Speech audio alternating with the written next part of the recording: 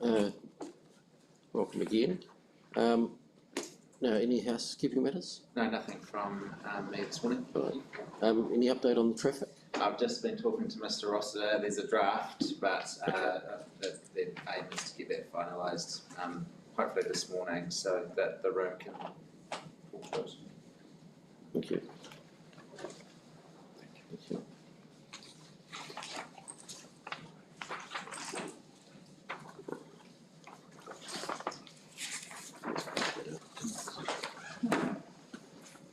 All right. We're in your hands. Yes. Good morning, Commissioners. Good morning. First, today we have Jeremy here. Jeremy is the consultant landscape architect. He's input into the Section 42A report. He's just circulating the room at the moment, handing out copies of his summary statement. When he returns, I'll turn to Good morning. Good morning. Welcome, Steve. Now, we've just been handed your summary, so if you'd just like to take us through that from paragraph 4. Sure. I've been engaged by Christchurch City Council to peer review the landscape-related aspects of the proposed Woolworths supermarket at Madras Street, St Albans, at the former Orion site.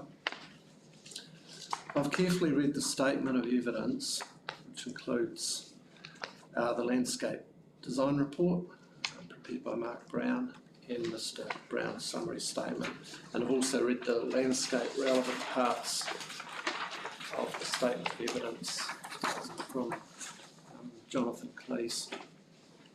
I attended the hearing on Monday to hear Mr Brown answer questions raised by the hearings panel, which was helpful. Right, you can skip the code. Sure. Let us read, thank you. Thank you. So under key points, I agree with Mr Brown's description of the site and its current condition as providing little amenity value, and also Mr Hatham's description of the site as not making a positive contribution.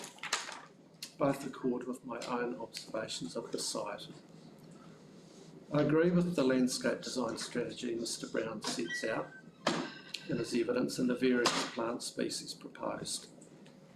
The landscape design, which includes recent amendments following my reporting for Council, is a satisfactory response to how the proposed buildings and hardstand areas are arranged on the site, while providing for an appropriate level of amenity given SEPTED and operational requirements. The scope of my landscape review was predicated on the proposed site layout. I acknowledge that Council's earlier urban design reporting and latterly Mr Hatham supported alternative arrangements for the site layout. I also heard on Monday that changing the site layout now would potentially have scope issues. However, for the record, while modern supermarkets may well be always set out in this way in New Zealand, does not mean that an alternative arrangement on the site could not have achieved a better landscape and urban design outcome, such as where the adjacent public road corridor was less dominated by a large car park area. Good urban design and good landscape design are similar in that strong landscape edges are often preferable in urban settings. I acknowledge that Mr Brown has strengthened the perimeter planting, which goes some way to achieving this outcome at the site. The strengthened planting around site boundaries will also go some way to mitigating the bulk and scale of the building around the east and south site boundaries. During the hearing on Monday, there was a question raised around the number of internal trees in the car park area. I count 21. The internal evergreen car park trees are listed on the Southern Woods Tree Nursery website as potentially reaching 5 metres high and 4 metres wide. It's the magnolia, and 6 metres high and 3 metres wide, which is the Hoheria. The hearings panel felt that the internal number of trees seemed light. It appears that the only obvious way to add more trees to the internal car park area would be to surrender several car park spaces, which could be easily done, but would doubtless have some level of effect on operational requirements. I'm comfortable with the internal tree layout as it now stands, but stress that the planting sites will need to be carefully prepared to enable good tree growth rates within the hard stand area. I agree with the logic for locating the plaza where it is, and that there is no better alternative location. Mr. Brown notes that the plaza will be for visitors and staff to enjoy, which acknowledges that the plaza is not there to draw the public in from the street and wider context for passive recreational use. I note that under questioning during the hearing on Monday, Mr. Brown commented that the plaza will form a different type of urban space compared to other public urban spaces in the area, suggesting public choice. While I agree with this in principle, I'm also of the opinion that unless a strong draw card such as a good cafe is established within the retail B area, the plaza will likely only be used by those shopping or working within the site. In Monday's hearing, the panel asked whether lancewoods could be sourced at larger grades. I note that one plant supplier, Canterbury Trees, stocks them at 2 metres high, which is quite large actually. Mr. Brown specifies a 1.8 metre height for the trees, which is similar. So just as a clarification, is a PB18 the same as a 45 litre bag, or is it a different?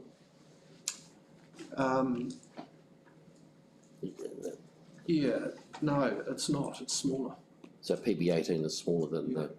Okay. Is there much difference for a lancewood, noting that they go through those sort of 3 stages between a 1.8 metre high lancewood and a 2 metre lancewood? Are they still just the Yes, sword-like leaves? yes they are. Okay, Pretty much. so there's not much. Okay. Sorry, that's just on that point. Do they change with as they mature, or is it? They do. Yeah, so the leaves start like that, then as they get taller, the leaves sort of go like that, and then eventually they just become a sort of like a pom-pom on a stick, essentially. How long does it take between each stage? To reach pom-pom. We want that to the day. Just in, is it 4 or 5 years that each transition, or well, what I'm thinking about is initially lancewoods.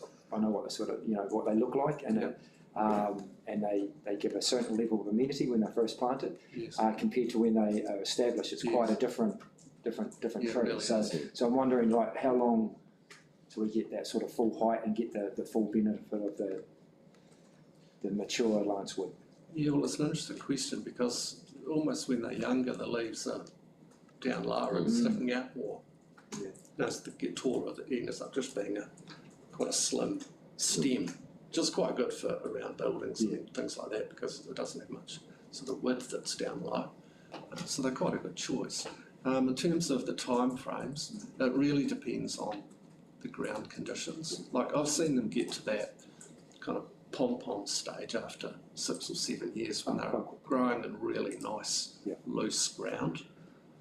But I've also seen them stay in that juvenile stage quite a long time. Yeah, so it's all about, and I think you noted in the importance of the preparation of the ground. Absolutely. And the ongoing maintenance, and yes. Yeah, that's critical. Yeah. Thank you. So paragraph 13, the benefit of an ongoing landscape management or maintenance plan was raised by the hearing panel on Monday. Such plans serve to ensure that the landscape design intent is followed, among other things. This may include how plants are managed as they grow, such as prescribing the height and form of any clipped hedges and so forth.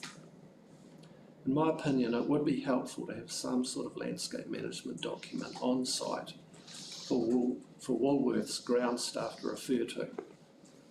I also acknowledge that supermarket planting is generally well maintained for the public's benefit and for brand quality reasons in any case. Okay, can I just ask you a question there, that's what we're going through while we're reminded. So in terms of the landscape management maintenance plan, what about at the planting stage? You satisfied there's clarity around that in terms of how they're going, whether it's into cells or whether it's into how much cubic metre of is to be provided and those sorts of things?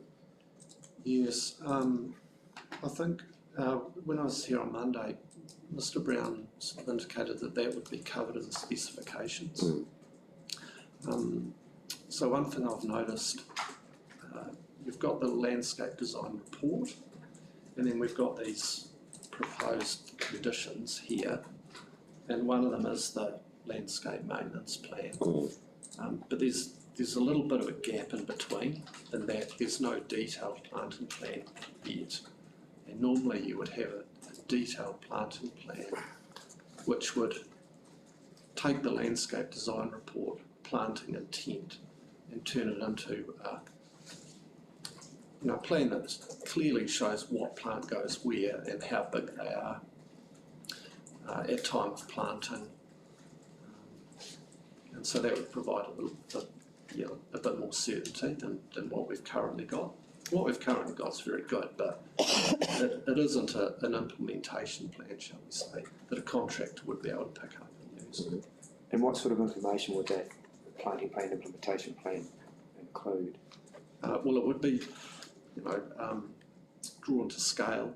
So, a contractor would know exactly where to put each plant. He would know exactly what size plant to buy, because there'd be a plant schedule attached to it. And he would know how many plants to purchase. And then along with that, there'd be a written document that would be a planting specification. And that has a lot of information in it, all about site preparation right through to irrigation and things.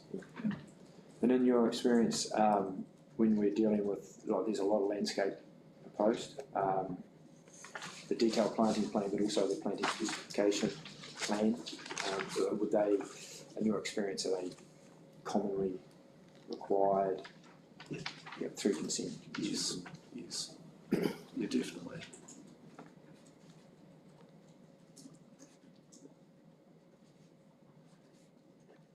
So Mr Blair here's just handed me a copy of the proposed conditions, which I've read through from paragraph 13 to 17, which is Have they good. changed? I was just going to clarify that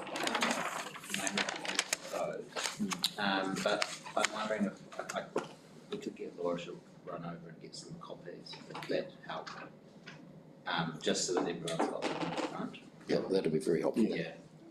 Thank you. Thank you. Yeah. So essentially, what we've got before us is a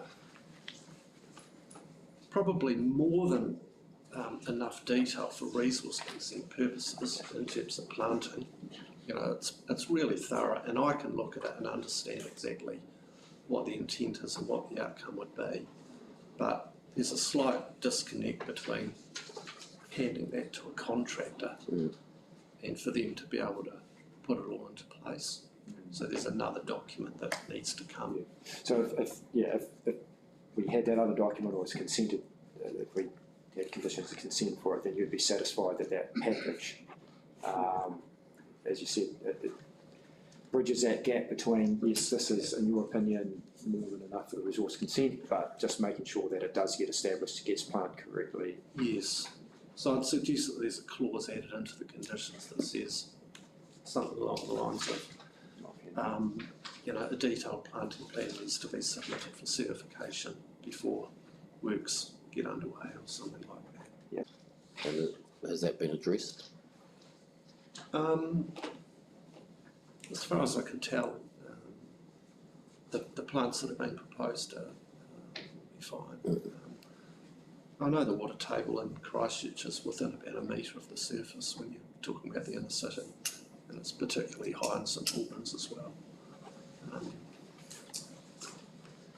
I'd imagine that, I'm not an expert at this, but I imagine that when the site's developed and it's a car park and things, I'd say the water table will probably change somewhat. Okay. Anyway.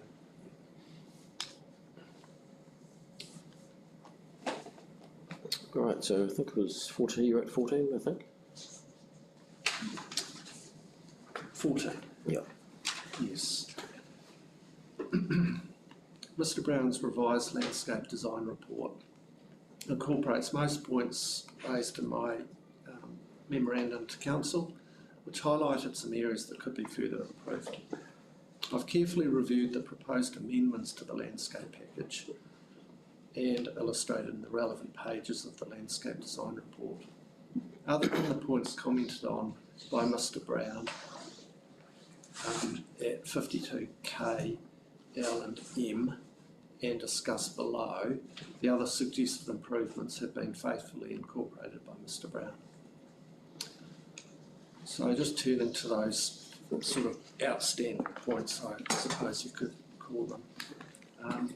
I question the potential for additional trees where feasible around the south and eastern facades of the building in the water storage tank setback area. Mr. Brown states that limited room is available for more trees, and he outlines why, which I accept is fair and reasonable. I note that the tree species proposed by Mr. Brown are now solely ribbonwoods, and according to the Southern Woods Plant Nursery will reach 4 metres after 5 years and 12 metres in height at maturity, 4 metres in width. This will go some way to better screening the tanks and building from outside view. I raised the possibility that fencing along part of the eastern and southern site boundaries around the water storage tank setback area could resemble a pool type fence, open, vertical and recessive coloured, which would be difficult to scale, benefiting septic requirements. While I acknowledge that this may seem counterintuitive as it reduces immediate screening, it would allow views from the outside towards hedging and trees too, which would potentially provide a more attractive boundary than a solid fence would. Essentially a hedge with trees emerging above the hedge rather than a solid barrier. Mr. Brown disagrees with this, and I accept his alternative opinion. He proposes a 1.8 metre high minimum, non-scalable, from the outside lapped and capped timber fence. I suggest that if solid fencing is used, it may as well be 2 metres high, which would offer slightly more screening of the tanks and building at day one. Okay, so what do you mean by you accept his opinion? Do you not still favour a pool fence or?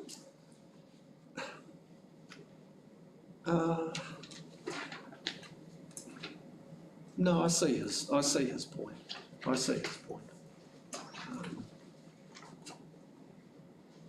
And accept that it's probably more normal in this instance to use a solid fence. And in terms of the fence height, the proposals are 1.8 high minimum, you're saying that it might as well be 2 metres. Would your preference be for it to be stated that it will be 2 metres high? Just because obviously a 1.8 minimum, that could go to, it doesn't have an upper level on it. Oh, yes. I presume there'd be issues with structures on boundaries and recession planes and things, and a fence 2 metre high is a permitted fence height in the district plan. Anything over that it becomes a building, and then you have setback issues. Okay. Like it's allowed to Right. be 10.1 metres long, but yeah, 2 metres is. So it's really 1.8 to 2 metres is effectively what would, somewhere in that range that would. Yes, correct. Okay, and the benefits of the 2 metres, it's slightly more screening, and it's from day one. yes. They're not while the planting's establishing. Okay.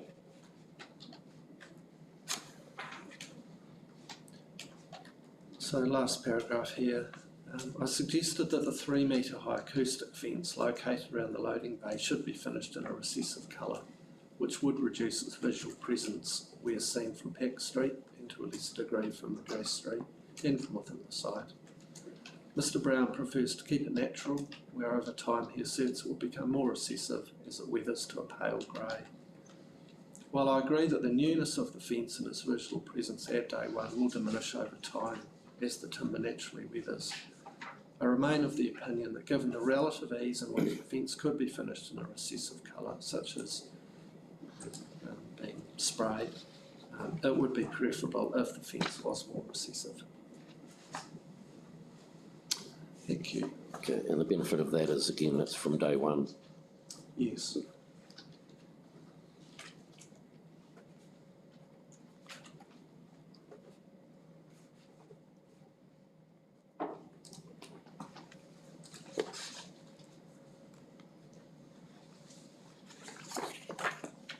Is it well understood amongst, well, is it well understood what a recessive colour would be? Yeah.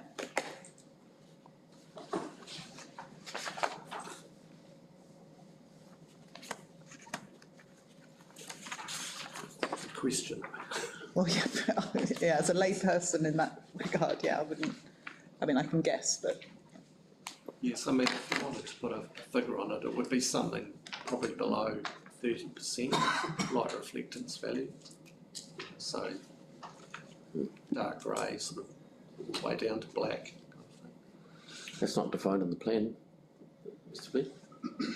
Just thinking back, I think that there is, in terms of roof reflectance on the portals, there is a reference there to the reflectance values.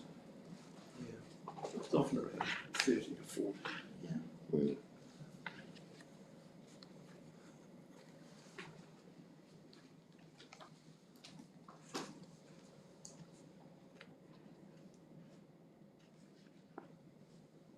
in your evidence in chief, or in your memo that went to section 42A, you talk about, well, you say that you suggest the provision of annotated cross-section demonstrating planting sites within 1 metre wide strips be prepared. So that would be part of this like planting plan.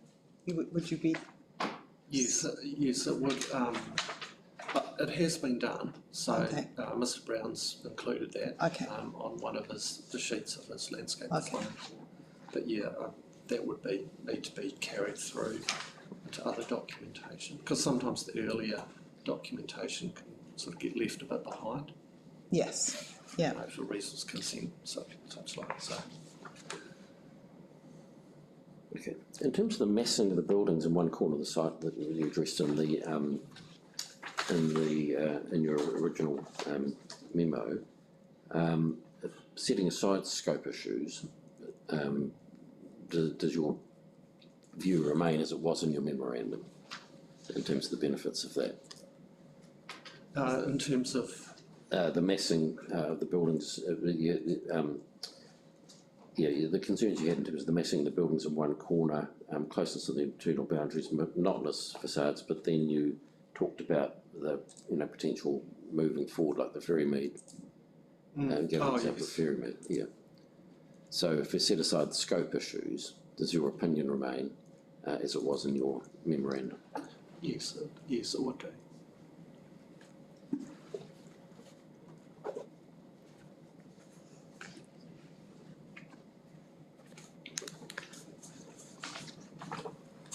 Okay. Just in your memorandum, you talk about a high amenity landscape corridor interconnected via. So you identify there that you support the concept that could be two pocket parks, one near Madras Street and one near the primary buildings, and that interconnection of a high amenity landscape corridor. What would that high amenity landscape corridor consist of? Well, when I was thinking about that as an option, it would be probably the main pedestrian access from Madras Street to the supermarket buildings, and potentially beyond if they're if there was a connection through the back street. So it would be, paved surfacing. It could be covered, partly covered with planting either side, perhaps rain gardens, things like that. So it could be a fairly substantial green corridor right through the site. Obviously, that's not something that can be kind of worked into it now, but it was taking the, I suppose, assumption that things were still in play. And how does that relate to the pedestrian access that is included? Yeah, it would be similar. Yeah. The pedestrian access at the moment is more or less sort of hard landscaping with some trees at the ends of the islands along the way. So in your view, when you're talking about that, you're talking about enhancing that pedestrian access with more landscaping, more garden, more amenity, I guess. Yeah, more amenity, more separation to the parked cars. So it would be, reasonably generous.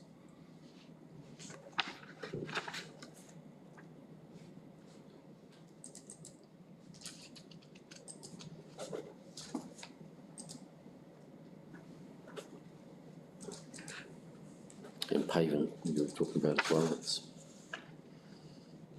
okay.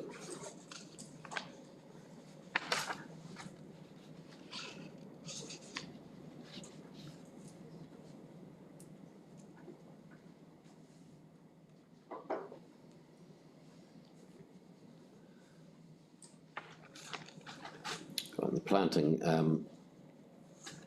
the effectiveness in mitigating adverse effects. So, in general terms, you're happy with that, and increases in planting from a landscape perspective, would they be beneficial? Beyond what's Beyond currently proposed. I mean, I'm of the opinion that it would be quite good if there were more trees within the main car park area. But I'm fairly comfortable with the perimeter planting, the way it's been arranged now. In terms of car park trees, what's their role from a landscape perspective? Well, they'd have a few different roles. One of them is just to basically reduce the expansive nature of a big flat open space that's essentially dominated by shiny bright vehicles. So introduce nature into the space, if you like. I mean, it has all sorts of other benefits, like it creates areas of shade, so it reduces sort of heat issues and things like that. It provides a bit of shade for parked vehicles, and it would just provide a more, not a park-like setting, but it would provide, I suppose, a little bit more contrast between the road corridor, which is wide open. So at the moment you've got the wide open road corridor from Madras Street and a fairly big open paved car park area, so it would help a bit of differentiation between those two spaces. And of course biodiversity, good stuff, this is benefits the trees provide.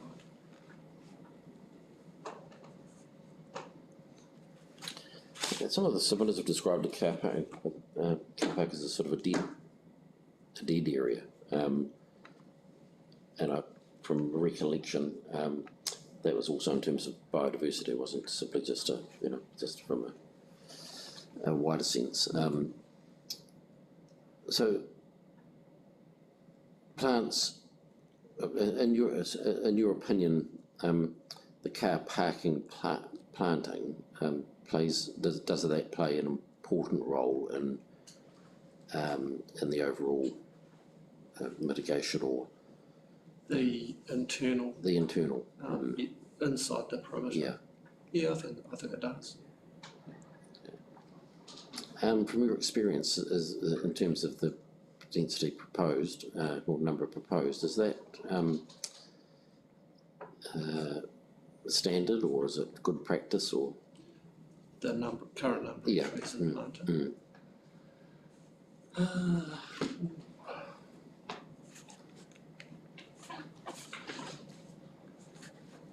It's probably fairly normal.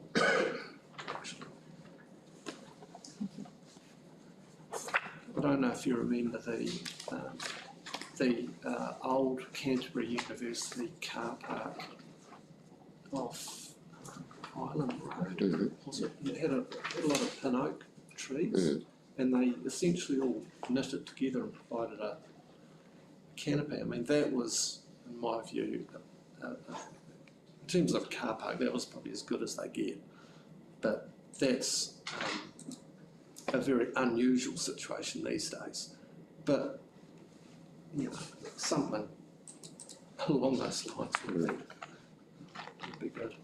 I note that the trees that have now been proposed are bigger trees, which is a good thing, and they're evergreen. And a bigger canopy? Yeah, I think, yes, I think the earlier plan had quite a few lancewoods in the car parks, and we've now got magnolias and oherias, which ultimately spread out and they'll have some presence.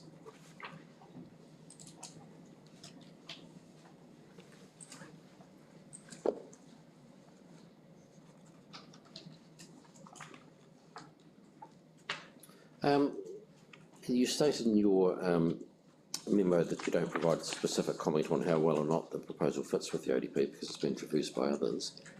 Was there anything that, from a landscape perspective, that you could discuss briefly? Just briefly, I mean, I really didn't put a lot of stake in that. It wasn't really my role. But I did notice that the ODP did place buildings close to the road in one part of the site. And I noticed that some supermarkets do have part of their bulk along close to road boundaries, which can be helpful. But I also acknowledge that this site, I think, there's a fairly major stormwater corridor through the middle, which might preclude or at least disrupt putting buildings in those sorts of locations.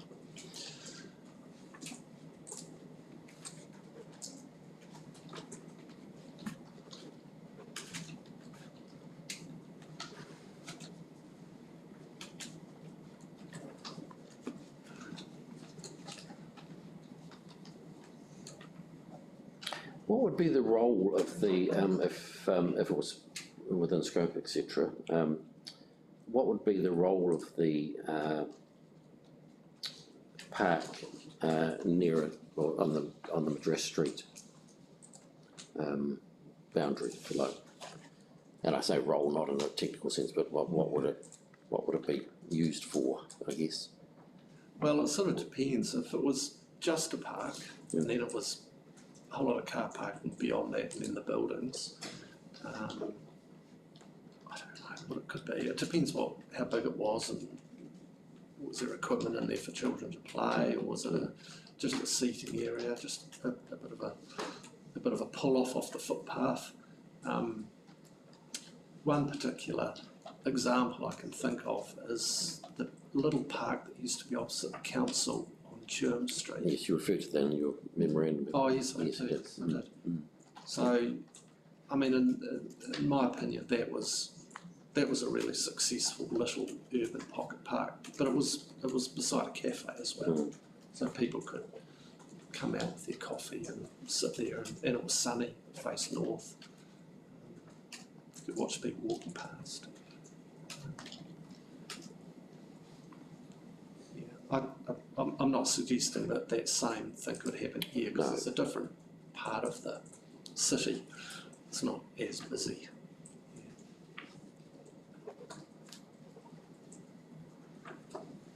But a small park can provide benefit. Yeah, they can be really active spaces and very small as well. If they're well designed.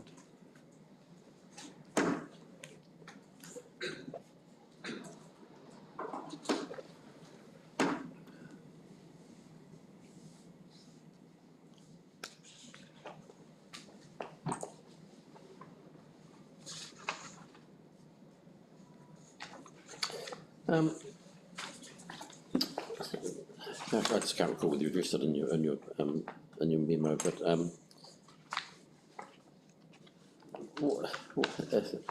can you think of a good example of a supermarket car park in terms of planting in particular? I quite like planting at the St Martin's Newark. It's quite successful.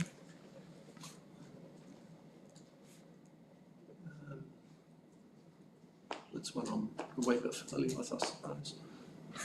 That's also got some other buildings near the road, so it provides a little bit of a buffer to the internal car park. And those buildings extend to a corner, so it provides a good anchor point on a corner. Car park is still open on two fairly main road boundaries.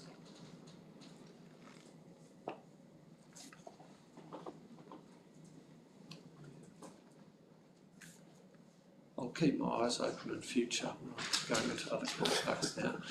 Well, yeah, as long as you watch where you're driving as well.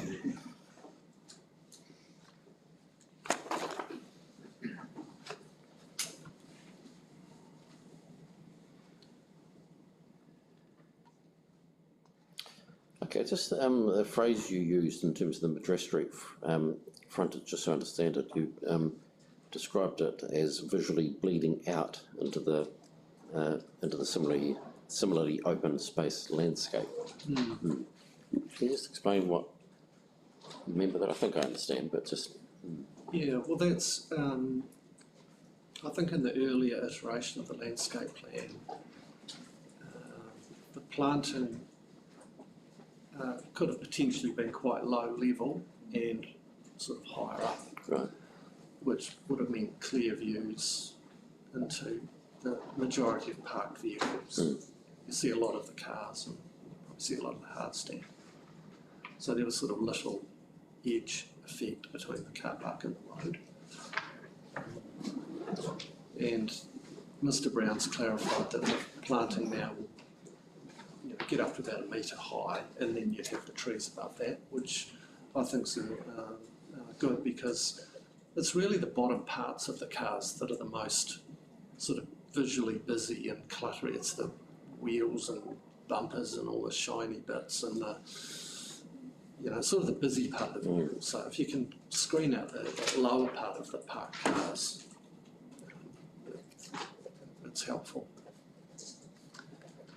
I guess a worst case scenario, if you want to talk about bleeding out, is somewhere like Morehouse Ave. We've got all the car sales yards, and then you've got the wide road corridor. It's just a sea of asphalt basically, and vehicles. I'm not saying that would be the case here, No, but that's kind that's of an example. That's worst case. Yeah. So that's that sort of bleeding out effect.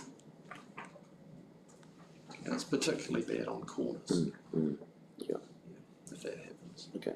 And is that connected to activation too, and the or lack of activation, lack of that sort of thing? Can be. Okay. Can you see any other improvements on what we have before us now in terms of that layer? And as you said, you've got a metre and then a gap. Is there any other improvements that they could make along that road frontage in terms of landscaping to it?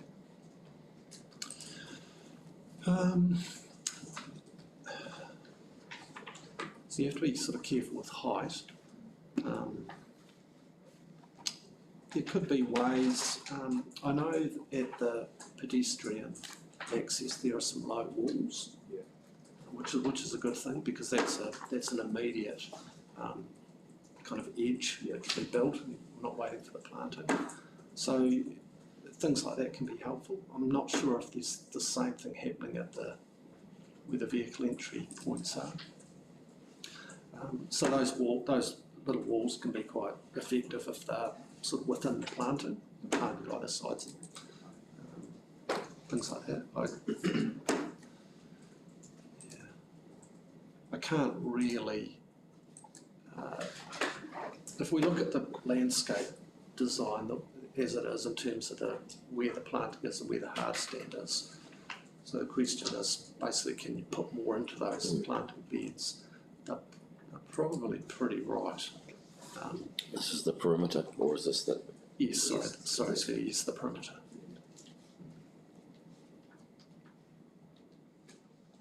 Just following on from that, Mr. Brown commented he's not a fan of the triangle planting within car park areas.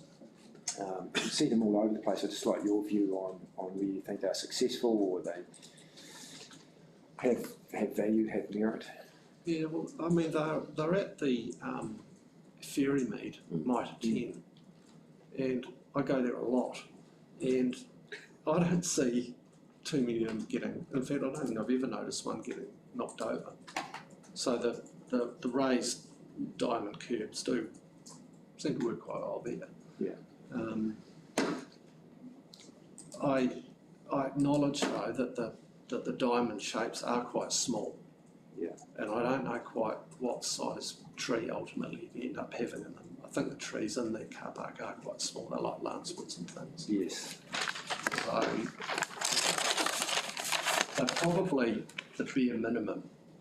I'd rather see a bit more planting area if possible. Do you think it's a bit of a compromise to try and get more planting in a car park, which may not balance out overall? I think so, and it's probably just the way that aisles work in all the car park spaces, so there's no room for a strip right down the middle of the car parks that could be planted. But in your experience, they could work if you've got the right tree, because they're not obviously as big a space.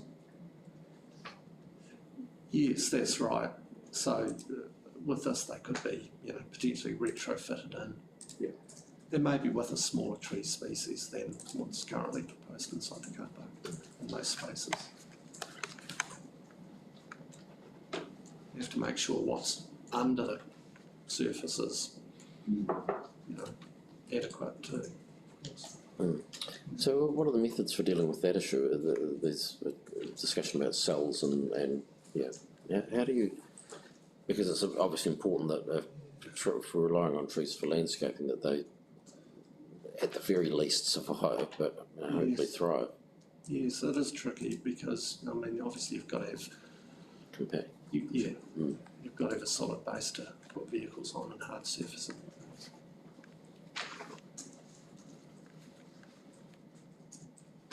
I'm not completely convinced they work in terms of providing for good tree growth, because the trees I'm thinking of do seem to just, I don't know, they don't look like they're thriving, put it that way.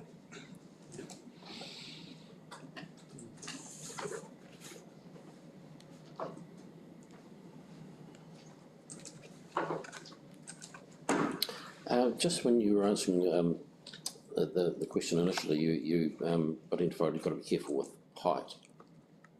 And for what reason, really, or what reasons? It would just be to do with sort of safety. So Having clear views into the space so people can't hide and jump out and sort of thing.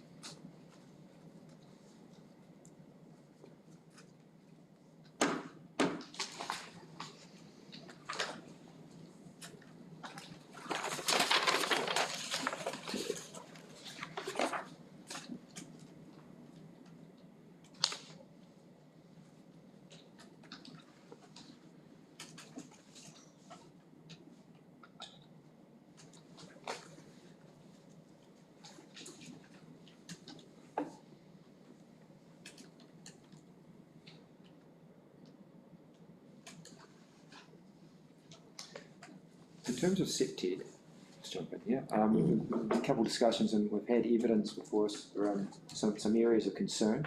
Can you just take us through what you consider the positive sector aspects of it, but also if there's any improvements that could be made in terms of, or any areas of concern that you have around the sector of the site layout and how it will function? Well, I mean, to be first, I'm not qualified to comment on SEPTED because that does require a qualification. But I do recall that initially there was some concern about people being able to access the area around the tanks.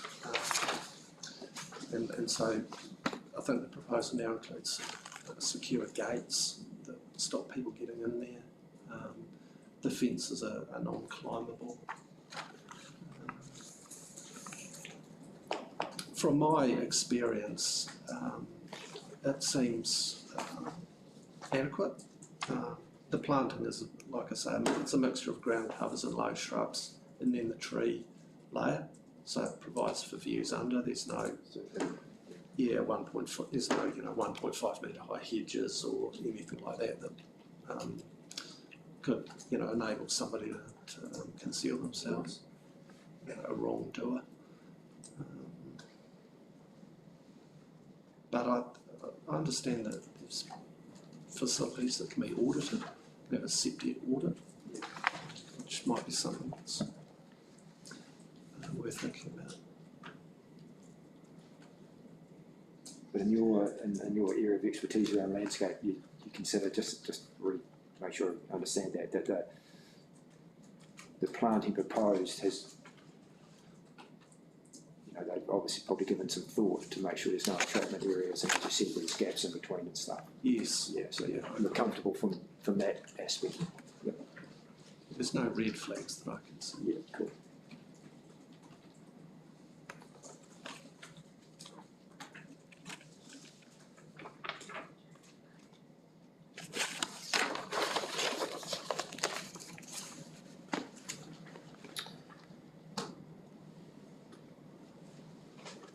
Just in terms of your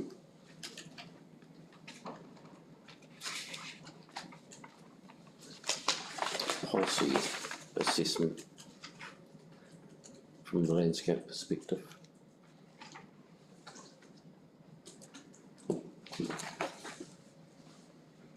just so I understand really what you're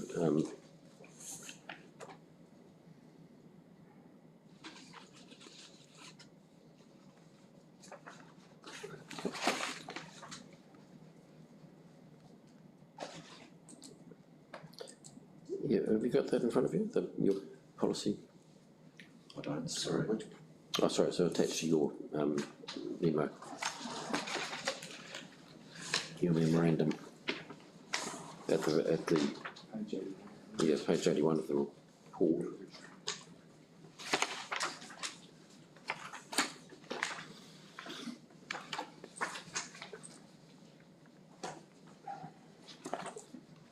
Sorry, Sarah. No, that's if you haven't got it. See if I can find it now.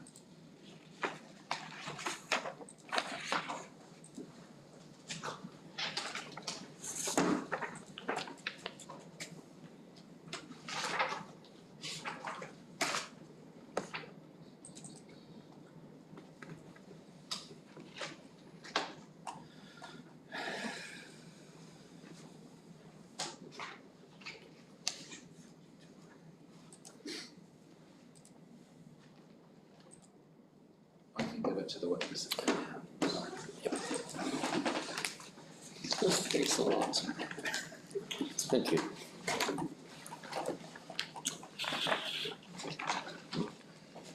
I didn't have much in terms of your policy assessment, but you do discuss what's page 82 of the report.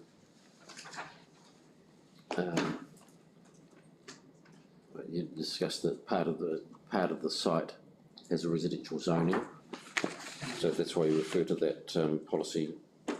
The proposed policy is that's the 14.2.5.6. That's one that addresses character of low density areas.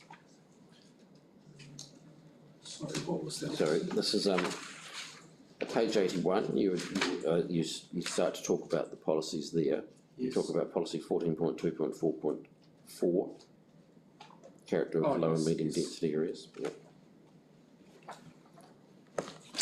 And then you go on and your comment there, so part of the site has a residential zoning, so the above applies, however it cannot meet the above objective policies as it includes non-residential development. Right, so is the key to what you're saying there, that the form and appearance of the supermarket and car park has, as you say, has little in common with the form of development anticipated in that policy. That was my reading. And the next one, in terms of the objective, you note no, if you like, express reference to Ngāi Tahu Mana Whenua values. Yeah. Yeah. And apart from the native planting, which could. Do you see that those values being explicitly referenced in landscaping in Christchurch and public buildings? In public buildings? Yeah, or in public, or supermarkets, the obvious one, but those are public. I'm not sure about supermarkets, but I certainly have seen it around in many new buildings these days, and landscape. Okay. Yeah. So what would that involve from a landscaping perspective? Well, I think when it goes to the next level, when it goes into the detailed design phase, those sorts of things could be easily expressed in some of the structures and things within the site, paving and maybe on the entry walls and things. There's lots of opportunities, shall we say. Okay. Yeah. And it may have been implicit, but it just wasn't sort of stated explicitly in the design. That I could tell.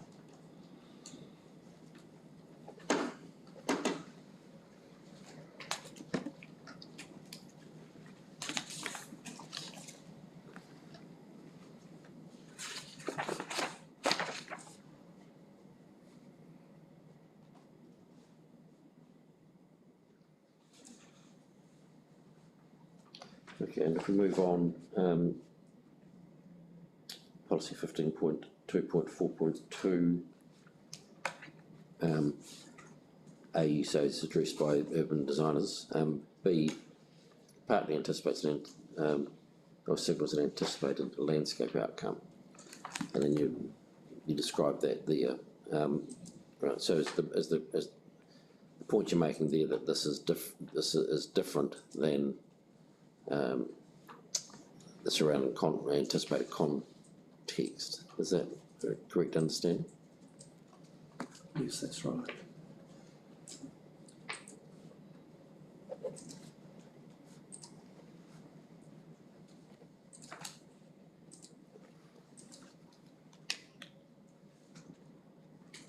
And that's the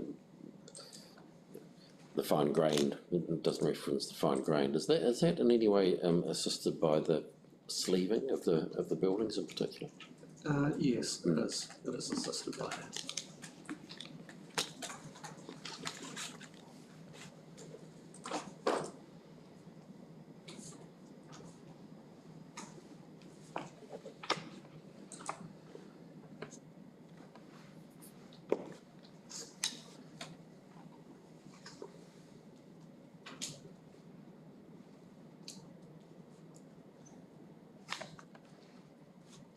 Right, I think we may have discussed this, but it's is it still, in your view, due to the size of the car park, hence the hard stand, etc., this is the bottom of page 83, that it can achieve a moderate level of on-site amenity, but the high level of amenity can't be obtained? That would still be my opinion.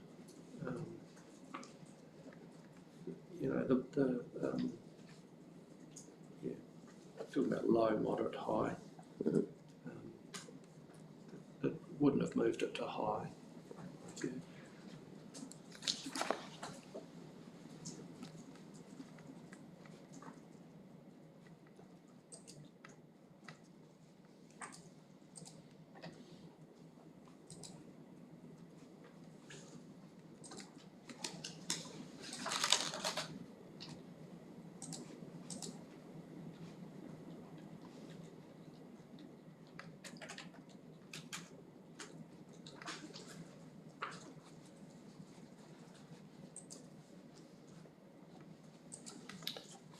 Probably my head.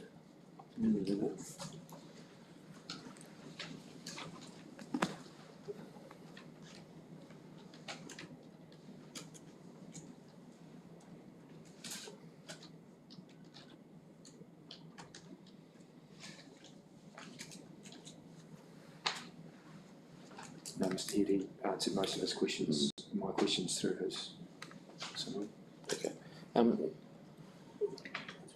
Well, I have got one or two questions around the conditions. Yep. And are these your conditions or are they? Yeah, so going to explain that if it helps now. So these conditions, Mr. Cleese prepared yesterday and has worked with Mr. Scott on them. So they've got they're Mr. Cleese's conditions, but Mr. Scott's reviewed them. And what I think through the chair, clarification I was keen to just explore was condition 17, which is a new condition around a landscape maintenance plan that followed the discussion at the first day of the hearing. And I was wondering the really helpful suggestions from Mr. Head on the implementation points. Would that be where he'd be seeing they be added to? Yes, because that was one of my. I can see that they're evolving, and it's there's a little bit of crossover still between the first part of those and some duplication maybe. And I guess my question is that from what I've understood this morning, to have separated out the sort of planting the establishment and planting matters from the maintenance matters would be useful in terms of conditions? Yeah, so there's two things. There's the maintenance period, which comes immediately after the planting has been put in place, and that can be 12 or 24 months. And then the landscape management plan, I understand it would kick in at that point, going forward into the future. So at the moment, the condition 15 doesn't have a time frame on that. So that's in the sort of, I would say that's in the establishment part of the condition set. So that would be this initial maintenance period. So that's one or two what would you be recommending in terms of time frame for that? The way I read 15 is that could be beyond the maintenance period. So that could be after the 2 years. Yeah. If a tree dies in 5 years' time for some reason, it so duration of operation of the site, or that's right. Yes, it would be something like that. Yeah. It just needs to be clearly set out which is which. So the planting specification will have a similar clause in it that says if a plant dies within the 12-month or 24-month maintenance period, it needs to be replaced, and there'd be words around that as well. And it's whether you or somebody else explains it to me, just so I'm clear on how the maintenance period applies in terms of planting on the premises. I'm familiar with it in terms of street planting, but I'm perhaps not so familiar with it in terms of planting on privately owned land. So I don't need you to answer that, but I just want a clear understanding of how that applies to privately owned land.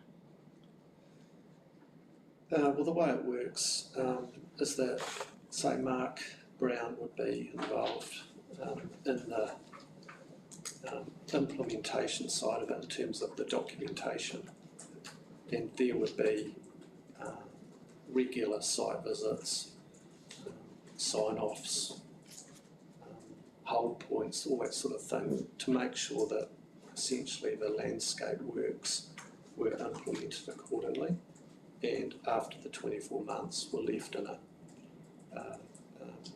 excellent state as per the design, and then it would be signed off, and then it would be handed over to the supermarket, Woolworths, to then basically look after it from there. Oh, okay, right, And they would look after it through their landscape management plan. okay, no, that's And I fine. don't know if there's council monitoring, I don't know about that side of it. That's generally how it would work. Okay, no, thank you for that, that's helpful. Can I just ask you, you said like 12 to 24 months. Is it 12, is it 24 months? Is it dependent on the plant? Is it dependent, so does that vary, or in terms of that initial period?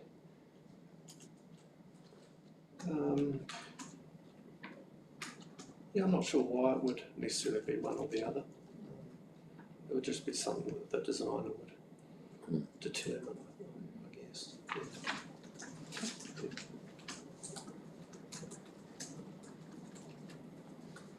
I mean, it may be that a longer maintenance period is for a site that's not so inhabited.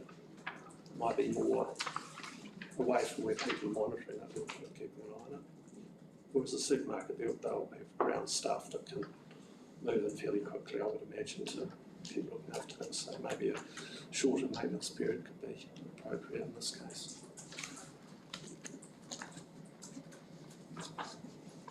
So 24 months is on the basis of essentially two growing seasons, is it? It's two planting seasons. Two planting seasons. You get a bit of a growth period in the autumn and spring. Mm. Yeah. Okay. If you have a lawn, you know when you have to mow it, it's autumn and spring. Yes, that's becoming very obvious at my place.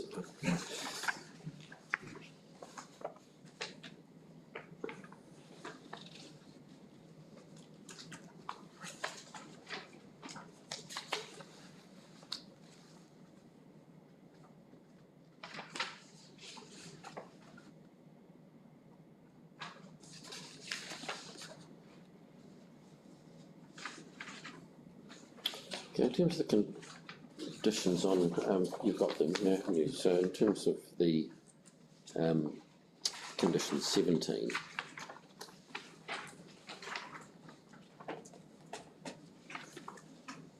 okay, in terms of the matters there that the LNP must include but not be limited to, is there anything that identifies bag sizes?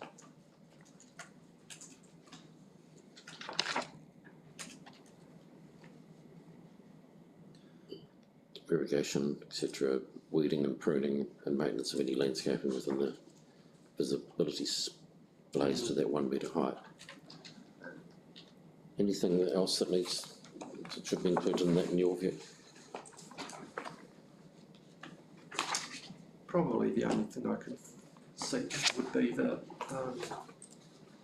I know the third bullet point says pruning frequency, but I wonder if there needs to be another bullet point added that talks about, say, how the hedges are pruned, what height do they need to be maintained at, and I'm talking about the hedge probably around the south and east boundaries of the building.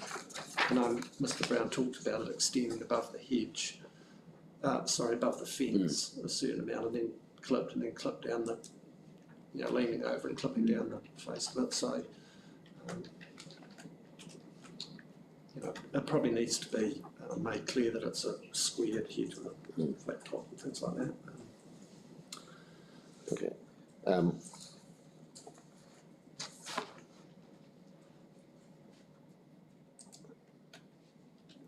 What about soil conditions or planting medium and those sorts of things? You got the bag size, but that's just the size that the plant's in, isn't it? Yeah, so, I mean, this probably goes back to my point about the landscape management plan. In my experience, these are documents that come in after the planting's done. So all the soil preparation would be handled through the specification documents for the planting, prior to this. So this is sort of looking after it ongoing. Yeah, so the bag sizes this isn't really the place for the bag size. Only if you're talking about replacing a plant. Okay, So it may be relevant here because. Yeah.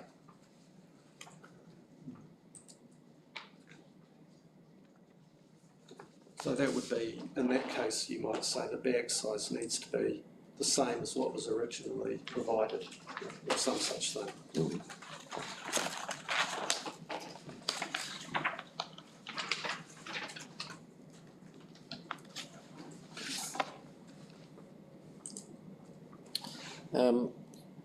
Can you inform me what Chapter 6, Appendix 6.1 or 6.11.6 of the District Plan includes? Because it says in Condition 14, the landscaping subject to Condition 1 must, where applicable, be installed in accordance with Chapter 6, Appendix 6, 11.6. Is this on my document? Oh, no, sorry, this is in the conditions. Do you have a set of the conditions? Yeah. Condition 14.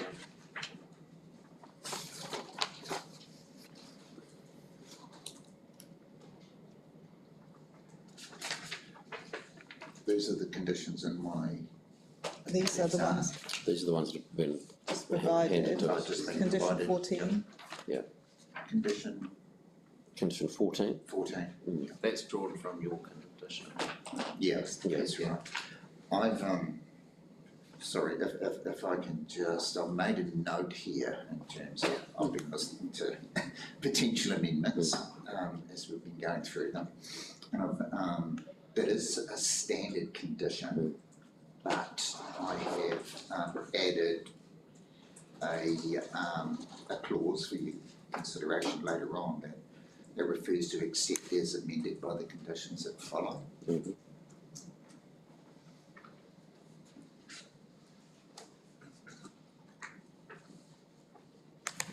Right, so that reference to the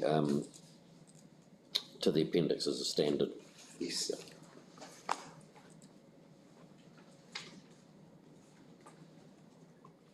We use it where we want to be absolutely clear, or make that link between the appendix and the district plan, which generally sets out what we consider to be good practice in terms of planting and the conditions. So is that essentially the insulation plan? Sorry? That appendix information in that, would that cover off what Mr. Heath was discussing around having like the implementation? Just as and I'm going from memory here, it talks about how plants are effectively planted, depths, how they're maintained, Jeremy, and how they maintained the depths, general. I'm sorry, I'm dredging it up. No, that's right. We can look at it. I've just seen it for a while, but general, as I said, general good practice in terms of what the council considers to be good practice in terms of planting. Okay. So just so I can understand, you were talking about sort of the two plans, one to get it planted well, and then obviously the long-term management. When you look at these conditions, obviously you've got the condition 17, management maintenance plan. In the earlier conditions 13 through 16, are they sufficient? And I appreciate that you might just be looking at this sort of for the first time. Do they satisfy? Is there enough there to satisfy you that implementation aspect, which appears to be really key, will be achieved, and sort of this best practice will be achieved? Are you talking about the intent?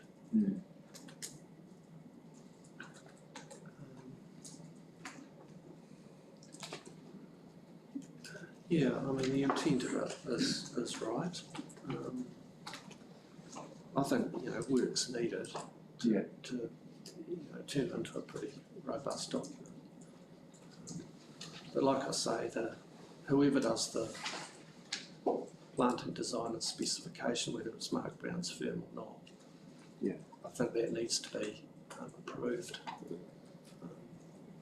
or at least certified by council, and that it's faithfully, responding to the design report that Mark Brown's put together.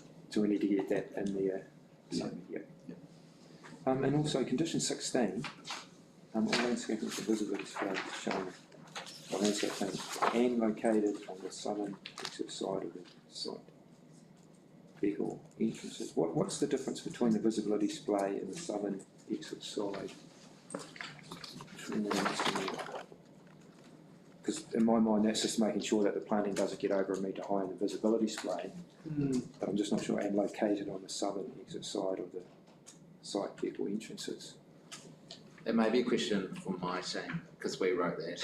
Well, Because the it's intent, transport related. yeah, it's transport related, and the plan is yet to come. Okay, so- But we're getting a plan prepared to show those displays, and really this will just be the teeth to ensure that it's maintained to that 1 metre height. So we can report back. Yeah, I just wondering, is there a difference between the visibility displays and the areas located? Yeah, but there's a plan coming, Yeah, the visibility displays are going to be both the northern and southern. Yeah. Josh, I can clarify that. Yeah. So with the visibility displays, it's only an issue for exiting vehicles. Yeah. And the visibility for the exiting vehicle is provided by the entry lane. Yeah. So you only need to maintain the planting low on the left-hand side of the exit, because you can kind of see clearly to the right because of the entry lane. So you don't need displays on both sides. Yeah, I sort of understand. I'm just wondering, isn't the term just visibility display because it is only on that left-hand side? Or is this just a bit of a... We just want to be... Belts and braces. That's okay, yeah. I just wanted to make sure I wasn't missing something, in that respect. But I understand the concept. Thanks, Mr. Clean. Yeah. And I possibly, the fact the visibility display could usefully be qualified as pedestrian visibility display. That's, Yeah. And ideally they'd be shown anyway on, maybe clearly shown on the Plan that we can just reference in that. Yes, yeah, that would be good. Thank you. No, that's good.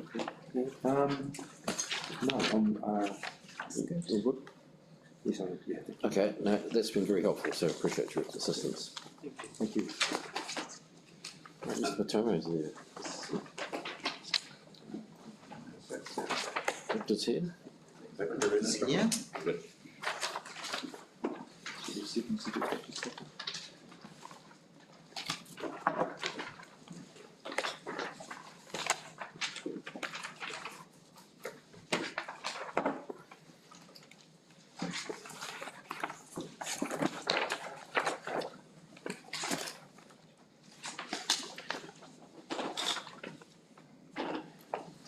Victor has provided some of the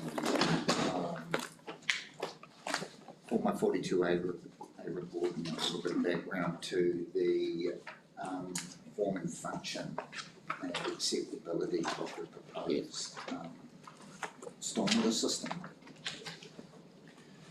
The advice that has been provided to me in the past is appended to my report. In light of some of the questions or potential questions that I picked up on during the week, I've asked Victor to provide me with some thoughts around systems maintenance. Just before Victor gives an overview, I'm mindful that pumped stormwater systems are fairly unusual in Christchurch, and our general approach is, our preferred approach and general approach is gravity, where at all possible, and in the significant majority of developments, a gravity system is achieved. Pumping brings with it an element of risk around failure at inopportune times. However, and then I think I'll hand over now to Victor to. Thank you, Scott. Welcome, Harry. Thank you, Commissioner. Can you just expand on that point then? Because that was an issue you raised, wasn't it, in terms of the concerns with pumping? So because of the site levels, a fully gravity system might not be possible. So because of the site levels and our requirements as council. So we've got two main requirements for the site. One is with regards to the stormwater quality. The other one is the quantity side of things. So with the quality, we expect treatment to be provided from all trafficable outstanding surfaces before discharging into the network. So for treatment to be provided, there has to be sufficient head for a treatment system to work, which might not be possible for this site. So they have to find a way to make that work, and one of the options is to lift the water into the treatment system and then discharge. The second key requirement is with regards to the quantity. So we expect what we call stormwater neutrality, and what that means is the site should not discharge more than what it does now into the network. That way we kind of guarantee that the downstream network remains as functional as it is now, or rather the development does not impact the downstream network. I should possibly point out that we have actually set a bit of a high bar for the development for this site, as we have done for other sites. This site used to be fully impervious pre-2004 for the activities that were happening then. But with our new requirements, we expect them to treat it as a greenfield site. So a greenfield site basically has a lot of pervious areas or permeable areas, which means a lot of the rain goes straight into the ground and only a small amount gets discharged into the network. So we have set a high bar for the site, as we have done for other sites. I can give you an example of what used to be the QE2 site, which now houses a couple of schools on the site. And so with that site, although it had a field, we pretty much asked them to treat it as a green field for the purpose of development. And that's what we're asking for on this site as well. So we expect the discharge into the network to be no more than what it is now, which means they have to hold back the flows within the site. There's two ways to do that. One, they can use above ground tanks, or they can use below ground tanks, or a combination of both. Below ground has its own challenges, but as an engineering solution can be found. And one of those challenges is the high groundwater, so we've got some design considerations to take into account. The above ground tanks are ideal for roof stormwater, but not for outstanding stormwater. So if they use above ground tanks, they've got to be able to lift the water from the ground into the tanks using a pump. If they use below ground tanks, depending on the depth, they've got to be able to lift the water from the tank onto the surface, and then it goes by gravity into the network. So some form of pumping would be needed with either. You're either lifting the water into the tank. That's right. Or you're lifting it out to go into the That's right. off the site. Yeah. They can minimize the need for pumping depending on the design. So if it's below ground tanks, you have to make them as shallow as possible so that you have at least some flow towards the stormwater network. Not ideal, as Scott has said, comes with some maintenance issues, but it's a private system. They can do what needs to be done to make it work. From our point of view, we just have those two requirements to be met. So as part of the design, and some submission of the detailed engineering plans, we would also expect an operation and maintenance manual to be produced. And that will need to detail, as a start, how the system has been designed, the standard it has been designed to, and then how the different bits or components of the system are going to be maintained to make sure that our requirements are still able to be achieved over time. The reason the pump and tank system's used, is that primarily for space, or is that for stormwater, more stormwater issues, if you like? It's mainly to meet those requirements that we've set out, which is attenuation within the site. Yeah. And that could be potentially done by other means, but that would use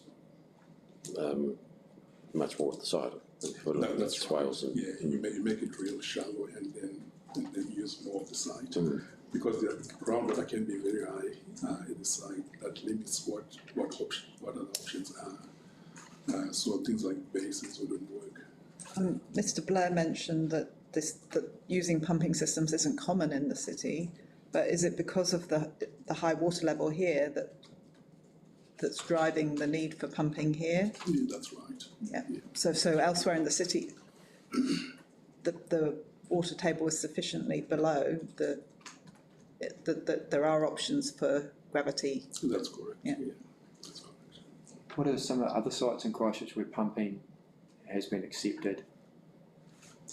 There are some private residential developments where we have required treatment, but because there hasn't been enough yet between the site and the curb, or there's no pipework on the street, what we have required, what we've asked them to do is so they pump into the treatment system and then it comes out by gravity.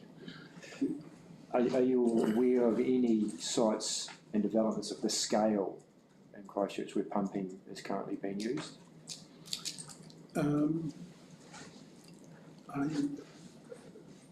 have to think about it. I wanted to say the new Pack and Save in Main North Road. Okay. Yeah.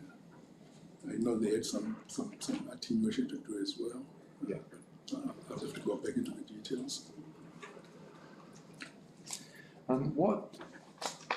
Obviously, the maintenance is a key concern for council, that if it's not maintained, then if it's not maintained correctly, does that mean that there could be either too much, as you said, quantity going into the articulated system, or the quality? That's correct, yeah. So it could affect both ways. Both ways. Although with the quantity, because they're going to have a specified pipe diameter from the site, that will limit the capacity. We'll control some of that. Exactly. Yeah. And so in terms of maintenance, there's the pumping system itself, which I guess, this would be a powered system. But we heard from submitters that there were also concerns around the tanks themselves, and a suggestion that the tanks have a certain lifespan. Is that a consideration as well? It's not. So it will be just part of the maintenance manual. If a tank nears its 15 to 20 lifespan, they have a plan to replace them. If they are polyethylene pipes, they're probably like $5,000, $6,000, which probably is a small amount for them. So we're expecting the corporation maintenance manual for them to detail how they'll operate each bit and maintain it. So with pumps, for example, we'll probably expect to have, instead of one pump, to have a backup system as well. So if that fails, that kicks in. We'll probably expect them to address the issue of power. If there's a power outage and it's raining, what will they do? Maybe they'll have a generator meant to back up the supermarket, and that should drive the pumps as well.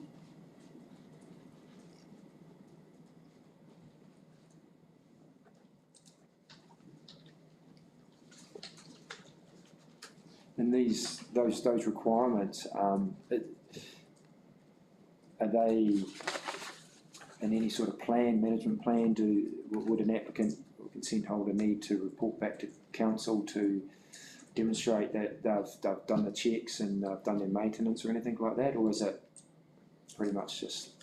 So in the, I'm not sure if you've seen, I got asked by Scott yesterday to put together a couple of bullet points of what I would probably expect in the operation maintenance manual. And one of those is an inspection and maintenance schedule that they have to stick. You know, the pumps have to be checked. Are they working? Are the seals okay? Those kind of things. But we also expect them to keep maintenance records and we could have a condition that they submit them to council. Yeah, or time request or something. Exactly, yeah. And council does have a program to go around town looking at these systems all over the place. So That's useful. I haven't looked at the conditions. Has there been a condition? Probably not. No. Added. I've been drafting on this, Yeah. going through this. It'd be helpful to see. Yep.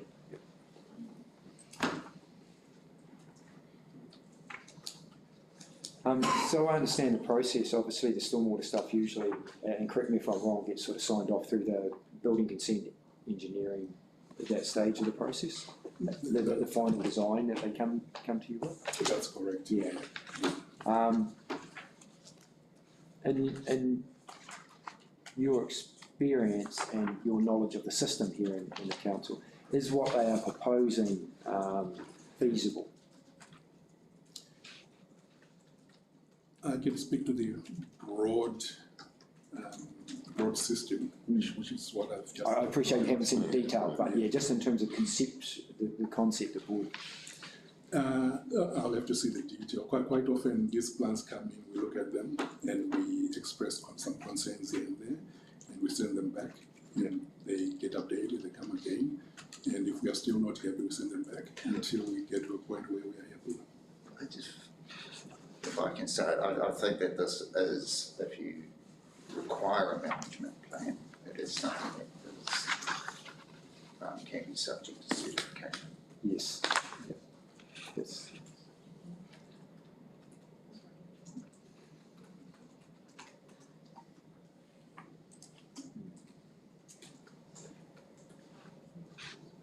Yes, could be subject to certification after, it would have to be after the building consent is issued.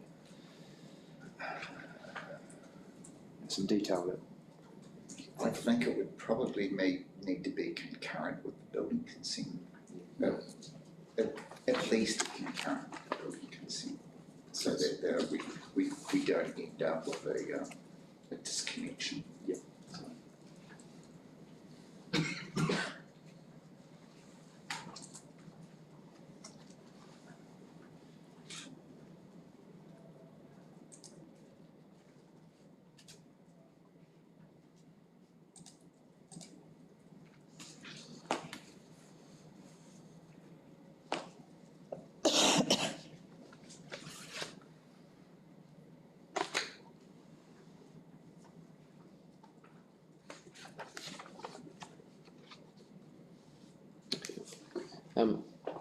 So what drives this is essentially the high water table, isn't it?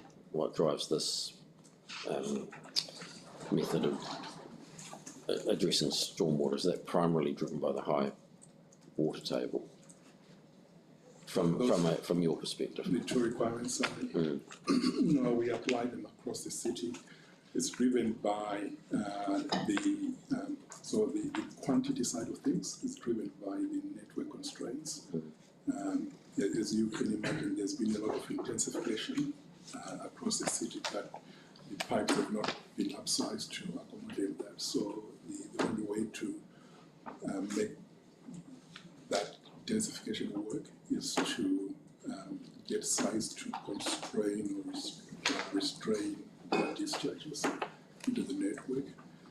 And then the quality side of things, that's just council being mindful that their waterways always need to be cleaner than what they have been in the past. And that's also driven by environment category through the global stormwater concept. So it has expectations of better water quality from sites. I'm aware that some new residential developments have to have tanks on site as well for the same reasons to hold back flow. Is there a risk that everybody holds back flow and then it all comes on again as well? So they hold back, but it's continually discharging. So it's got an overflow. It's got a small outlet. Yes. So it's always letting out the water. So there's not a surge No. when the rain stops and then there's another surge. No.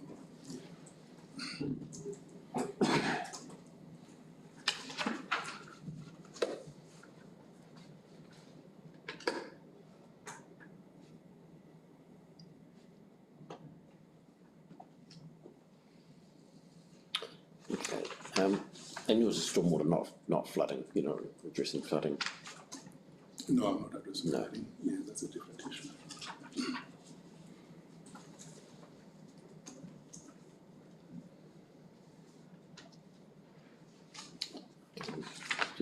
No, it's been very helpful. Yeah, no, thanks for coming in and clarifying a couple of matters we're asking about. Thank you. Really appreciate it, thank you.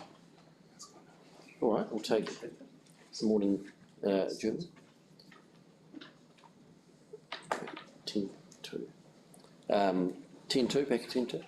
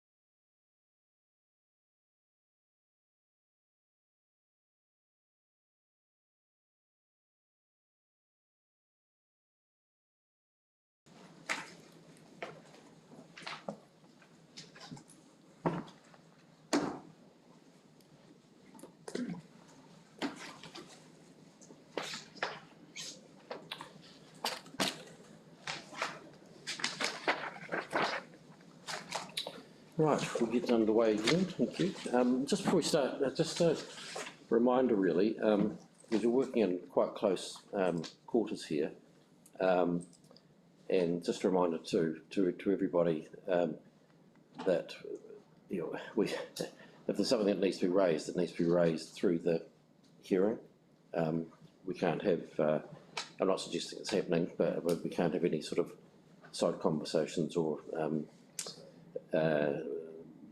people approaching us to talk to us. That's so just make that very clear. Okay, not aimed at you. I'm looking at you, but not aimed at you. I'll take it. All right. There's rain. Is it? Yes. Welcome. Brief introduction. Kirsten is our Environmental Health Officer advising for my Section 42A report. She has reviewed the original application and provided what we request for information comments to me, which made it into our request for information. And Kirsten has reviewed that response. Good.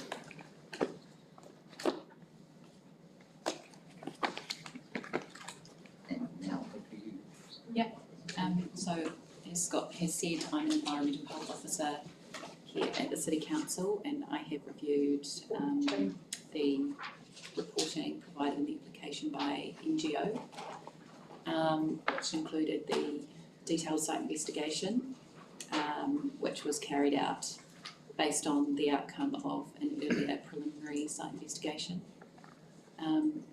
So to summarise, the detailed site investigation has confirmed that there are a variety of previous activities that were carried out on site that have, I guess, altered the composition of the soils present at various depths.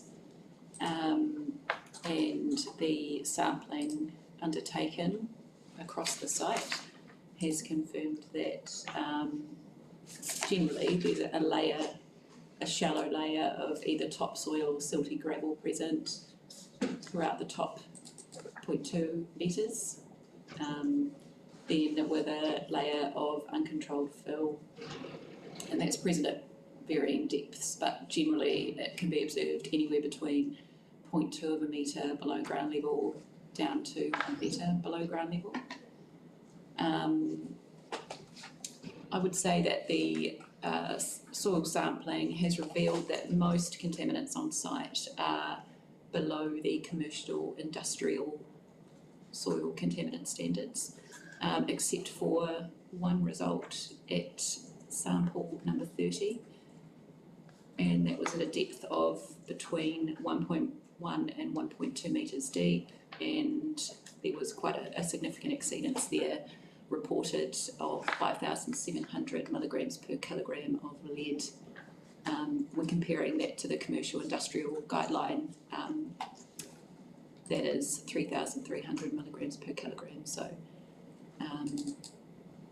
Sorry, can I just ask, was it just one test site that is exceeding the commercial industrial soil contaminant standard? Yeah, for heavy metals. So that was lead. That was at sample 30. And that was in very deep soils between 1 metre and 1.2 metres. So I did say 1.1, yeah. Was that quite a large area in terms of the overall site, or was it quite a confined? Well, they haven't really sought to delineate the extent of that contamination identified at that depth, and I believe that's probably because they're not anticipating disturbing soils to that depth, so that area will remain largely undisturbed. They're only proposing to go as far as 0.5 of a metre deep in that location with their excavation. Okay. So, yeah, otherwise I would have expected that they would have done some further sampling at that depth to confirm what that more localised soil looked like. And that's a reasonable best practice approach that they've taken? Yeah, I think so, yeah. The only other exceedance reported was some asbestos, and that was identified at sample number 25, and that was at a depth of between 0.2 and 0.4 metres below ground level. And there were also a couple of detects of asbestos in that same location, but in the deep soils, and also at sample number 8, the concentrations were below the Brown's guideline. So it was just a detect. Nothing needs to happen with that soil as such. But at that shallower level, there was an exceedance. There was an exceedance, yeah. And Yeah, at sample number 25. So,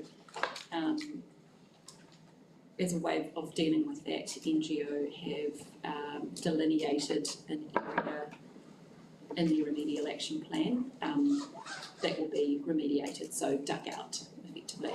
So that will include both those, both the exceedance of asbestos and lead at samples 25 and 30 respectively. So they'll dig out the top 0.5 of a metre of soil and dispose of it off-site. Yeah. And you're happy with the extent of the removal for the asbestos in particular? Yes, yeah. I think the difficulty with uncontrolled fill is that there may well be further exceedances of asbestos, and so we can't rule out there being more asbestos present in those soils, but I think what NGO have recommended in terms of remedial approach is conservative enough. If anything's dug up on site at the time, they've got processes in place to deal with that. Yeah.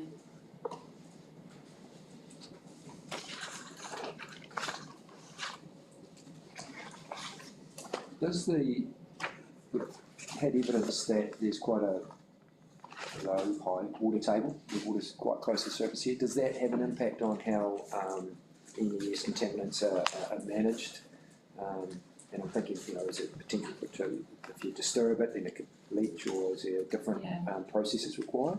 Yeah, so the NES only deals with the effects on human health.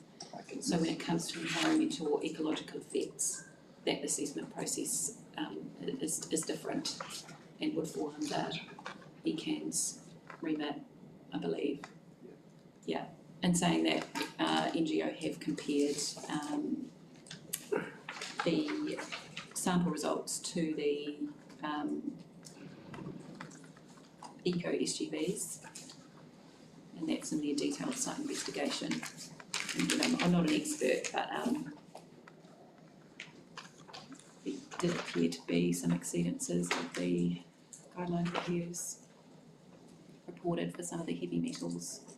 But again, that hasn't been captured as part of my assessment because it's outside the scope of the NES. Yeah. So, as your understanding, the environment Canterbury government resource consent from they should. as part of the stormwater and earthworks. Yeah, so that should take into account the impacts on groundwater. Okay, so leaching is in the ECAN's jurisdiction It would be, yeah. if it's going into groundwater. Yes, yeah. Is there a need for the NES remediation to be undertaken prior to any other earthworks on site, or can they be done concurrently, or? I don't think, well, I note that in their application it did mention that remedial works will be carried out before general site-wide excavation works, which would make sense. So is that best practice? It would be best practice, I think, in this situation. It just means that they go in and they do their remedial works first, get that finalised, completed. If anything's discovered as part of that process, they can deal with it then and there without it being affected by other earthworks occurring. So what is the likelihood of airborne? Excuse me, if you have a question, you address it to me. You can't speak to the witness directly. So if you have a question that you'd like to put, you can put it to me, and then we can see if we put it to the witness. Okay. Thank you. So I won't stop you if you want me to potentially raise something. Yeah, I was was just wanting to say, if there's any airborne particles from the soil, what will be some mitigation of those spreading to properties. Yeah. You happy for that to be answered, Mr. Lee? Yeah, that's fine. Yes, thank you. Yeah. So generally, as part of the site management plan, that would include measures to mitigate the potential effects of any dust being generated during those earthworks phases, and that would usually include measures like use of a water cart to suppress dust. There is nothing really concerning, I think, based on the soil sample results reported in the detailed site investigation. I wouldn't say that the site's heavily contaminated. And in terms of the asbestos result, it's not remarkably above the residential guidance, and there are measures, again, asbestos-specific measures in place to help manage that removal phase. So, yeah. And in your experience, obviously they're going to be capping pretty much the whole site. Yeah. That's a recognised and successful technique for managing contaminants on a site like this? Yeah. So they've discussed various options around the remedial action. They've talked about I think cutting the majority of the soils and taking them off site. Generally, we try and steer away from that as a sole remedial option, just because it's not always necessary. It's also not that sustainable, and we're now looking at, I guess, more targeted removal of soils that really do need to be taken off site, and reusing soils where we can that meet that site-specific criteria. So, and again, like you said, the site will be almost completely kept by the development, so there will be no pathway from the soils below to the surface. And contaminated soils, they're taken to, is it Cape Valley now? So there are a variety of disposal locations. I think the NGO reports suggested that there may well be some soils that are clean filled, probably not. The soils can go to Burwood if they are free of asbestos, or they can go to a facility out of Horowata that is run by Frues, where small amounts of asbestos can be taken.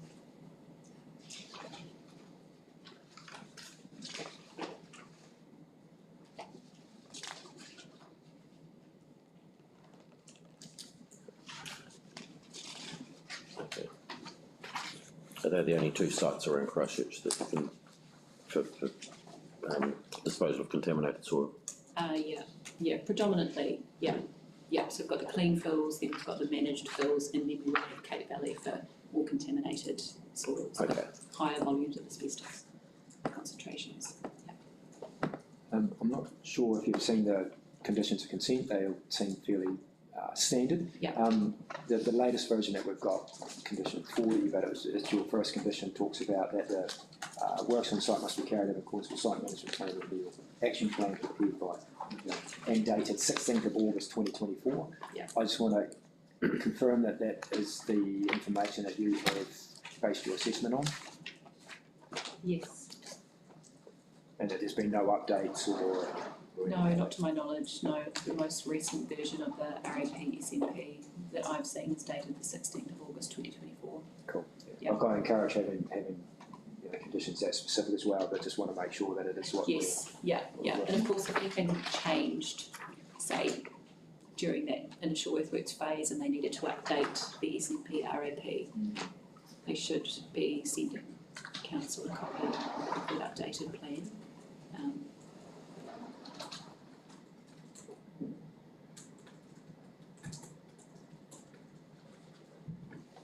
Does there need to be, and this is probably a question for Mr. Blair, but does there need to be some flexibility potentially put into a condition like that, saying that if things do change and there needs to be a new plan, that there can be some sort of post-certification type process to avoid the requirement to go through a full 127 variation to consent and things. Because it's quite specific on terms of the plan. Yeah. I think it's prudent. Yeah. Just so to, like, if we are minded to go and consent, and obviously There are standard conditions that we use where changes in circumstances or issues of practicality arise, and that loops back into those certain details will be resubmitted for certification. and I think a technical matter like this is probably one of the type of effects or matters where a bit of a loop around like that can actually probably work quite well, and the Act asks us to minimise process and cost and time.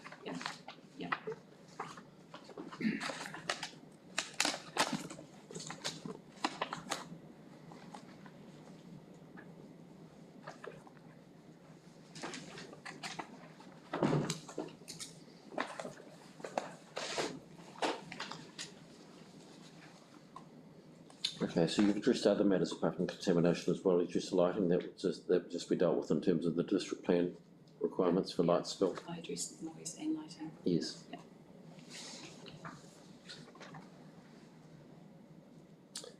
And in terms of noise, you've noticed it'll be a change from the existing environment.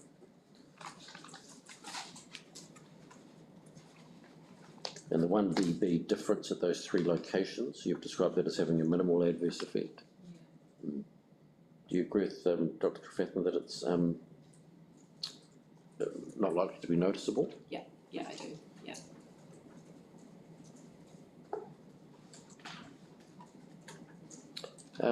What about the construction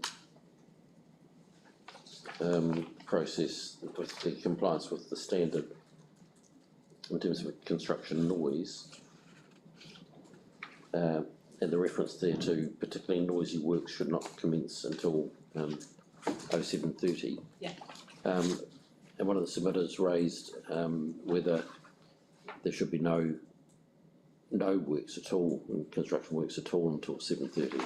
Do you consider that's appropriate, or are you looking for the standard to address it? I think that would be more restrictive than the standard requires.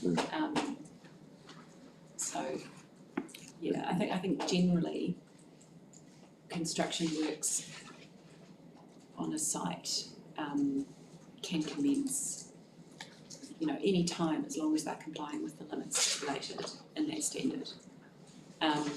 Noisy works particularly, or can occur after 7:30 if we're looking at that standard in the various times. It allows. So, yeah, I wouldn't like to recommend that building works, for example, don't commence until 7:30 because I guess it is more restrictive than what the standard allows. And there's nothing about this, or is there anything about this proposal in terms of construction time, for example, or the neighbourhood that would suggest that a move away from the standards is appropriate? I don't think so. Nothing's been raised, I think, to suggest why we need to perhaps adopt a different process here. But I do feel that it would be appropriate to only commence noisy works at 7:30 from 7:30. Are they defined, noisy works? I think it would be earthworks, use of heavy machinery, anything that has the potential to generate high noise levels for neighbours. The levels in the construction noise standard are quite liberal, and so I guess I'm conscious of ensuring that those noisy works are managed really carefully to minimise the effects on neighbours, knowing that this project is going to have a fairly long construction timeline. Off the top of your head, can you remember what standard that is? NZS 6803. Yeah, what's that number again? NZS 6803, 1999.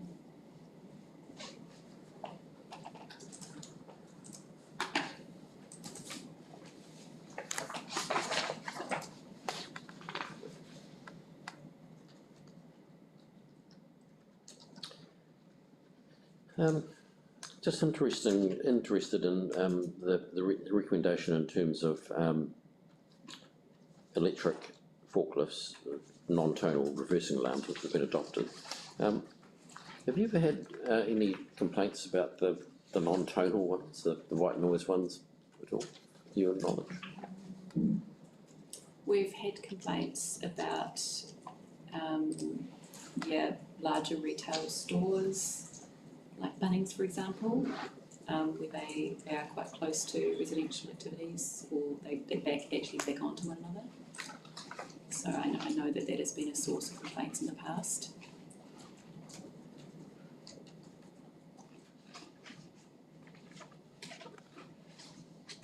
It can be quite annoying to people, especially when you're experiencing them intermittently throughout the day. Yeah.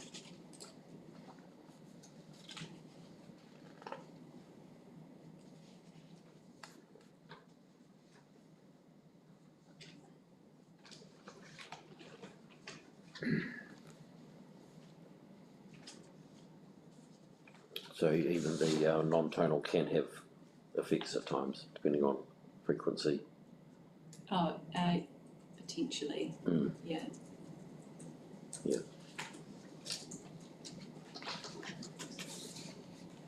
What's the difference? Well, I don't want to spend too much time on it, but in terms of obviously the non-tonal doesn't have the beeping, but it still produces a noise or warning. I'm not exactly sure myself how that sounds in practice. Mm-hmm.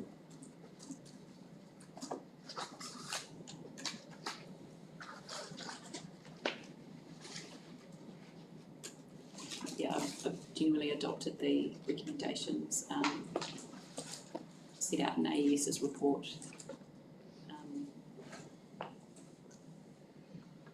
To minimise noise from that loading bay. Okay.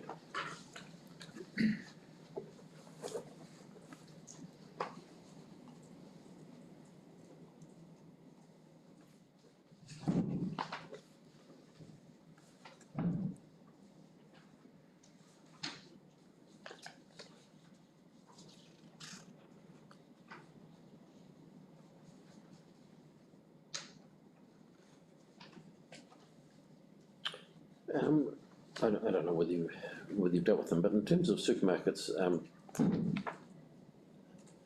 A, have you dealt with any complaints, and B, if you have, what are they primarily related to?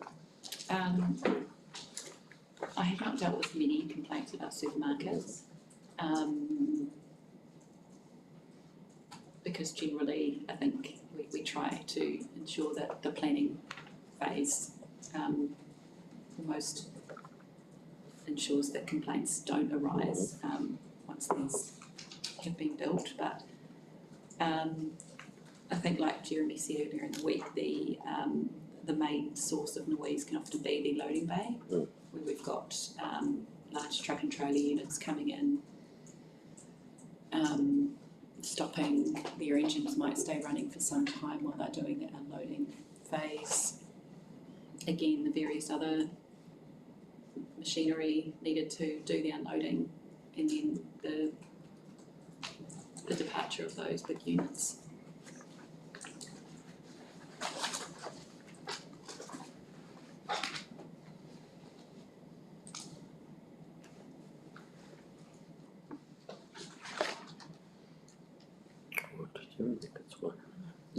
Well, I'm sorry, I've just got one more question, if we can just jump back to lighting. Yeah.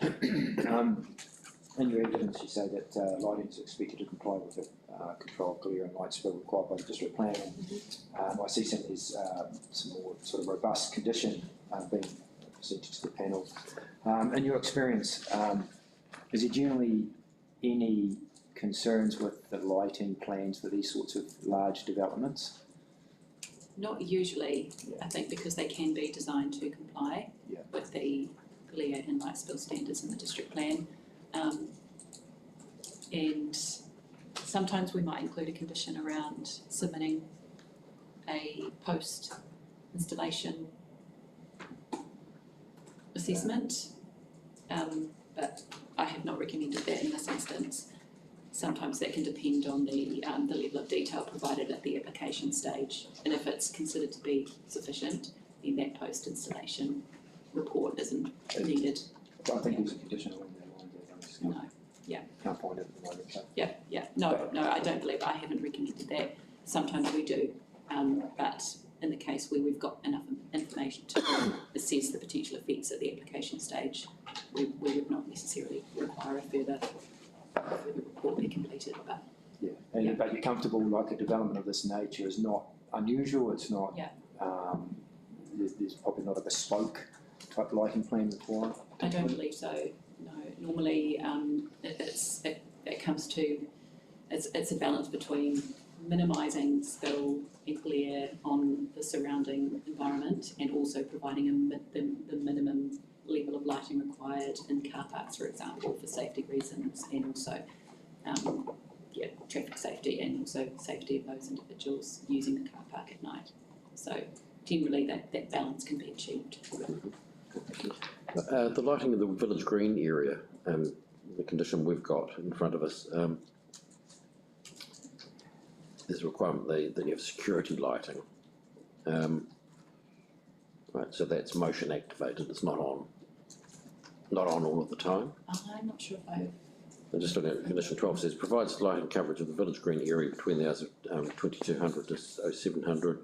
It's motion activated, it has a high lux level white light, and spotlights are to be clear of vegetation and directed away from residential boundaries. Yeah. Is that a reasonably standard type of condition? I think that's probably more to, I guess, well, it's a safety thing. So I wouldn't normally get involved in lighting that's being installed for that purpose. But again, any design should be carried out to, or should be put together in reference to the glare and the light spill standards in the district plan to, again, achieve the outcomes set out, but also minimise the potential adverse effects on the surroundings. Okay.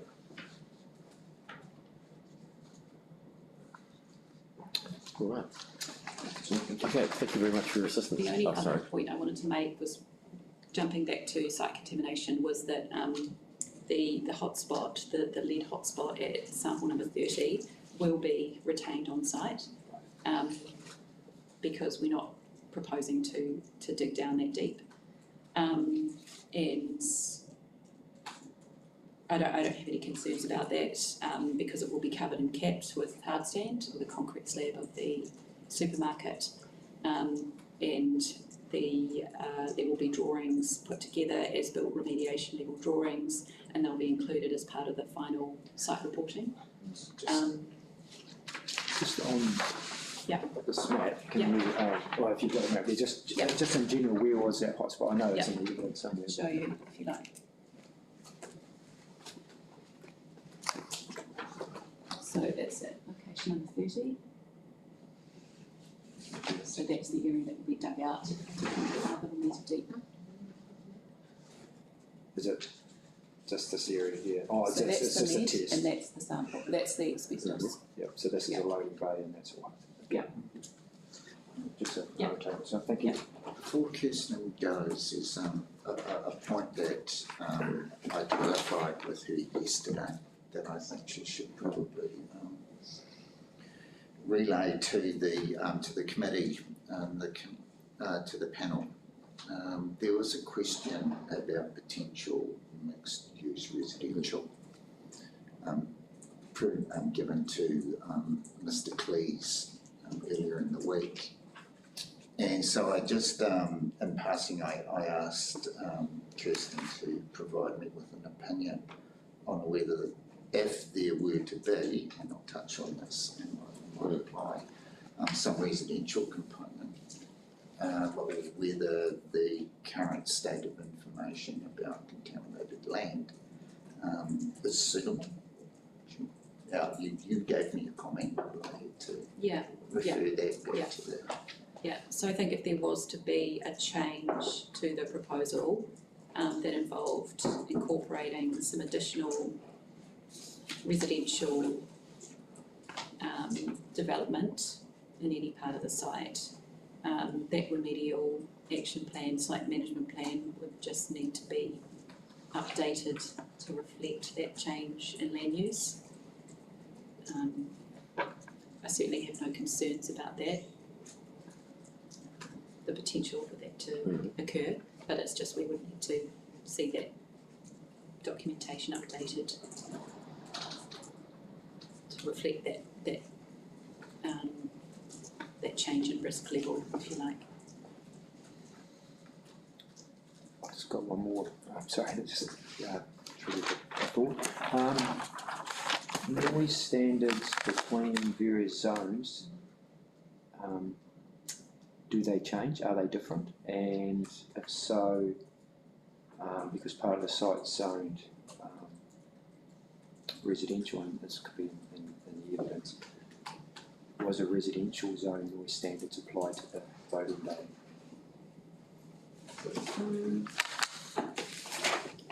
I guess my first question is, are there different noise levels between zones? Yes, there are. Yeah. And it may be some in some of the evidence I've seen already, but are you aware whether a different noise standard was provided, or that the noise generated from the loading bay was assessed against a residential noise standard as opposed to a commercial? I'd have to check. I'm sorry, I don't know if I can give you a definitive answer at the moment, but I'm happy to check that. Condition, if I can through the chair, paragraph 20 of Dr. Trevathan's He was. with that, and he outlines the relevant zone, the relevant limit, and the predicted. I have read that evidence, but it was a while ago. So Yeah, that understood. thank you. Yeah. And it's measured at the receiver, is it, rather than? Yeah, it would, well, the noise level would be predicted at the boundary. Boundary, yeah. Yeah.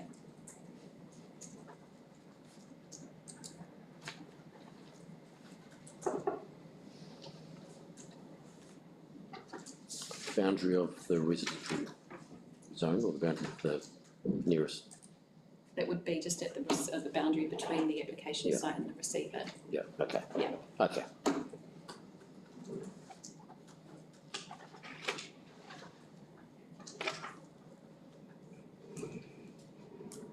And so in this case, the assessment is including the acoustic fencing that is proposed.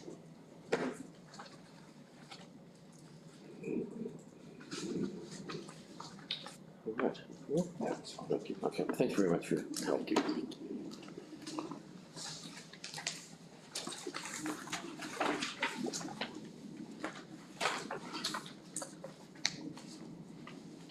Now I understand we have Mr. McGonigal.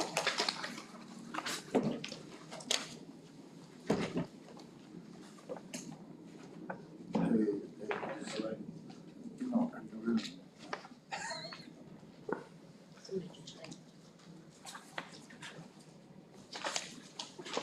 I will, Yeah, we can just track them down. yeah, if that's okay, Yeah. I'll find David.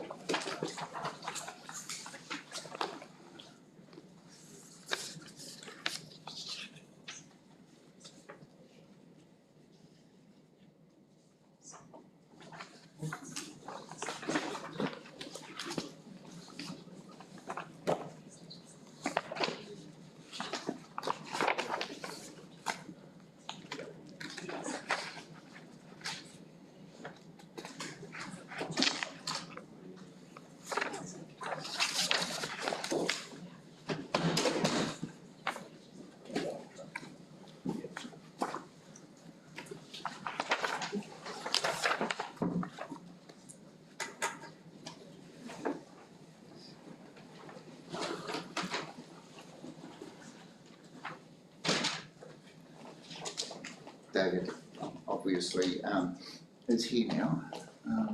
I understand in a brief conversation I had with David on our way back that he was contemplating or reviewing his statement in relation to an email that he's received in the last short while, and so he's going to read his statement, but he's going to make some. I think he's going to make some clarifications along the way. Okay. Is this a summary statement or is this the original? It's a summary statement. Okay. And we'll get copies of that?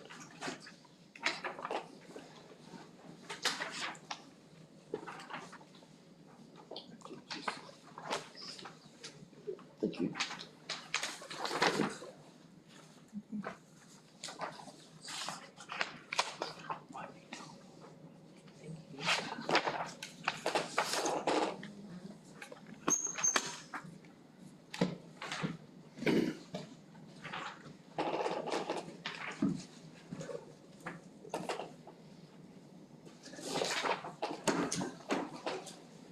All right, Mr. McGonigal, thank you, welcome. We've just received your transport summary, and perhaps you can read that from paragraph 3, if that suits you. Yes, sure.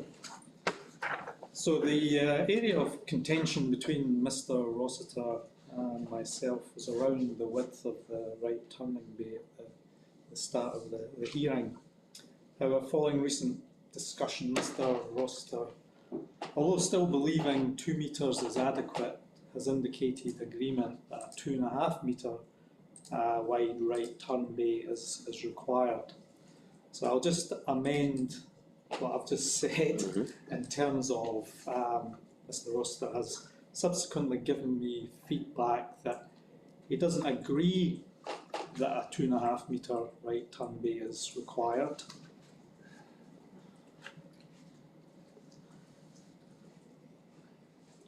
Although clearly that's what I believe is required, and that was supported in Mr. Collins' evidence. So on the basis that I believe the 2.5 metre wide right turn bay is required to basically allow the safe functioning of Madras Street, so essentially to allow vehicles to wait to turn right, and then other vehicles continuing north on Madras Street to go up the sort of inside of them unimpeded. So to provide the right turn bay at both accesses will require the road carriageway cross section to be widened by up to 0.5 metre.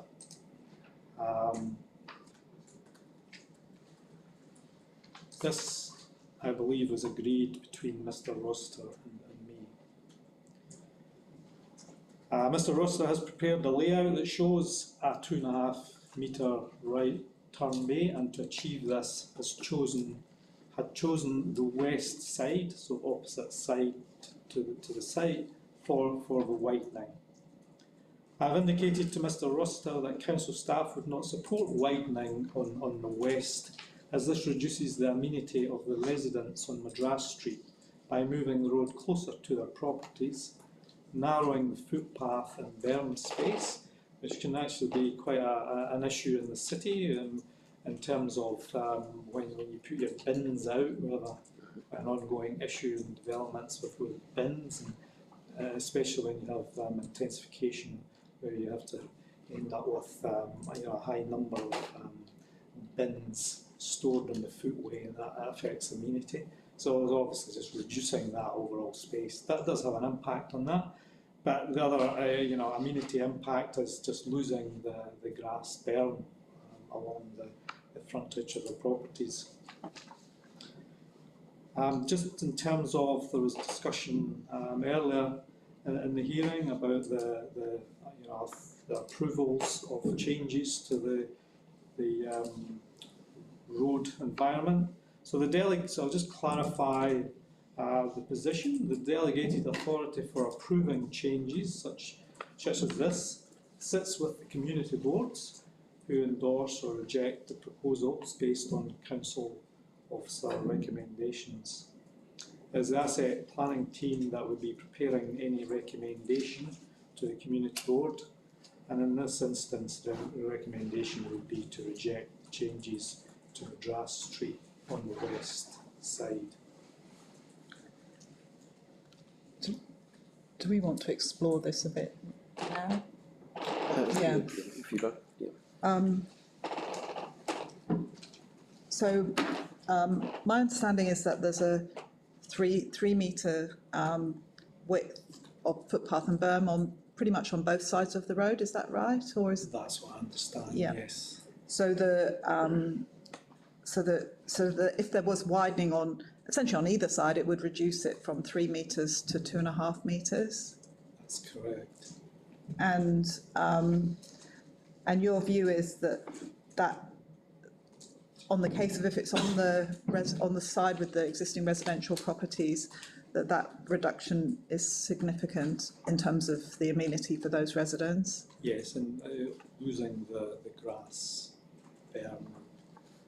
And because at the moment those parked cars you would unload onto the berm rather than the footpath. You don't see any advantage to the fact that you would be unloading onto the footpath.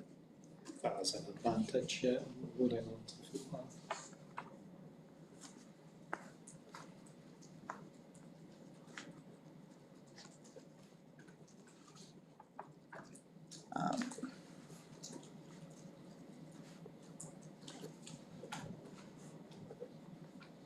And what width and combination of berm and footpath do you think is needed to accommodate bins and pedestrian movement? And does it matter what surface the bins are on, whether they're on footpath or berm, depending on those? I mean, it's a combination of those. Yeah, I mean, it's a function of space. I think ultimately, if the grass berm was reduced, it would need to be the entire footpath would become surfaced. It wouldn't be practical to leave a small strip of grass.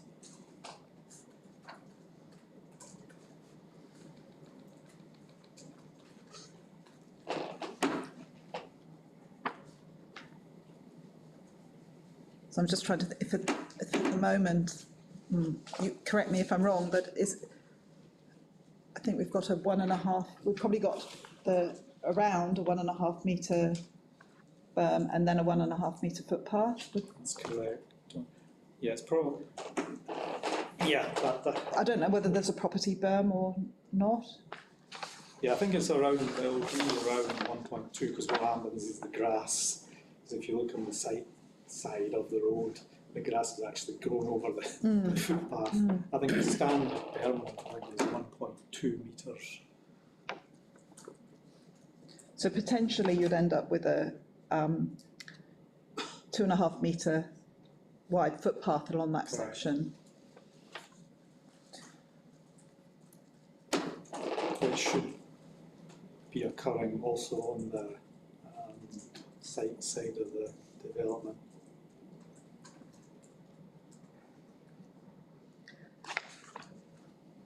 So from your point of view, you would prefer to see the widening on the side of the road. That's correct. And how would you see that working with the power pole? The power poles would, I think, would then need to be relocated, and where they might need to be positioned. I would expect it would be the power cables would be put underground. So that's sort of the practice at the moment, that's isn't not, it? Yeah.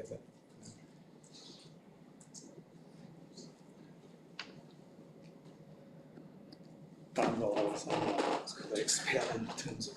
I mean, I think there's lighting off those poles as well. I think they're doing both. Yes, so so the street light, there would still need to be poles for street lights? Yeah, absolutely. So I mean, obviously it could be an option to relocate the power poles with the street lights.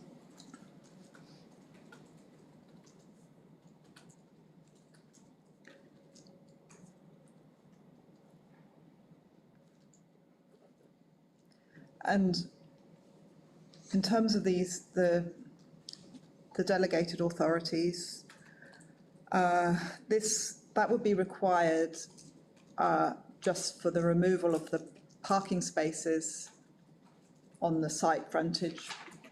Would it be required, would those same authorities be needed in terms of changes to the road markings within the road? Even if there weren't curb changes?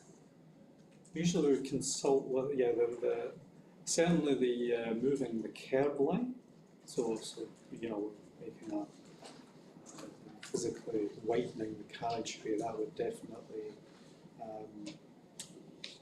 fall under that delegated authority, as well as, say, changing the parking. In fact, all these changes would fall under that delegated authority.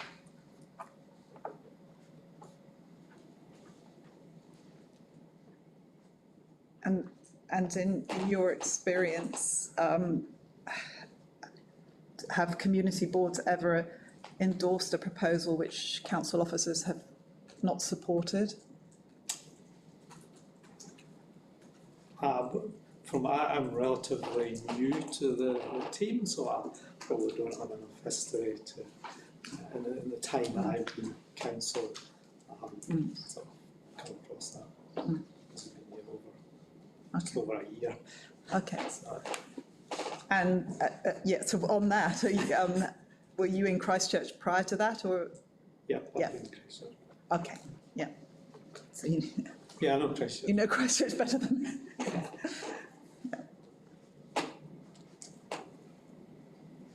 Okay, I think for the moment, yeah. Right. So if you carry on at paragraph 8. Good. I agree with Mr Rossiter's understanding and reporting of the existing transport environment, which includes the traffic volumes and the way the network is currently operating, which compares with my analysis and on-site observations. I've reviewed the methodology used to identify the changes to vehicle movements arising from the proposal in the ITA. I've concluded that the methodology is satisfactory, which identifies 500 two-way vehicle movements at the site, 300 of these movements being new to Madras Street, giving an overall increase in traffic of approximately 175 vehicles.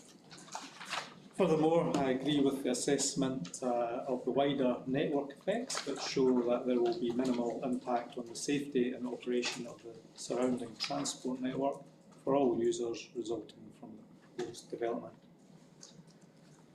So in terms of the site access, with revised, the access layout has been revised at the northern access from the original proposal. And the proposal now has an increase in the entry and queuing space and reduction in the access width.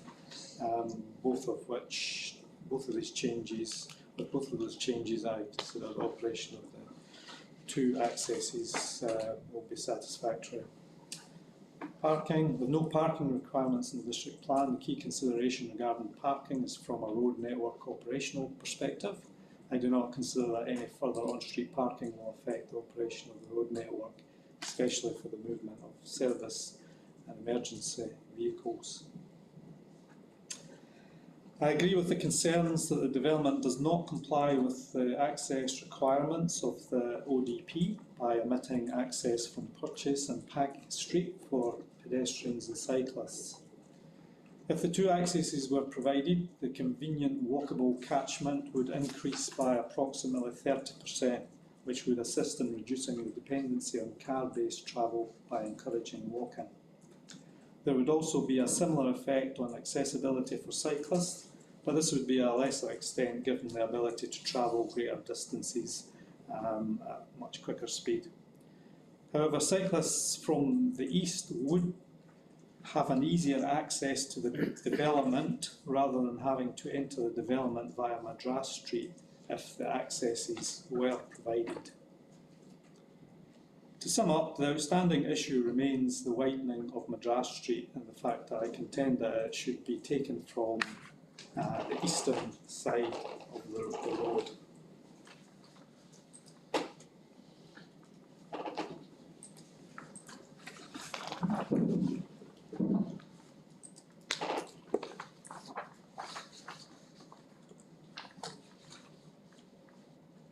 And your view on that is purely amenity-based reason, or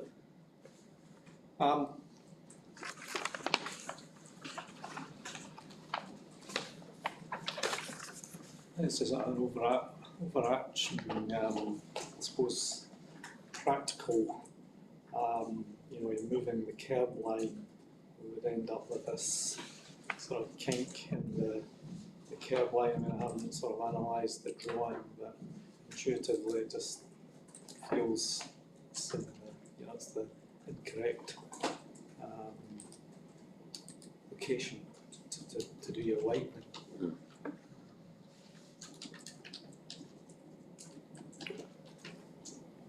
but in terms of the west, the moving the widening to the west, that's primarily a amenity issue. Yes. Okay. But do you have some concerns in terms of the widening in a general sense, no matter where it appears? I think we would accept that, we accept that, we require, the development requires a 2.5 metre wide right turn bay. To facilitate that requires widening, and from that we believe the widening should take place. Or the only option is really for it to take place on the east side. I note that the parking lane, the cycle lane along the site frontage is of a similar width to the one opposite next to the cars.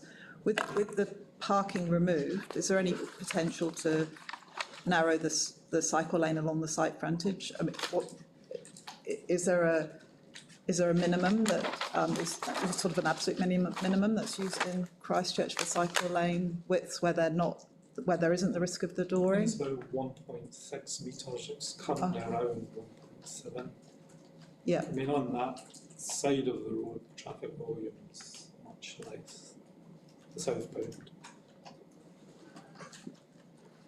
But your position is that 1.6 would be like the absolute minimum for that cycle lane should.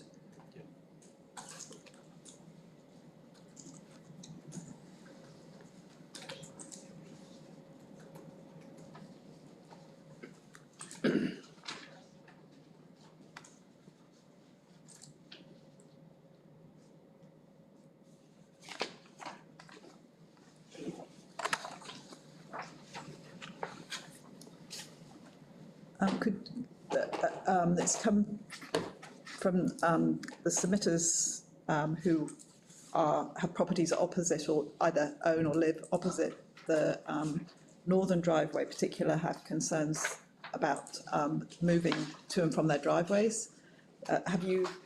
What's your view on the safety and efficiency actually as well of vehicles accessing the opposite properties in general, and also, specifically opposite the driveways?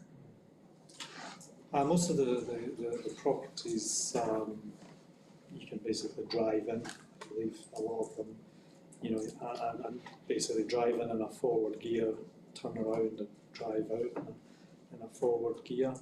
Obviously, there's going to be additional activity that will require, I guess,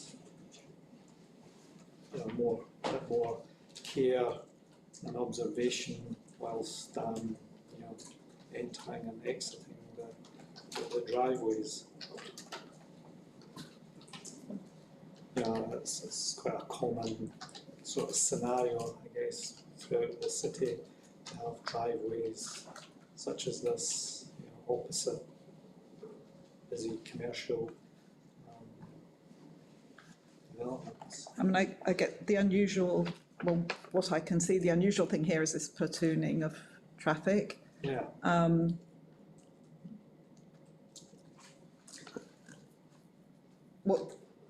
What's, in terms of how that might change with, well, I suppose the platooning's created by the signals at Beeley and Madras. Correct. And then we've got the merge from 2 lanes to 1 lane. So what's your view on how that traffic condition might change in time, or the ability for more traffic to get through that at peak times? Yeah, I mean, as you say, the traffic signals act as a filter. So essentially, if you were adding more traffic, say, into the system, it would actually be held at the traffic signals. So in terms of the traffic volume coming up Madras Street, it physically, generally, it can't change really because it's being controlled. And if we sort of looked at the flow profile over a week, for example, it's very similar every day apart from the weekends where it sort of peaks at exactly the same point because of that control. And the signals along Beeley Ave are controlled by SCATs or something similar? That's correct. Yeah.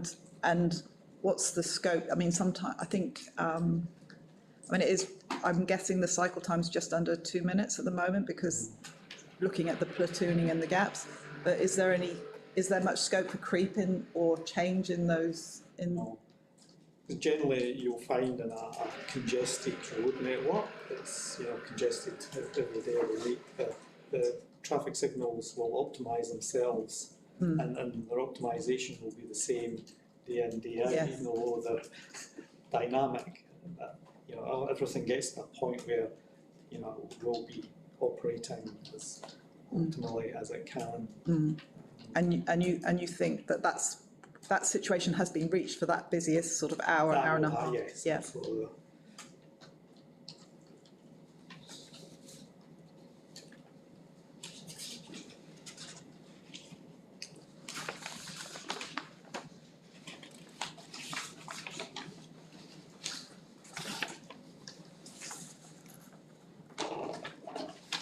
I have got a few kind of scattered questions. I don't. You're happy to have a bit of a. With regard to parking pressures, when or if that occurs, council has measures to be able to help with that through time restrictions and also marking no stopping or and end of parking bay markings and things like that to protect driveways. Yeah. And that doesn't need to go through community board? That would. Well, you can, well, I'm speculating, but in terms of no stopping, yes, but end of parking bays, can you do that without community board? Oh, yes, you sort of, yes. Which can provide some protection for driveways? I mean to stop people driving close within parking, encroaching meter, on. Yeah, within a metre of the driveway to reinforce that. Yes, But parking, that's. but time restriction, the introduction of time restrictions would require community board approval. That's correct. Yeah.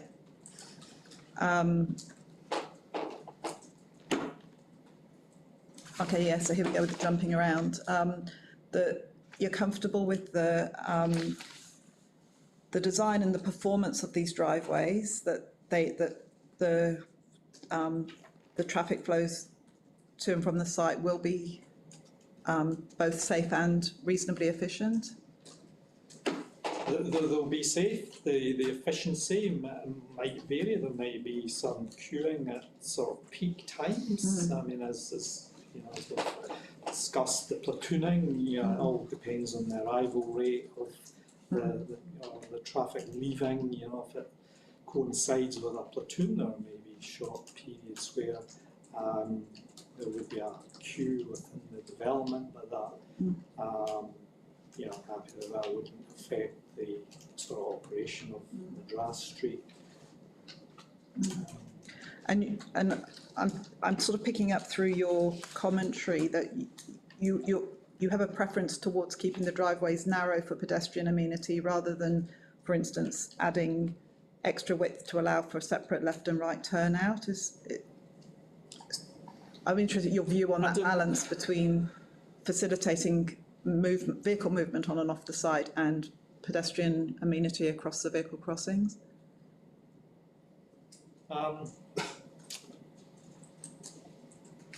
You haven't really analysed the information sort of provided, sort of demonstrated that there was no need for the sort of two left and separate left and right turn lanes. And that, you know, we're obviously focusing a lot on you know, the peak hour. I think I know that off-peak, you know, outside that 4 to 6 traffic volumes will be significantly sort of less. So I wouldn't want to, I guess, compromise overall pedestrian safety for the sake of, you know, which would then be for the whole day for the sake of, you know, a busy period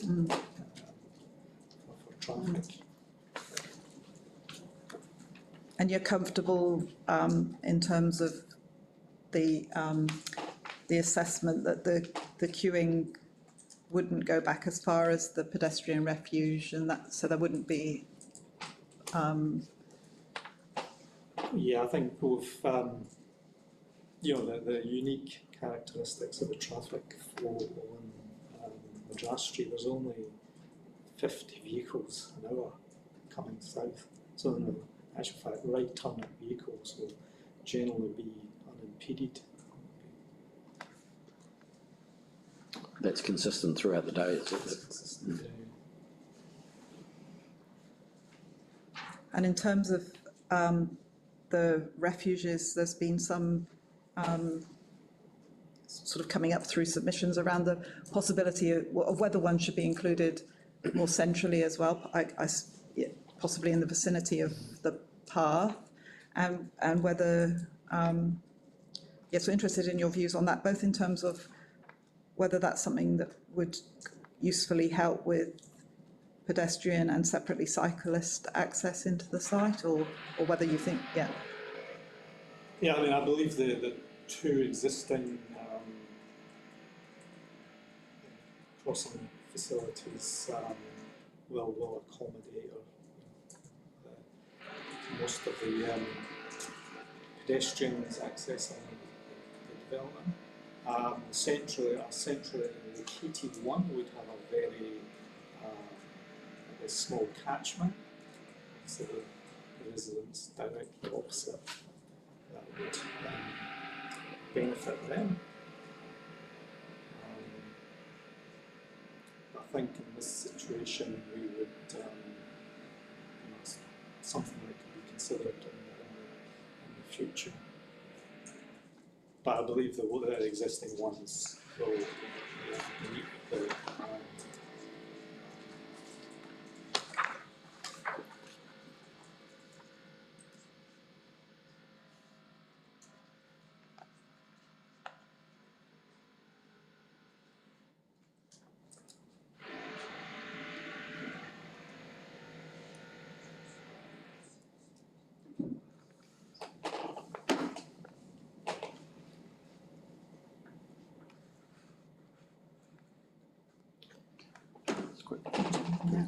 Just a quick question.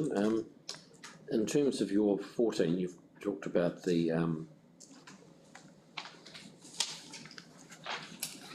was it 14? The ODP is compliance with the ODP. So you agree with the concerns that have been expressed, and you talked mainly about the walkability issues. Does it Yeah, those additional access ways, they were identified yesterday by the Secretary in terms of, or Citizens Council in terms of that provides for dispersal, so it's not all going out onto Madras Street. Is that an advantage as well? I don't see it as an advantage to increasing, I guess, vehicular traffic on quiet residential streets.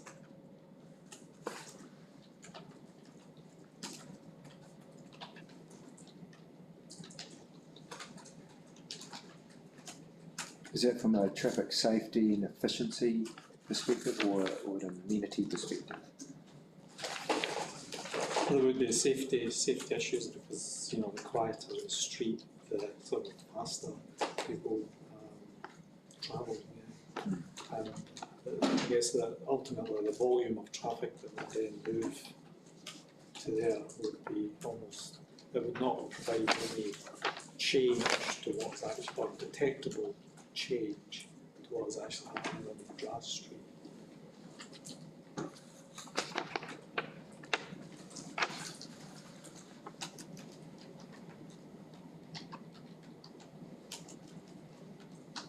Okay, so the additional access ways, if they were to be for vehicles, wouldn't impact on Madras Street. It wouldn't have a noticeable effect, no, but it would have a noticeable effect on the side streets in terms of the vehicle safety. All right. So it wouldn't have a noticeable effect on Madras Street, but would have a noticeable effect on PAC and yeah.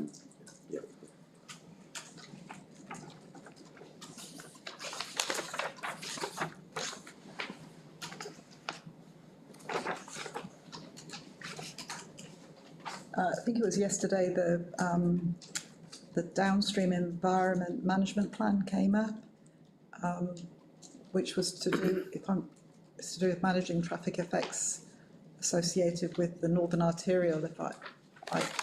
So I guess my question, so that's something that's ongoing, is just presumably keeping an eye on traffic through the St Albans area, but further to the north. Yes. And so would you expect that this proposal to have any effect on the management of those traffic effects? No, I think that's a bit of scope, I guess, of this development.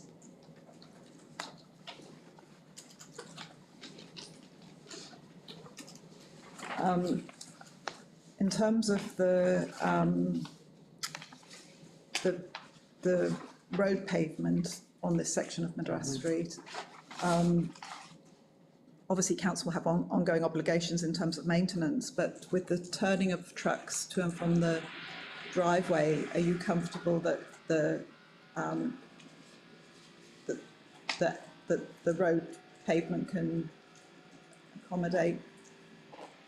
Yeah, I believe so. The number of additional heavy vehicles mainly would have an impact is relatively low.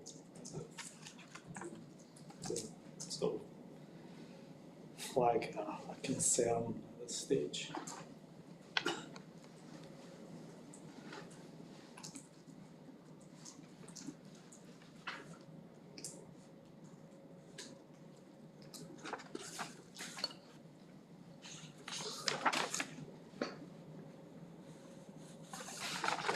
We've heard a bit about cycle parking and that there's been a maybe a desire from submitters that cycle parking for some of the bigger bikes and the cargo bikes and things be provided. Has the council kind of, are you moving towards including provisions for bigger cycle parking or, yeah? That's probably not an area that I've been involved in. I obviously understand what current requirement is in terms of cycle parking. I can comment as to whether it's been revised. Although I would say I think it has been recently updated.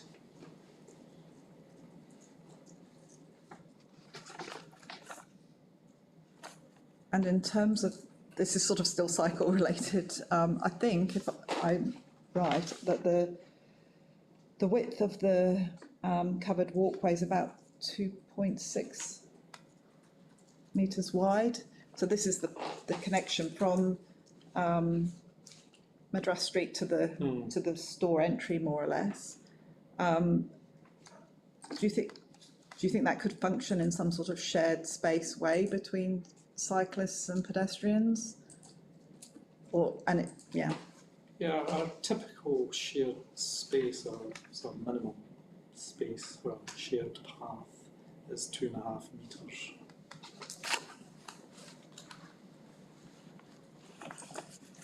Obviously, it's a unique situation where, as in a car park, and maybe the cyclist would need to walk as opposed to cycling.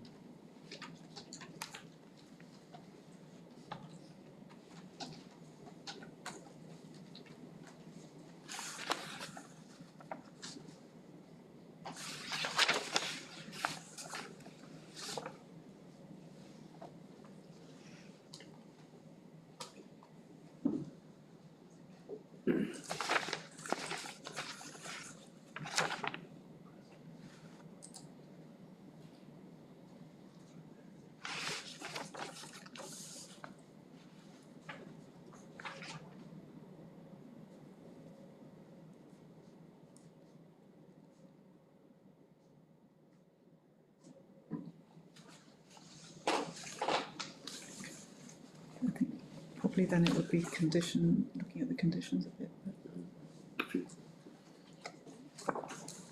That's a question of clarification, just while we're still on address, and it's just to understand the sort of two widening scenarios, and I just want to make sure that we completely understand Mr.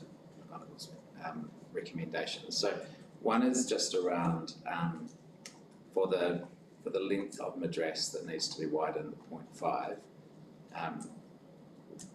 How far in a north-south sense does that 2.5 metre turning lane need to be, and whether there's agreement on that? So how long does that 2.5 metre turning lane need to be?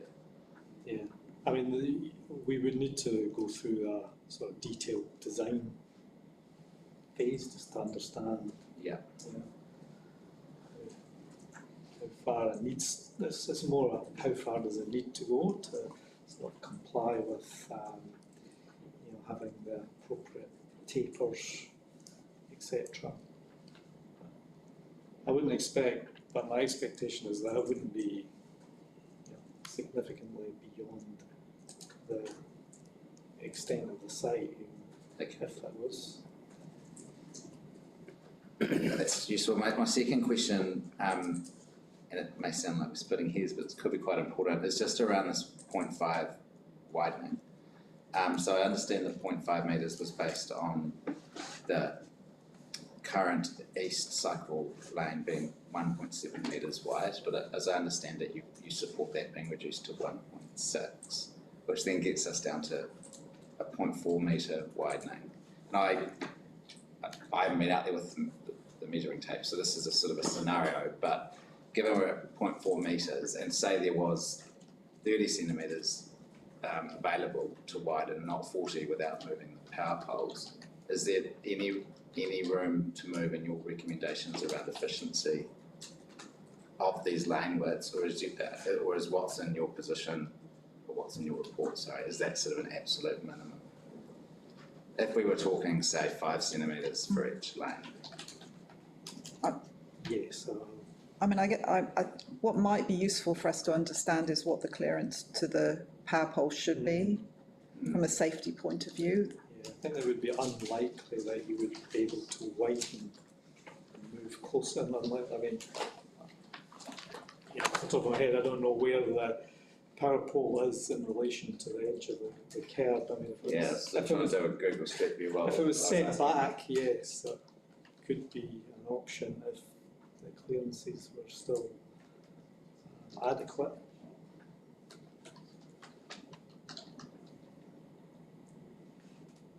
Can I just also ask, we were provided with this updated plan earlier in the week, and the centre lane is shown right up through here. Is this just indicative only? Just in terms of your first question? Oh, that one, no, that comes, I'll just check. That, centre line comes off the design, doesn't it? So we can look at the plan. Yeah. Or am I looking at that wrong? That's the median, isn't it? Median, sorry, yeah. The median.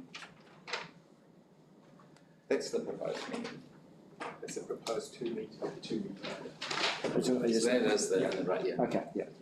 And the reason for that question is I just wanted to clarify, because I may not get a joint witness statement, that is there agreement on the length of that, right? That's all I'm trying to. Narrow down the issues, Yeah,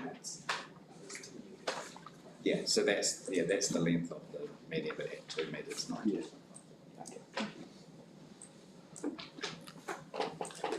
Okay.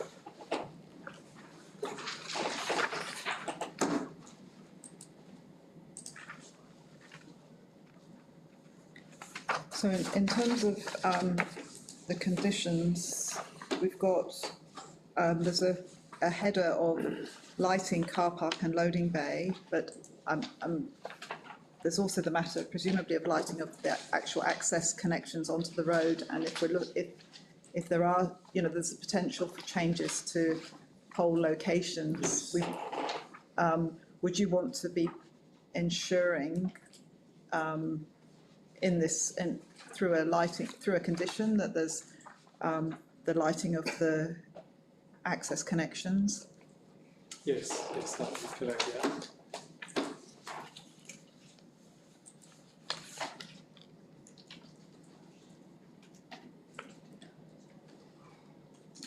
And is there, well, it may be that Mr. Blair can help with it, whether there's particular requirement, is it just requiring that they're appropriately lit, or is there a standard or anything that should be added in terms of that lighting of the vehicle access connections? And it's possibly that whether they should be lit to make sure that the lighting is as it would be if it was an intersection, really, given the traffic volumes, or Yeah, I think At the there would need access to be point, at the access there would point. need to be On an that street. assessment. from the site onto the link. yeah, I mean there are street lights on, I think, on each of those poles. Whether that's Probably sufficient related to the or IDEs, Yeah, so there's a design standard. an assessment of the level of lighting currently. There's nothing comes to mind in the district plan, but I'll review that.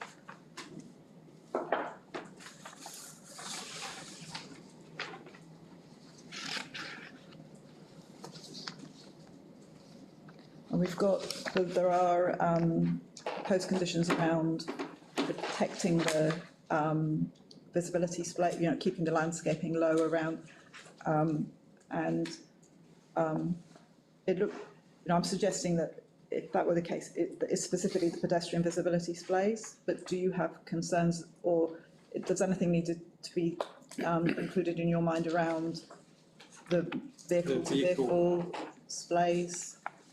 No, because the vehicles, the sort of giveaway section is beyond the footpaths. Would be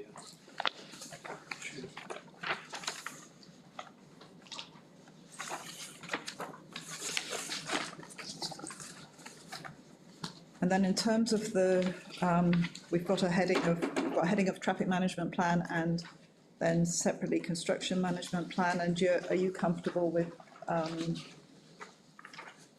the traffic management plan conditions? They seem, I understand they're more or less standard. Yeah, That nothing nothing. I would expect anything unique. Yeah. with this site.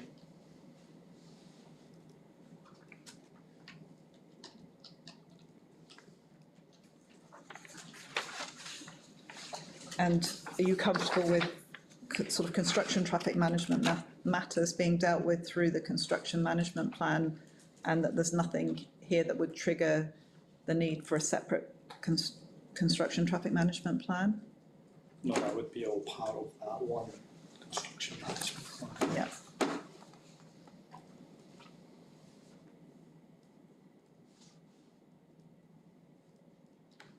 And are there particular matters that you would want to make sure are covered in terms of construction traffic activity at this site?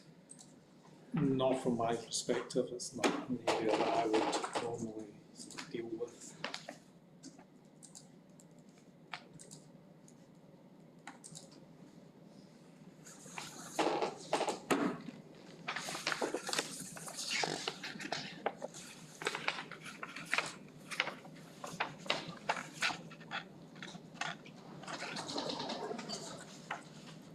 And this is probably more of a matter for Mr. Blair, but the condition 32, it seems to sort of have a construction traffic element to it, and I'm wondering, and it seems to be sitting under the environmental or erosion and sediment control plan, and whether that would be better sitting up with the construction management plan. It's 32, it's around, it seems to me it's around fixing up damage that might be done, including to public road. Yeah, it is, it is pretty standard for our contaminated land and works related to remediation of contaminated land. I'll have a think about whether it can be folded into the management and into the wider construction management. But as a general rule of thumb, it's kept, because it's related to remediation and of site contamination. It is our practice to keep it together with that suite of conditions. Because it's the word, apart from it sitting under that banner, the wording, it sort of is quite open in terms of it could used in relation to the works under this consent. So whether that, if that means all of the construction, it's meant to. I can see that lack clarity, and it is meant to relate to the works in regard to site remediation. Okay, yeah.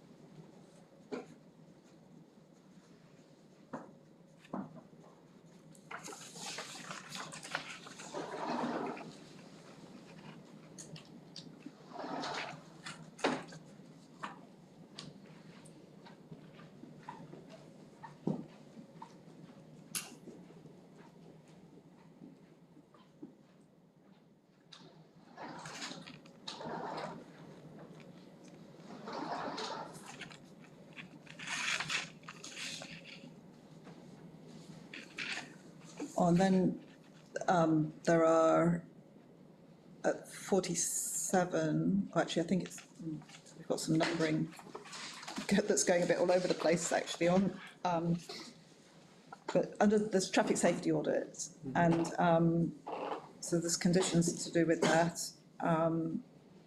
So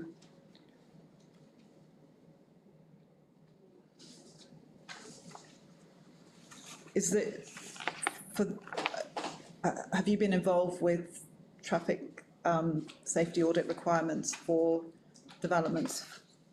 Yeah.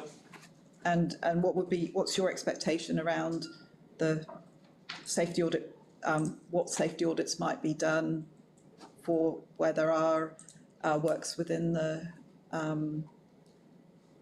road, and whether audits are done for busier driveways? Yeah, I mean, it would be, I mean, there's, I can't remember the various stages, but, I guess it would be a bit of a judgment call in terms of whether you needed to do those initial safety audit, but the preliminary design and the detailed design and the post-construction audits would all be required.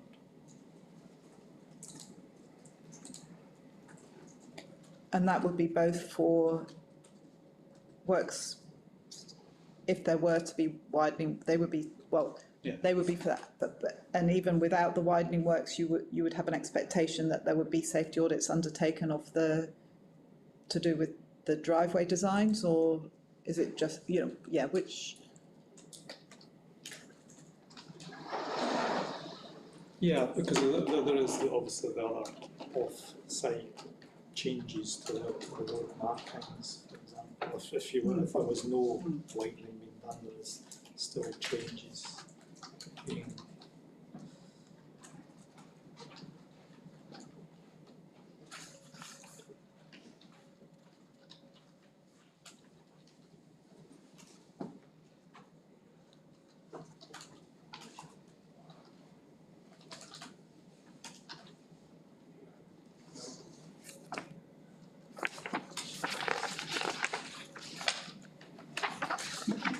pretty much me. Good. Thank you. Okay, thank you very much for your assistance, appreciate it. We'll take the lunch break now. Sure. Come back at 1:20, if that's possible, Mr. Hammond.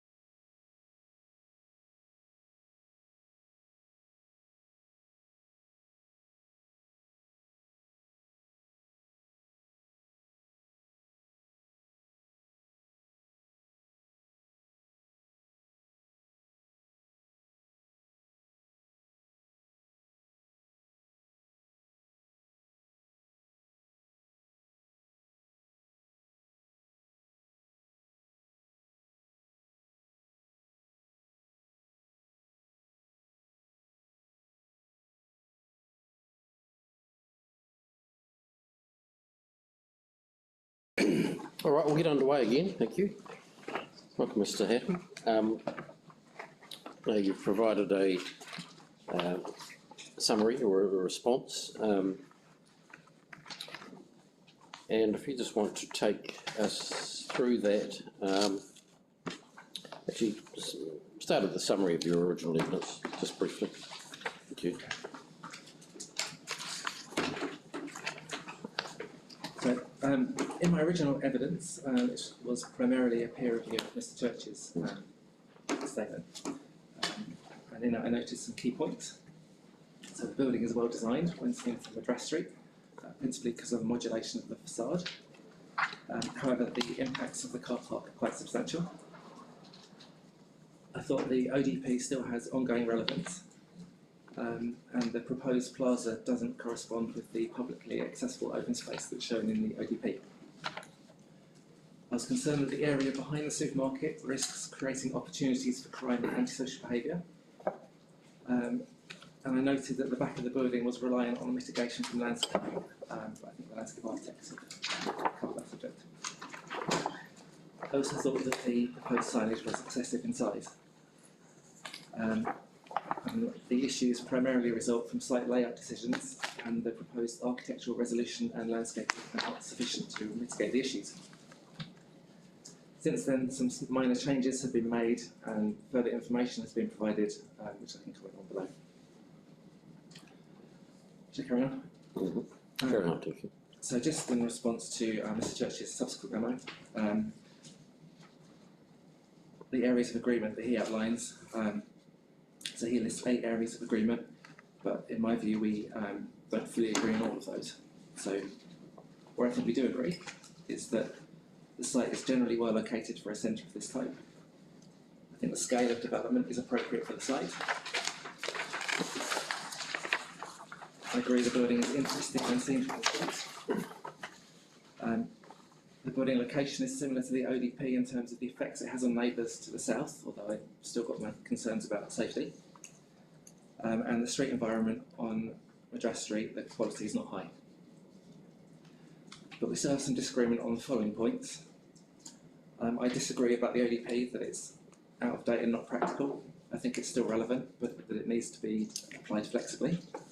Okay, what do you mean by that, applied flexibly?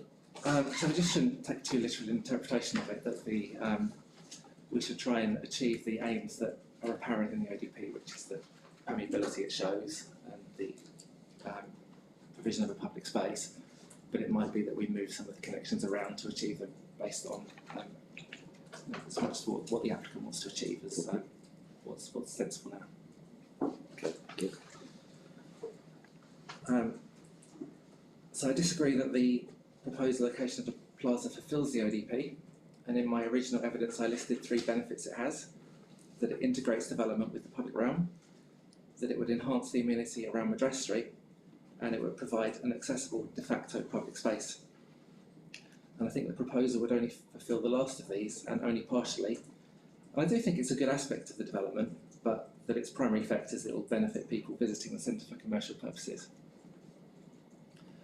And the final point is whether it's acceptable to balance the qualities of development sought against the needs of a supermarket. And I just sort of thought about my approach here, and I think that what I'm trying to do is to assess the application to describe the urban design effects, both positive and negative, so that the panel has the information to assess the application. And overall, I consider there's significant issues with the proposal with respect to built form and public space activation outcomes compared to those signalled in the planning framework. Okay, so sorry, just you don't mind if we take questions as you? Go ahead. No, okay. Just in terms of that, significant issues in respect to built form and public space activation outcomes, just how that ties into the earlier matters in terms of the right, the building's interesting when seen from the street. Similar effects, those sorts of matters. So the matters that we have agreed, how does that, how do those matters of yeah, sorry, I'm not explaining it very well, but just really what's, Right, so we've got the benefit of the site, acceptable. Oh, this is the balancing question, that's what I was wondering about. You say it's not just what you mean by the balancing the qualities of the development against the needs of the supermarket.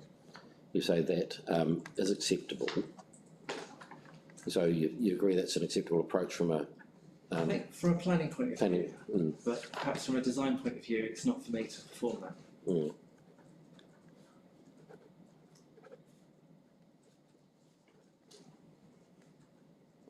So not for you to undertake that balancing exercise?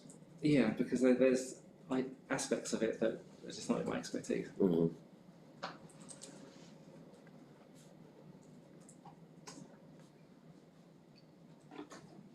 Right. All right, carry on. Thank you, sorry. So, moving on to some areas of disagreement. So there's been some discussion been following the panel about whether the proposal is mixed use. And mixed use has a particular meaning in urban design, and there's a risk of just implying a level of positive change that won't be developed by the proposal. So mixed use usually refers to the co-location of different categories of use, usually commercial and residential activities on the same site. And this brings positive benefits with respect to safety, activation of public space, a greater sense of place and a higher intensity of use. And mixed use can be horizontal, such as dwellings above shops, or vertical, side by side. But an important consideration is how well the uses are integrated into the urban fabric. And in this case, what is proposed is a standalone commercial development, and it's not particularly permeable, it's fenced on both sides. It's quite coarse-grained, particularly due to the car park, so it's a well-located commercial development, but it's not mixed use. Next point is on walkability and through block connections. So this is the issue of the two through connections to Pack Street and Purchase Street. And Mr. Church has provided some additional pedshed analysis which are useful. So I consider that we've got a really good picture of the level of walkability. So I do agree that there's relatively little difference in the 10-minute catchment, regardless of whether the additional connections are provided. So this provides the context that the connection is helpful for short journeys, but less so for long ones. And one way to consider the importance of the 400-metre catchment is that we might expect people to find it easier to walk 5 minutes than to drive. So if you're only going to walk 3 or 4 minutes, you're usually going to choose to walk rather than drive. But within 10 minutes, it's more about giving you choices. And although people might not carry a week's shopping home, these short distances, people sometimes take multiple trips instead. Also significant is that we use the 400-metre catchment to determine the walking catchments for high-density developments around centres. And so Murrayvale has a 400-metre catchment and Edgware has a 200-metre catchment. And the point is that accessibility is important for short walking distances, and it's so important that we use it to determine the structure of our cities. Regarding the catchments of the two different pathways, so there's some overlap in the catchments, and providing either connection provides about 2/3 of the benefits of providing both connections in terms of access. But I comment that the Pack Street one provides a bit more in terms of connectivity. So walkability is desirable for its own sake, not just for reaching a commercial area, and street patterns are very long-lived. Connectivity allows for a change in land use and hence resilience of urban structure over time. And with street patterns that can last for hundreds of years, even if all the buildings around them are renewed. And one useful indication of the level of walkability is the block size. So how far can we walk around the block on publicly accessible land? In greenfield areas, the council has a standard that new areas' walkable block size should be 800 metres. And the current block on which the proposal is cited is relatively large, 1,000 metres. It's perhaps more significant than it sounds because in order to reduce it to that 800 metre size, you have to almost half the size of the block. So if the Pack Street connection was provided, we'd have 2 blocks, 700 metres each. And compared to a greenfield area, density is higher in an inner suburban area, and there's more people using the space. So connections are more important in these areas, and there's fewer opportunities to obtain them. So with this in mind, the Pack Street connection is a response to a connectivity shortage as much as it would be useful for accessing the development. And there's been some comment about the dogleg nature of the access shown on the ODP, which I agree has disadvantages. But I would comment that this is a rather literal interpretation of the ODP, and this larger development provides opportunities for a more direct access, which will be safer. And regarding Purchase Street, the connection is useful, but I would recommend that a path is provided to the connection point at the time of development to provide a bit more certainty that it will happen.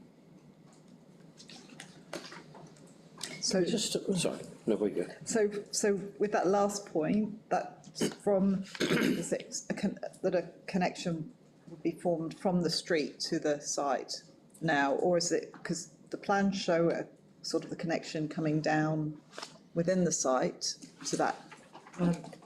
So when I looked at the plans, I didn't see that you could, thinking about where a connection would be formed across the Purchase Street land on the neighbouring site, whether you would, how you would then get from that connection point at the end of that site when it was developed into the supermarket. And the trouble with just not providing it now and leaving it as car park is that when that other site gets to be developed, is it gives us a bit less certainty that the connection will be provided and formed all the way through. So you would, for instance, you would prefer to see one of the parking spaces kind of formed as an extension of the footpath within the site to... Yes, I'd like to see that. Yeah. Yeah. I'm just on the point above that, when you talk about the dog leg access in the ODP, or some of the comments around that, you believe that there's a more direct access which would be safer. Are you just meaning up through the loading bay with a redesign of the site? Yeah, I think that it isn't possible to do it with the site set out as the site is proposed. So in order to provide that connection, it would need things to be rearranged on the site.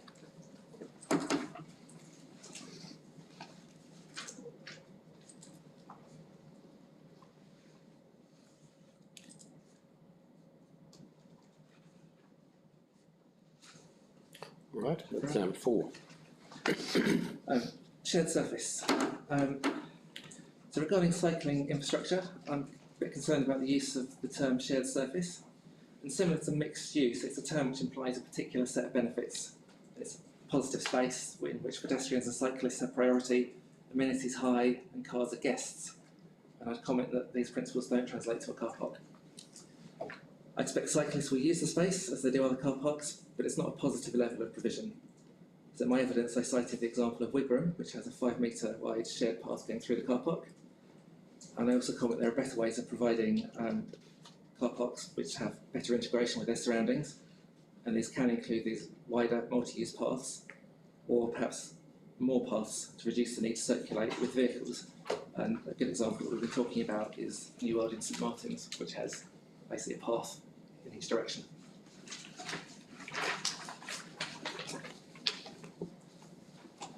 Street interface. I previously stated that I consider the front facade to be well designed. It's of a moderate scale, it's well broken up into a series of individual tenancies which have a human scale. So I don't agree that it's necessary to make it recessive. On the contrary, I think it would complement the scale of the street if it was moved to the front of the site. As such, I disagree with the assertion that the proposal is the best way to arrange the development on the site, at least from an urban design perspective. I think there's a number of alternative approaches, and I've illustrated those in my main evidence. And Mr. Church seems to describe a situation where the car park activity should be considered to have similar positive effects to an active built frontage, because it would be busy. I comment this isn't a conventional urban design concept, and Mr. Church hasn't supported it with any evidence, and I don't think it's particularly plausible either. Okay, so what would you, from a conventional urban design perspective, describe that as the active frontage? So active frontage is there's usually doors and windows facing the street, and in a commercial environment there would be views from within the public realm into the shops, and so you can see the activities taking place within them. And it's quite a direct relationship, so there shouldn't be cars and car parking interrupting it. And it needs to be reasonably close as well, so that we can actually see what's going on. So, in your opinion, a car park doesn't provide any activation? That's correct. It's a matter of fact and degree as well. So it's better to have the supermarket closer because at least you can see some activities, but you very much lose the directness of the interaction once you move it away from the street.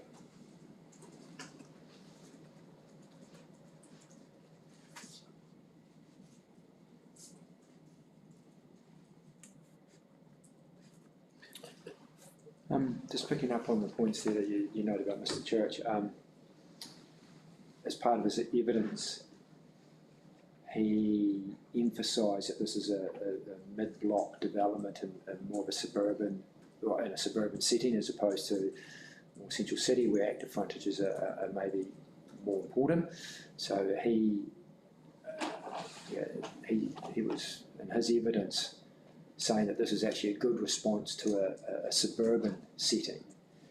Can you comment on that? Well, the short answer is that I wouldn't agree with that because I think it's as important to provide a high quality of urban environment in a suburban area as the central city. I think with supermarkets there is ways to get improved outcomes without necessarily bring the whole thing to the front, because we do recognise that that can be difficult for them. If we look at some of the examples around it, we talked a bit about the St Martin's supermarket, and that does have more positive features, and in particular, it's not part of their development, but there are activities taking place out the street in that centre. So there are some shops that are arranged on the corner, and they're opposite other shops, so you do get a kind of a high street. And then the supermarket itself isn't set so far back, so there's a slightly more direct relationship. You can walk to it from each direction you come to, so you never really have to go through the car park. And then there are sort of the problematic aspects of the supermarket next to the street, but there are also these positive things going on as well. And that's one of the things I tried to show in some of the diagrams that I did. That it's not just about sort of hiding the bad bits, it's also about making sure that there's some more positive stuff going on at the street, and then you can hide the bad bits. You get this kind of a sense of a centre without also seeing the more problematic parts. Have you seen, are you aware of any examples that you could point the commissioners to? Because St Martin's, I'm aware of that one, and with the shops and how that sort of operates, where there's been a car park, but there's been other activities, maybe not a built form, in the street frontage that has achieved that higher level of interaction and connection and stuff. So I'm not sure. Is there examples around Christchurch where maybe you've got a building set back, but they've treated the frontage in such a way that it does have a meaningful positive impact in terms of, from an urban design perspective?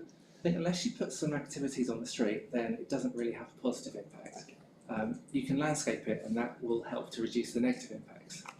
So you can sort of hide it, yeah. But it's not quite the same as creating an engaging street frontage. So it's really about getting that activity to the frontage. Yeah. And can that be met through a park, or does it need to be directly connected to the activity? So if you have a public square, one of the main points of a public square is it needs to have good edges, and that's part of what makes it work. So if you have the situation that we've got in Papanui where there's a bit of a plaza built to the street, I don't really see a purpose to it. So the environment there is worse than here, but even so, it's not somewhere that you would choose to linger. So a square needs to have a purpose.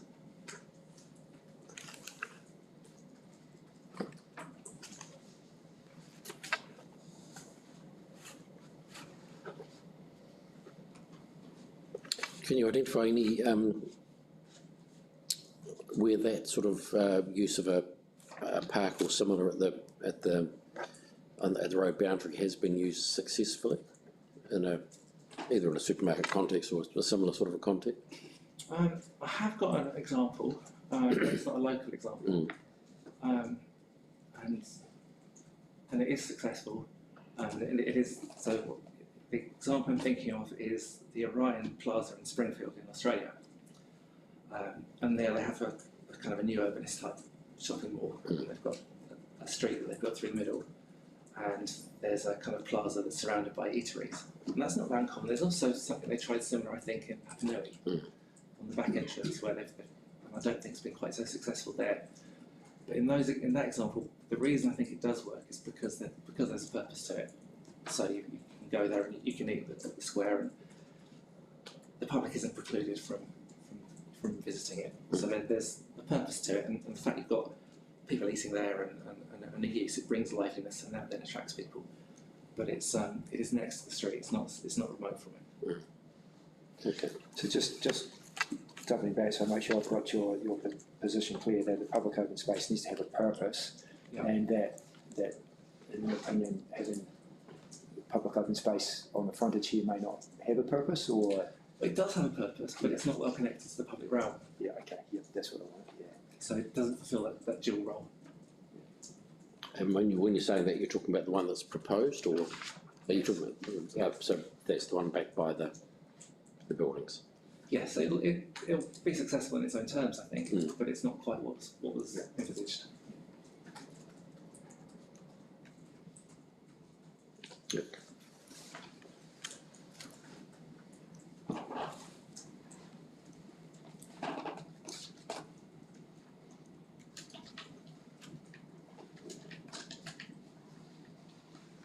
Right, carry on. Separate issues behind the supermarket. So regarding this space, my opinion is that it creates opportunities for crime, and I think some improvements are needed to reduce this. And the issue is the relative ease of climbing the fence in an unobserved area behind the church, which provides access to the space and opportunities for concealment within it provided by the water tanks. And I think it's a difficult problem to solve entirely. And we do sometimes have these spaces behind supermarkets, but just the presence of the water tanks means that no one can really see what's going on there. Burglary is a particular risk when there's a concealed access to the back of houses. And so the suggestion that I've made is to try and separate the area that's behind the houses so that it doesn't provide access to them. And this would also discourage any antisocial behaviour adjacent to the residential properties. So it's one thing to be able to get into the space from a commercial area and when you're next to other commercial areas, but it's that spilling over into the residential area that I'm worried about. Mm-hmm. And just in that, is this a security fence you're talking through here? Yeah, so the suggestion I've made is it would need to be a kind of a taller anti-climb fence of about 2.5 metres high. How high, sorry? 2.5 metres. Yeah. But it's just that short stretch to separate those areas. Are there other mechanisms that are successful in sort of indicating to people that they're not public areas, that they're not areas to access? So in this context, I think it's clear that you're not allowed in there, but actually it's just that it's not. I'm concerned that 1.5 metre fence isn't enough, that makes it difficult enough for people with ill intent to get in there. But I think Mr. Church was saying that you know, for issues to arise, you need both a perpetrator and a potential victim, essentially. Loosely, probably loose interpretation of it, but so that if you have enough signals, so that fence would signal to somebody who's not going there for nefarious purposes that it's not open. Yeah, I don't think that there would be particularly issues of conflict within the space. So you might just get kids exploring it, but I'm not so worried about that. It's more that people entering that space for the purpose of burgling houses, but also when they're in that space, if there's antisocial behaviour, then it'll be annoying for the residents. So I'm not worried about muggings and that kind of thing. Okay, so it's not just about entrapment. No, it's about sort of that space and what could go on in there, and there's nothing to police that. And even retrofitting it, you couldn't fit cameras or anything, but you sort of see enough. I have some other septic related questions, but we might just Sure. we'll just keep them. Signage. So regarding signage, the main sign, the freestanding sign, is what I was concerned about, and that's been reduced in size. Whilst this is an improvement, I still comment that it's still a large sign for the context, and it's far larger than the comparable signs that Mr. Church mentioned. And I suggest a more suitable scale would be similar to that found in the New World in PS3 or Richmond, which is a similar scale to sign B in the revised proposal, and it's similar to what's permitted in the commercial local zone.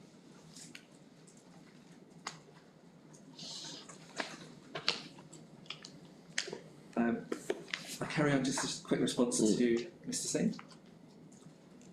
Yes.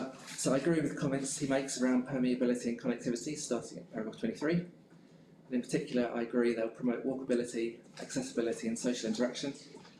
And I agree they're reflected in the district plan in rule 15.14.4.5.2, and that the proposal is a significant departure from the ODP.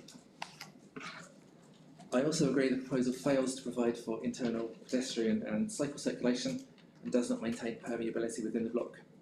As Mr. Singh states, the failure to integrate these connections compromises the amenity and function of the neighbourhood centre, and providing them would make the site more inclusive and accessible. Regarding his comments on SEPTED, I don't consider that a failure to provide connections in this case will create an unsafe environment, because these areas are not associated with any entrapment spaces. Additional permeability can create opportunities for crime, as well as promote eyes on the street and that sort of permeability. Is good for observation, but it does have the downside that can create more opportunities for crime.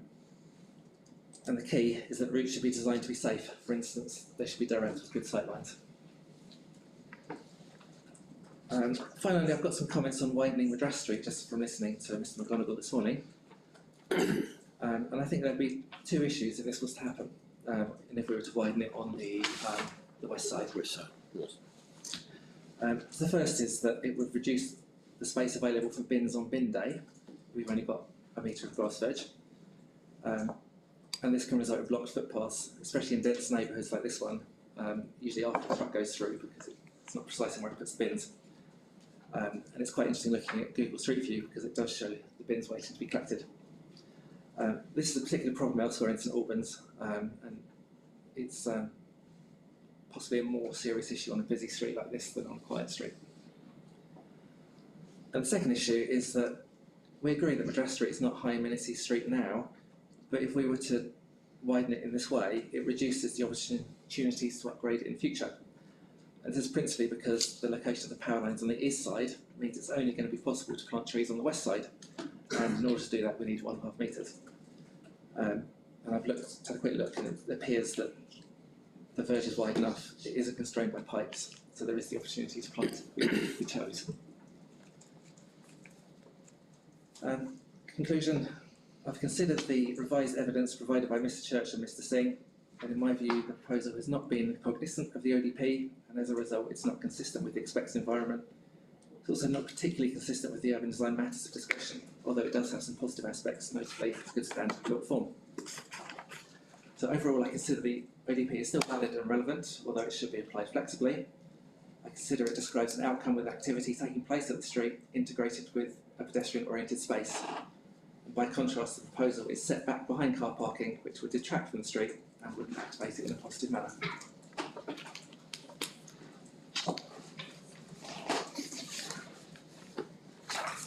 Thank you for that.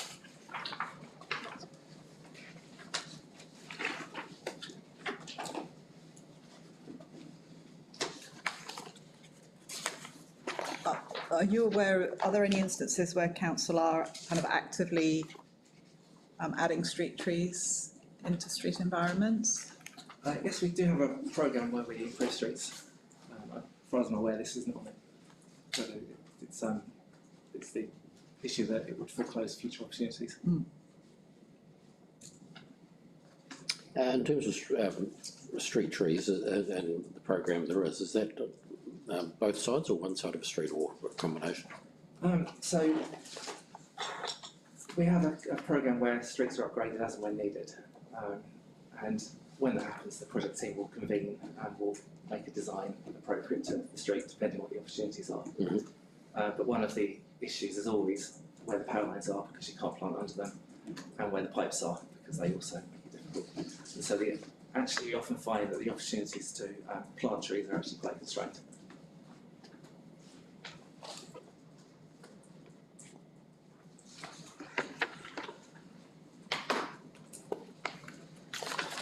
Just in terms of your comment in your original report, you disagree with the current state of the environment being a relevant matter. That doesn't detract from the doesn't detract from the suburban area, but doesn't make a positive contribution either. Can you just talk about that in the context of a site that's been vacant for some time?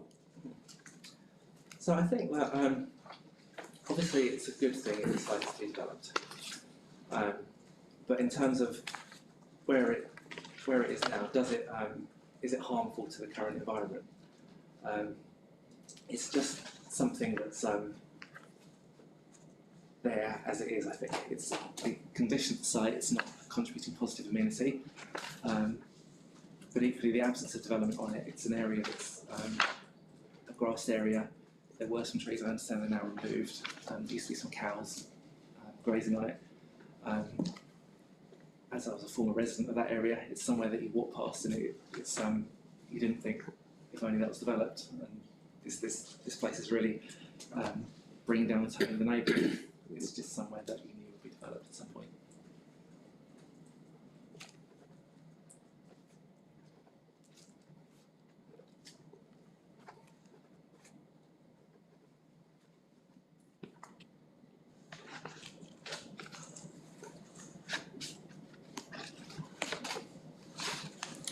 Okay, just in terms of that ODP, that area B, this is in your 2.2.1 of your original when you talk about that. That's just a clarification really. Is that so? That's designed as a park, not a. It's not a stormwater treatment or anything. It's designed as a park, is it? Yeah, I've always sort of seen it as a public square rather than a park. Okay. Just because of the size of it.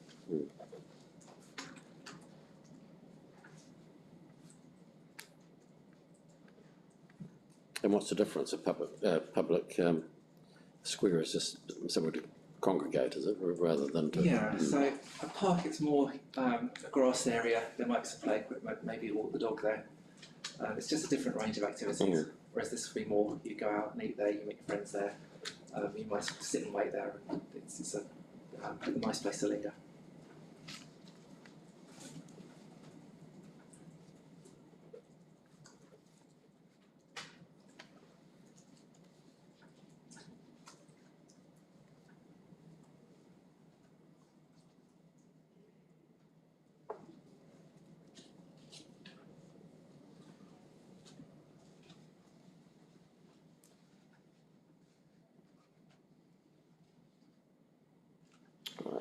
The ODP, you talk about that in terms of your 2.2.2, the connections area D. And that's the matter that you've addressed in your summary in terms of the substantial walkability benefits that aren't realised, and that remains your view. Yes.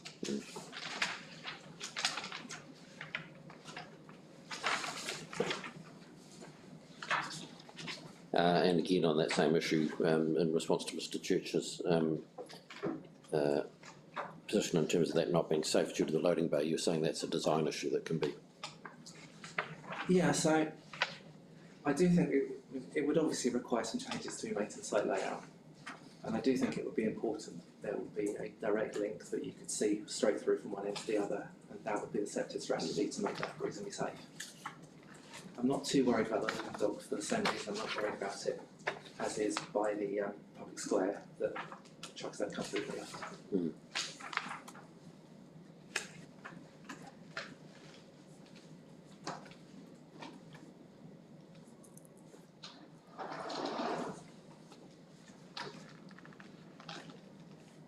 So in terms of the present shape of that access onto Pack Street, the dog leg, if you like, so that's not ideal, but it still has, even in that format, has benefits? Yes, it does provide access. I do sort of agree that the existing ODP isn't something that we would expect to be built in that form. I think it suited that developer at that time, but I've always sort of seen it as more of a guide, because that's how the ODPs generally work, is that you need to get from one side of the site to the other, and you expect it to be provided in a reasonably direct way, but we don't try and micromanage exactly where the road goes. So a guide. Yeah.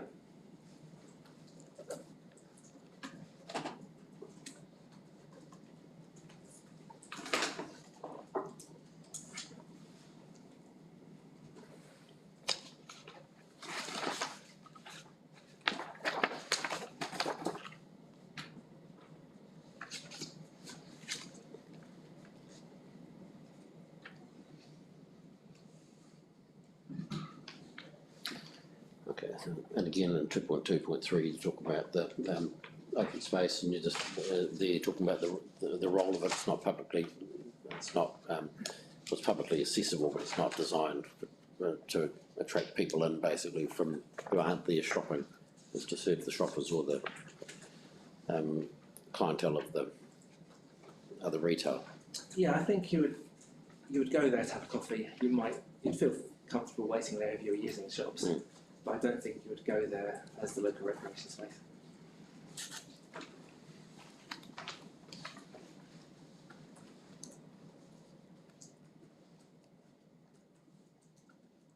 And that's the difference. You talk about the difference from the ODP in terms of the this being separate from the public realm, where the ODP has that right on the Midwest Street. Yeah, it does then perform that kind of integration function that because Madras Street is this quite low amenity environment, that if you provided a public space there, then that kind of solves that problem.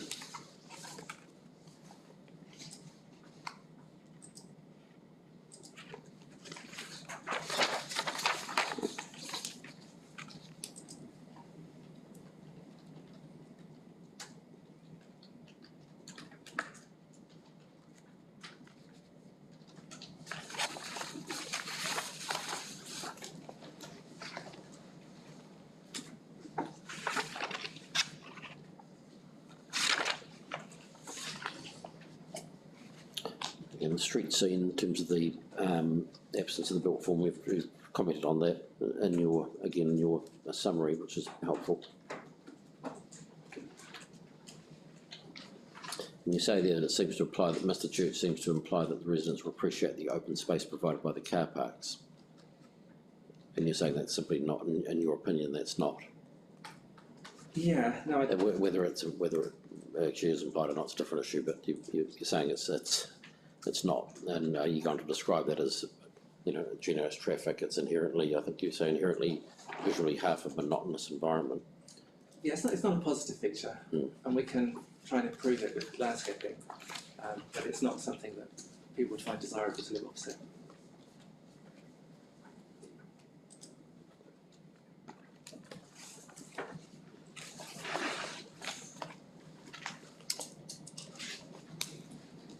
Okay, can that open space, even if it is occupied by a car park, can it contribute to the openness, etc.? Can it have benefits, a car park, if they're well designed and well landscaped? So I don't think that openness is necessarily that desirable an attribute in its own right. We often talk about the desirability of street enclosure, where you have a kind of defined houses or trees that give you a kind of a defined view corridor, and it's this theory of that it makes you more comfortable because of our as humans we feel a bit more comfortable when we're under trees, and our back is safe because no one can approach us from the side. So open space isn't necessarily good in its own right unless it has other attributes that make it positive. So planting it up does give you positive attributes. So if it was really well planted and it was almost forested, then maybe we would start to see some positives. But still, that's got to be paired against the amount of hard stand and the cars. So it's got to be that's got to be the kind of the dominant feature. And I haven't seen a car park in Christchurch where that's the case.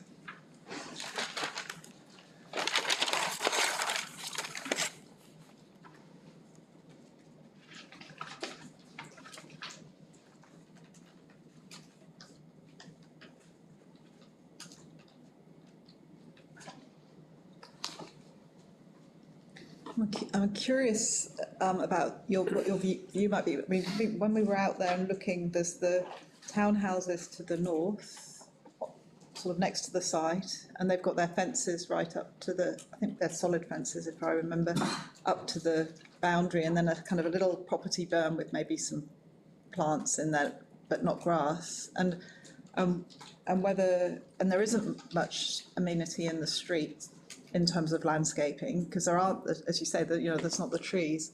And in terms of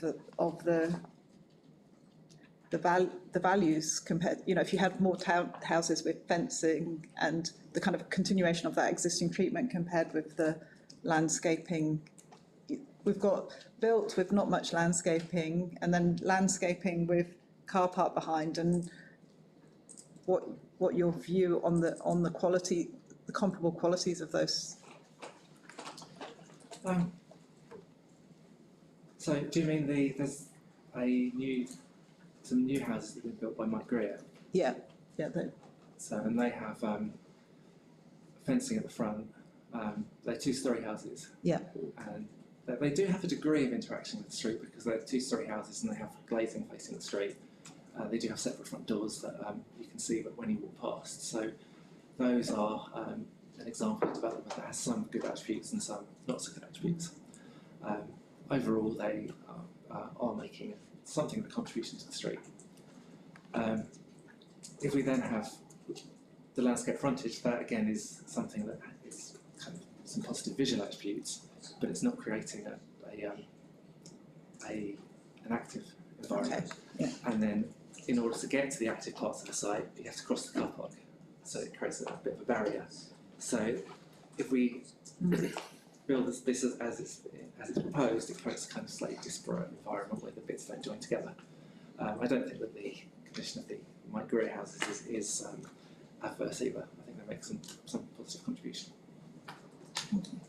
You described the covered walkway as helping emphasise the location of the park, but you described it as tokenism or tokenistic.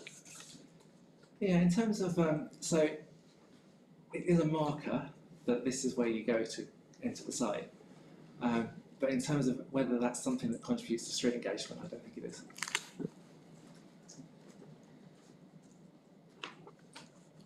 What would improve that street engagement, if anything, in terms of that particular item, the access, pedestrian access? So I think in order to improve the pedestrian access, that it should come from more directions, or it should be a wider and more significant feature. So that's the two approaches that I highlighted. The St Martin's approach or the Wigram approach. And the Wigram approach is significant, is that it's wide enough to include landscaping, it's wide enough to be a shared path, and would also be able to cope with obstructions from people living trolleys or that sort of thing. That shared path in Wigram, that's not just for the supermarket, though, is it? That walk that connects the whole Yeah, it's a Wigram centre. council. Yeah. Centre. But this has aspects of being a centre as well.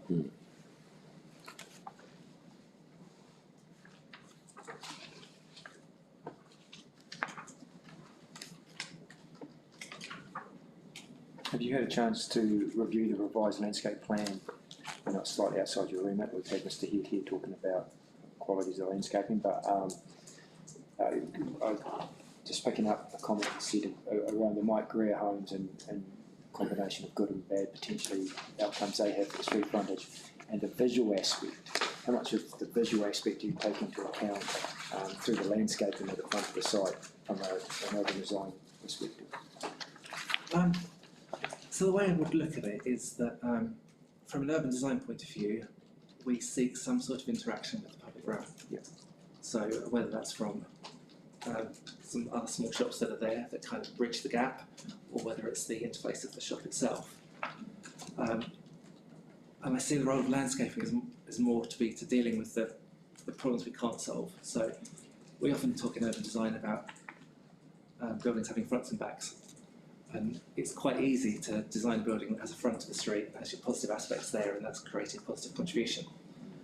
But you've always got the back to deal with. In the back, you can't necessarily do that. And so I see the role of landscaping. It's more of, yes, you have your front, but where you can't have your front occupying the whole street, then you need to deal with that.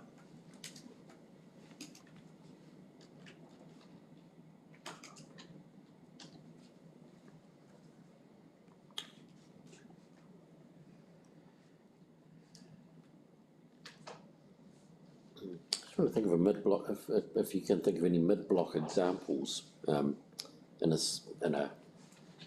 suburban context that that you think works well, whether it's a supermarket or whether it's some of the large format. You think of it? It's hard off the top of my head, and they do tend to prefer corner sites. So one example I can think of is Peter Street, which I think is a mid-block. Okay. What that does well is it has really good landscaping and it's unobtrusive, but it isn't creating that kind of more positive impact. Because that building, it's still set back off the road, isn't it, Pear Street? Yeah, it's not quite as far, I think, as this one. So as I said earlier, it's always better to bring it closer if you can, so that there's sort of less of a barrier between the street and the shop.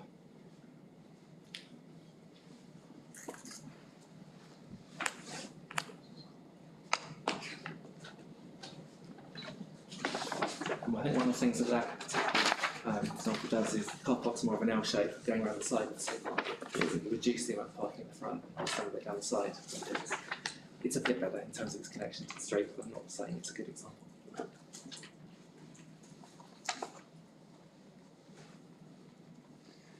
In terms of SecTed, we've had some evidence before us about potential SecTed issues with the drive-in towards the loading bay, with the gate being up, sort of quite a wee way up. Do you have concerns around that, or any other areas within the site from a SecTed perspective? No, I don't. I agree with what Mr. Church has been saying, that you need the perpetrator, the victim, and the absence of capable guardians, and you won't really get that except maybe after hours when there won't be anyone around. Okay, please.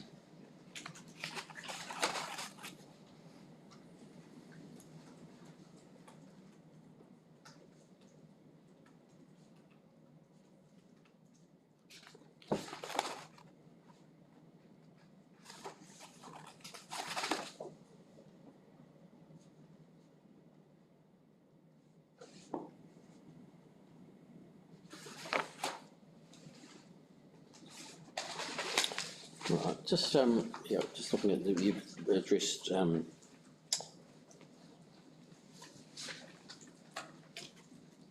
alternative concepts for the site layout. So it's section 3.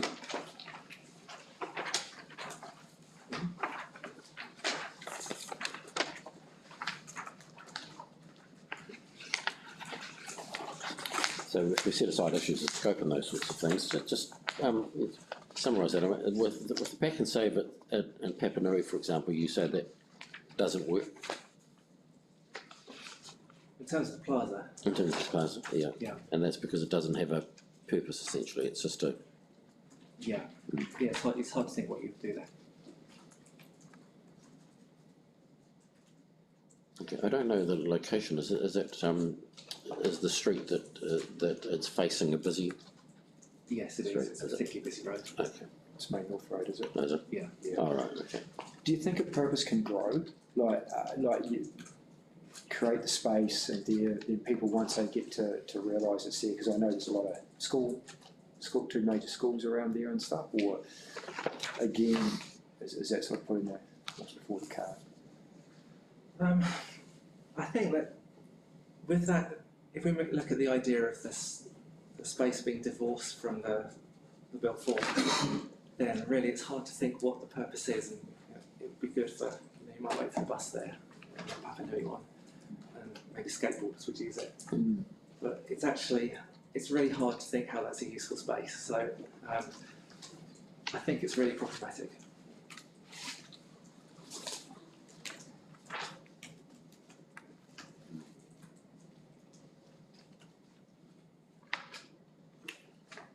The landscaping around that, even with that landscaping, you sort of don't consider it really serves much of a purpose. Is this Papanui? Yeah, Papanui, the photo. We're just looking at the photograph there.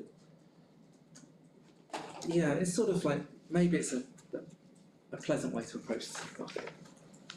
But beyond that, I don't think, and there is a bus stop there, and I think it's useful for that, but it's not really, it's quite limited purposes visiting it. Okay.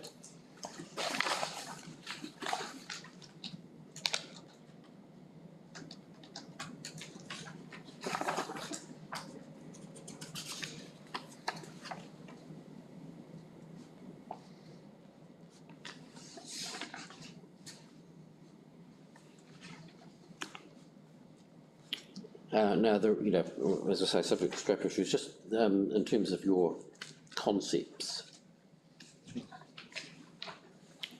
And really we get to the first one is the 1A, isn't it?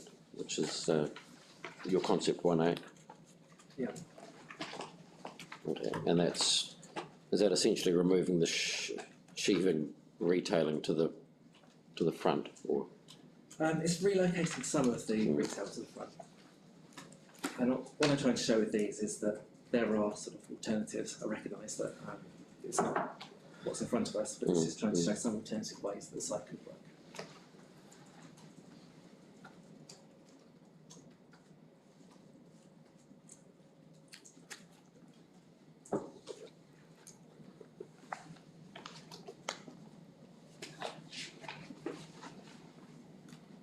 And what would be an example of that? Would that be probably not St Martin's, is it? Because St Martin's is sort of, the shops are to the side, front but side, aren't they? From the main road perspective. Yeah, so the shops are at the corner. I suppose what I've shown here is that a lot of the front is occupied by shops. That's not necessarily essential to the concept, which is more about bridging the gap. So off the top of my head, St Martin's is the closest example I can think of.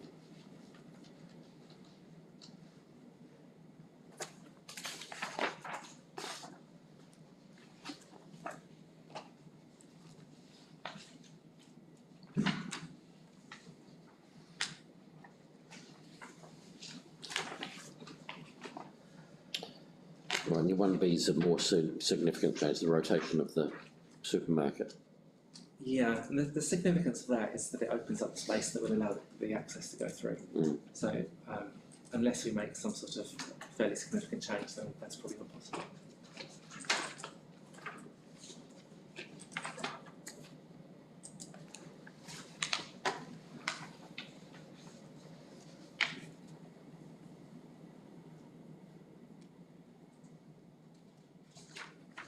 And the 1C, that's based more on what's there, but yeah, so that's the idea that the plaza forms part of the useful link from one side to the other. So the path runs diagonally through the plaza that is in the location that they originally suggested, and suggested maybe a very small space of the street just to kind of help bridge the gap between the street and the supermarket. okay, and 1D is a sort of a variation on that theme, but more. Yeah, and that's probably that involves relocating much of the development outside of the area zone commercial. So that would be the disadvantage of that one. Yeah. It's further out scope.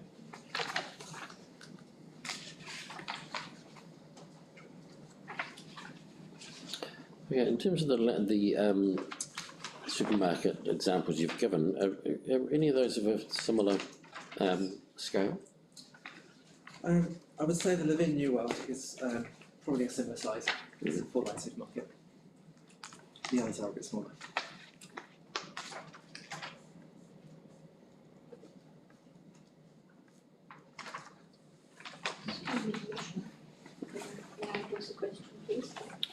You can ask me, yes.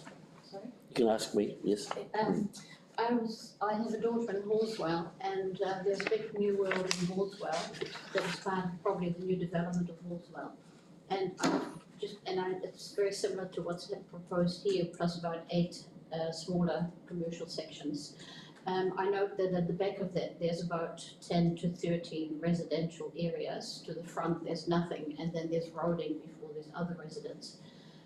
Considering there are already Mike Rear townhouses on the site now, and another 110 are planned, does Mike Rear provide any green percentage, what do you call it, contribution to the site? Is that part of what's going to be part of this development as well? I was just wondering. It's probably not a question for you, is it? No. No, it's not a question for this witness. Oh. Thank you. Yeah. Okay, and you've got Foxton, that looks like something from the 80s or something, is it? I think it was a historic building on the corner, Oh, right. and they've extended it, and that's why they've put the kind of fancy detailing in. In Otaki, yeah, that's right on the road. All right.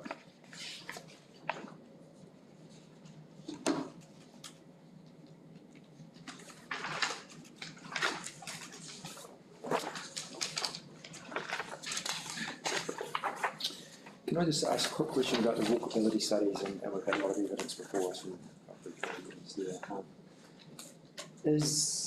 if we're opened up, if an access was opened up, which as I understand it would bring in a bus route within the 300 metres up On Barbados Street. Barbados Street, Yeah. is that, bringing in a bus service, is that a material improvement in terms of walkability, or is it just a nice to have? And I'm thinking, I guess, the difference between walkability, if you live up here, for example, to be able to walk in if you're a resident, I can see benefits of a walkability, in that aspect, but is there a same level of importance or significance if a key bus route is captured?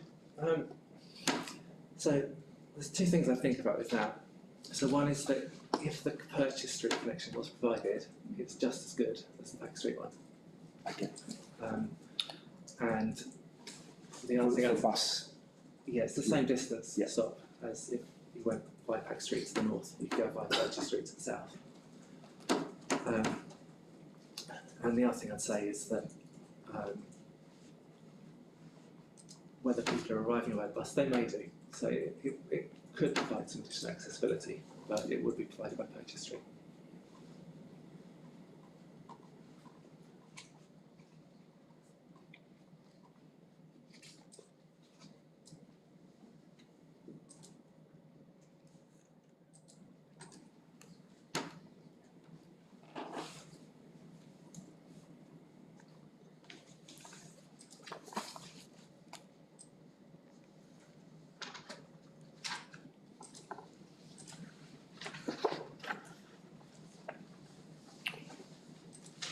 Right. And in terms of your statutory, under your statutory considerations 4, you've talked about the development plan and you've assessed it against that.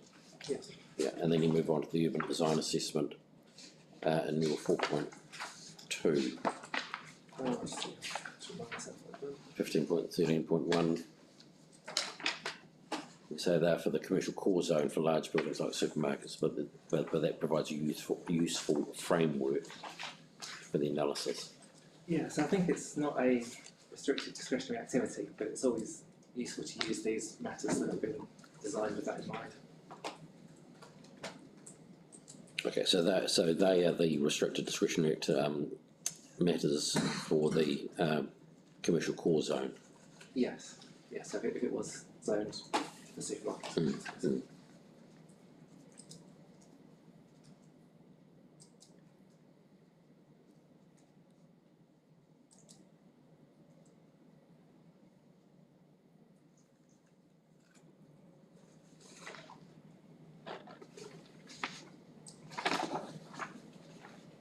Yeah, they're probably self-explanatory, your responses in terms of that.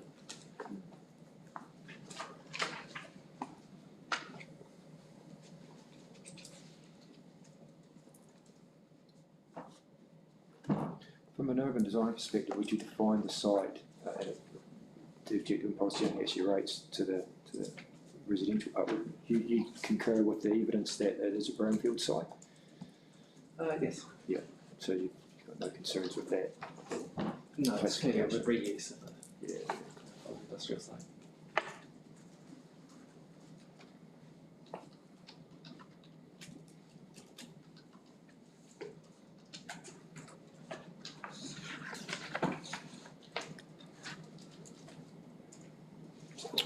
Signage, you've done the same thing.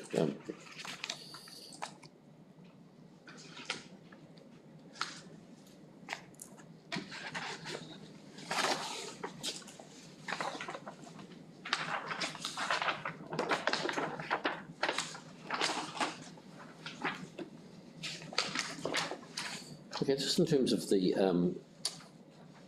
the built form and appearance, you addressed this in your it's 112, the officer's report, but you address it against that, and you said from the basically the street facing facade and elevation's reasonably well done.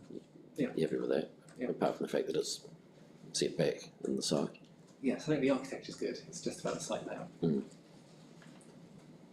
In terms of the internal boundaries, just talk me through that. You talk about this, the building being monotonous, basically. Yeah, it is a single blank concrete facade.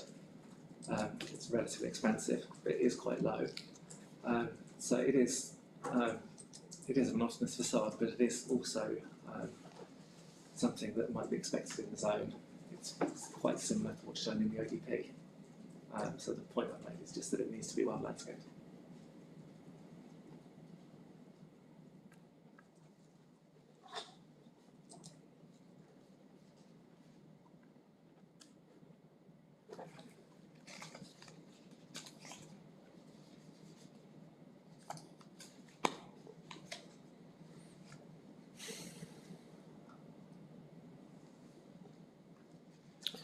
Right, 4.5, you say you've been asked to consider the assessment matters below. You talk about confining those to the urban design statement. So the scale and nature of the activity.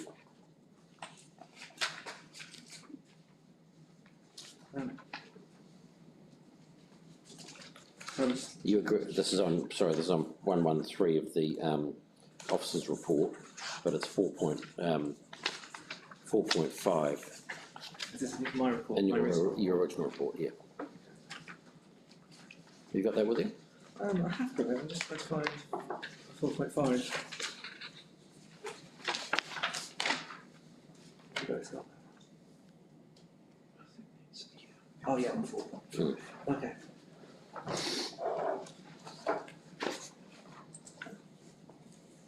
Okay, so is this the point you were addressing when you say that the immediate effects of the building fall on the southern boundary, where they are broadly similar to what would be expected in the commercial zone, and that can be mitigated by planting? So that's the landscape, right? Yeah.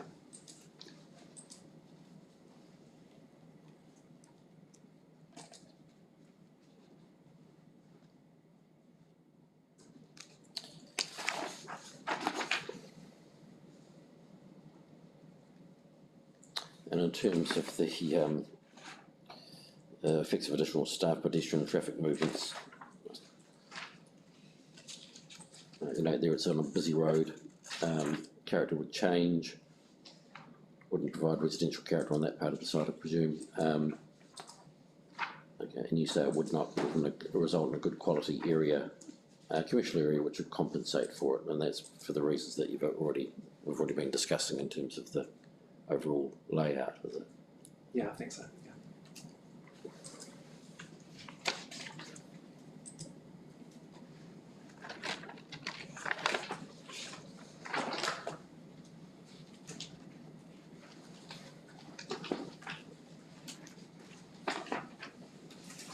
And proximity is adjacent, that's generally impacted, that impacts the church property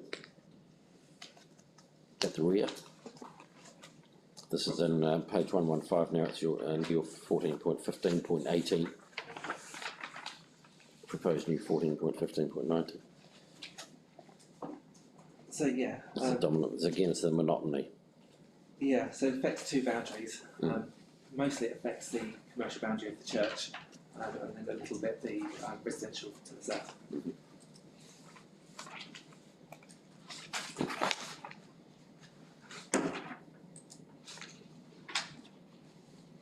Right. No, I think. Right, that was all we had. Thank you very much for your assistance. Thank you.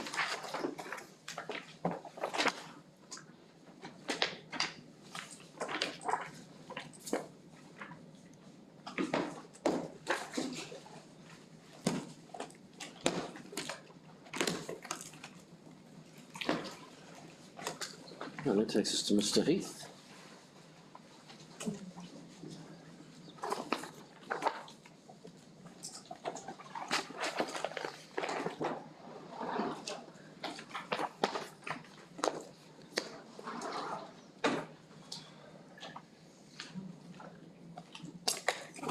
Tim's here, he's just Yeah, I, makes his way.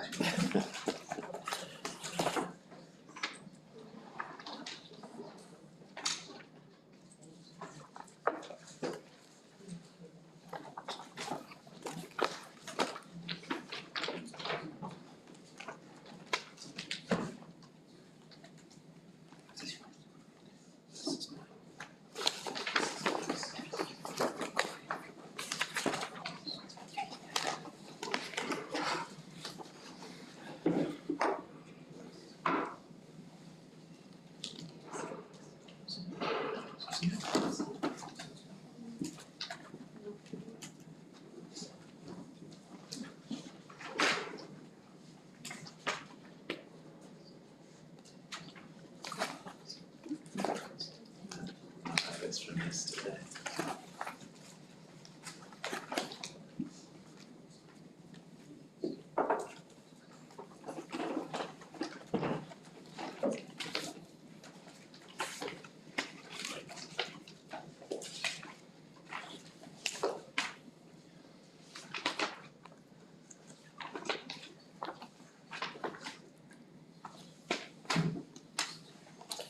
all right, welcome, Mr. Heath. Now, are you happy if we do have questions that come to mind as you're going through your introduction? We those, Yeah, I haven't actually presented or got anything formal to present to you in terms of a summary. I was just going to go through some of the major points and really just focus on the points of difference more than anything. As Ms. Kingston identified earlier on in the week, there's quite a lot of area of agreement in terms of potential adverse economic effects and the distributional effects. And I'll just talk a little bit about that, but not much. And the focus of my sort of concern around the impacts of the zone more than anything, which I think is a bit of a gap in what I've heard and seen today. Yeah. So I don't know, I'm not going to be talking very long. My voice is going anywhere. So yeah, I think in terms of retail distribution effects, there are two ways of looking at it. Ms. Hanson used a gravity model, and that's not a model I particularly use or have a lot of faith in. what was the model name again, sorry? It's called the retail gravity. Retail gravity. Yeah. This isn't an issue, but I'm just trying to contextualise my thinking. The gravity model is pretty much assumption laden, and to generate an output you have to input a huge number of assumptions. So I think it can, when you layer assumption upon assumption, you can end up quite some distance from the reality. And it has it's well known for having a big black box that no one can really look into. And I'll just give you a couple of examples to see where I'm coming from.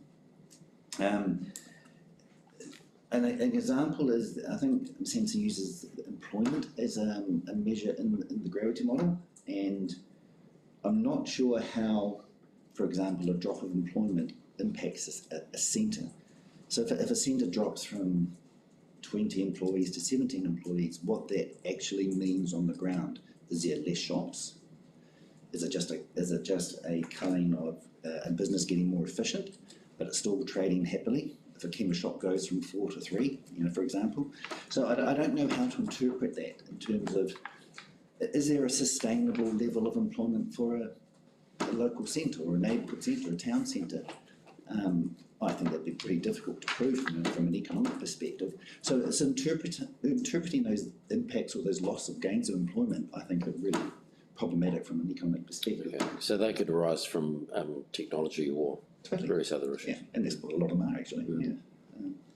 So how do assess that in terms of impacts? I'm a little bit in the dark over really. Another problem that I have with the model, it includes areas well beyond the catchment in terms of its assessment. And that's because the model takes a broader picture of Christchurch and beyond. But when we're looking at, could be a small percentage of the market goes to cashmere, in this instance cashmere or down to Ferrymead, I'm going, why are we considering that? It's so far beyond the catchment, it sort of loses its flavour. So my concern is the model just distributing effects over a much larger area and it can dilute it down, when really we should be just focusing on the catchment. That's the area of concern from my perspective, and that's what I've sort of focused on in my analysis. Ms Hanson mentioned an attractiveness factor that she's put into the model, and you do this because what we know in reality is like a 150 square metre chemist here and a 150 square metre chemist here could be trading completely differently. But the model just treats them as the same because it's still 150 square metres, so it divvies up spend. You're going to go, well, the reality is that's not the way it works. There's one trading really well and one trading not so well. Because it's better managed, could be better prices or whatever it's going to be. So that's this attractiveness factor. What is that in terms of how's it been measured? What's it been scored? Who scored it? What criteria are you using to score attractiveness? All that is unknown. Hasn't come through. And this is what I'm saying. This is part of this, what I call the black box, that there's no real transparency in how it's generating its outputs, so we can interpret the outputs or understand the outputs in context. So that's just some of the concerns I've got with the model. I just don't think it's helpful for decision making because it's doing unknowns. Just for an example, I mean, how would that apply to something which the evidence has been that it is very attractive, which is the Peter Tim's butchery, for example. So how would that model capture that, or would it not? Exactly. How has it treated that? How has it treated it to another butcher store in another centre or down the road, or another meat offering somewhere else? Has it attracted? Is it based on floor area, or has it based on attractiveness? And are you going to do attractiveness for individual stores and centres, or the centre as a whole? Again, all these questions that sort of remain unanswered. I'm sitting thinking, well, how useful is this output? Because I just don't understand how you start interpreting that, let alone sort of placing some reliability on it. So that I raised that as a bit of a concern early on in the piece, and with Scott I said, look, I understand how the model works and what's done and the outputs, but I don't have a lot of confidence in it as a technique or a tool in this particular instance. It's often used at a higher level when you're looking at, say, regional or city-wide sort of distribution, but when you're looking at a very localised level, I think it starts losing its refinement of it. So, Council said, fair enough, can we get myself to do some work the way I would normally do it and see, test it against it? So I did that work, and I did the assessment of the supermarket or catchment and looked at the spend and the number of people and all that sort of stuff. A more standard process, and it reached a very similar conclusion to Ms Hanson, that in my view wouldn't have significant retail distribution effects. The proposal wouldn't have significant retail distribution effects on the market or the centres in the market, which is comforting because we've used different streets to get to the same point. So, is there a name for the sort of the model that you used? Or was it just? It's just it's the retail spending model, really. Retail spending. It's based on retail expenditure.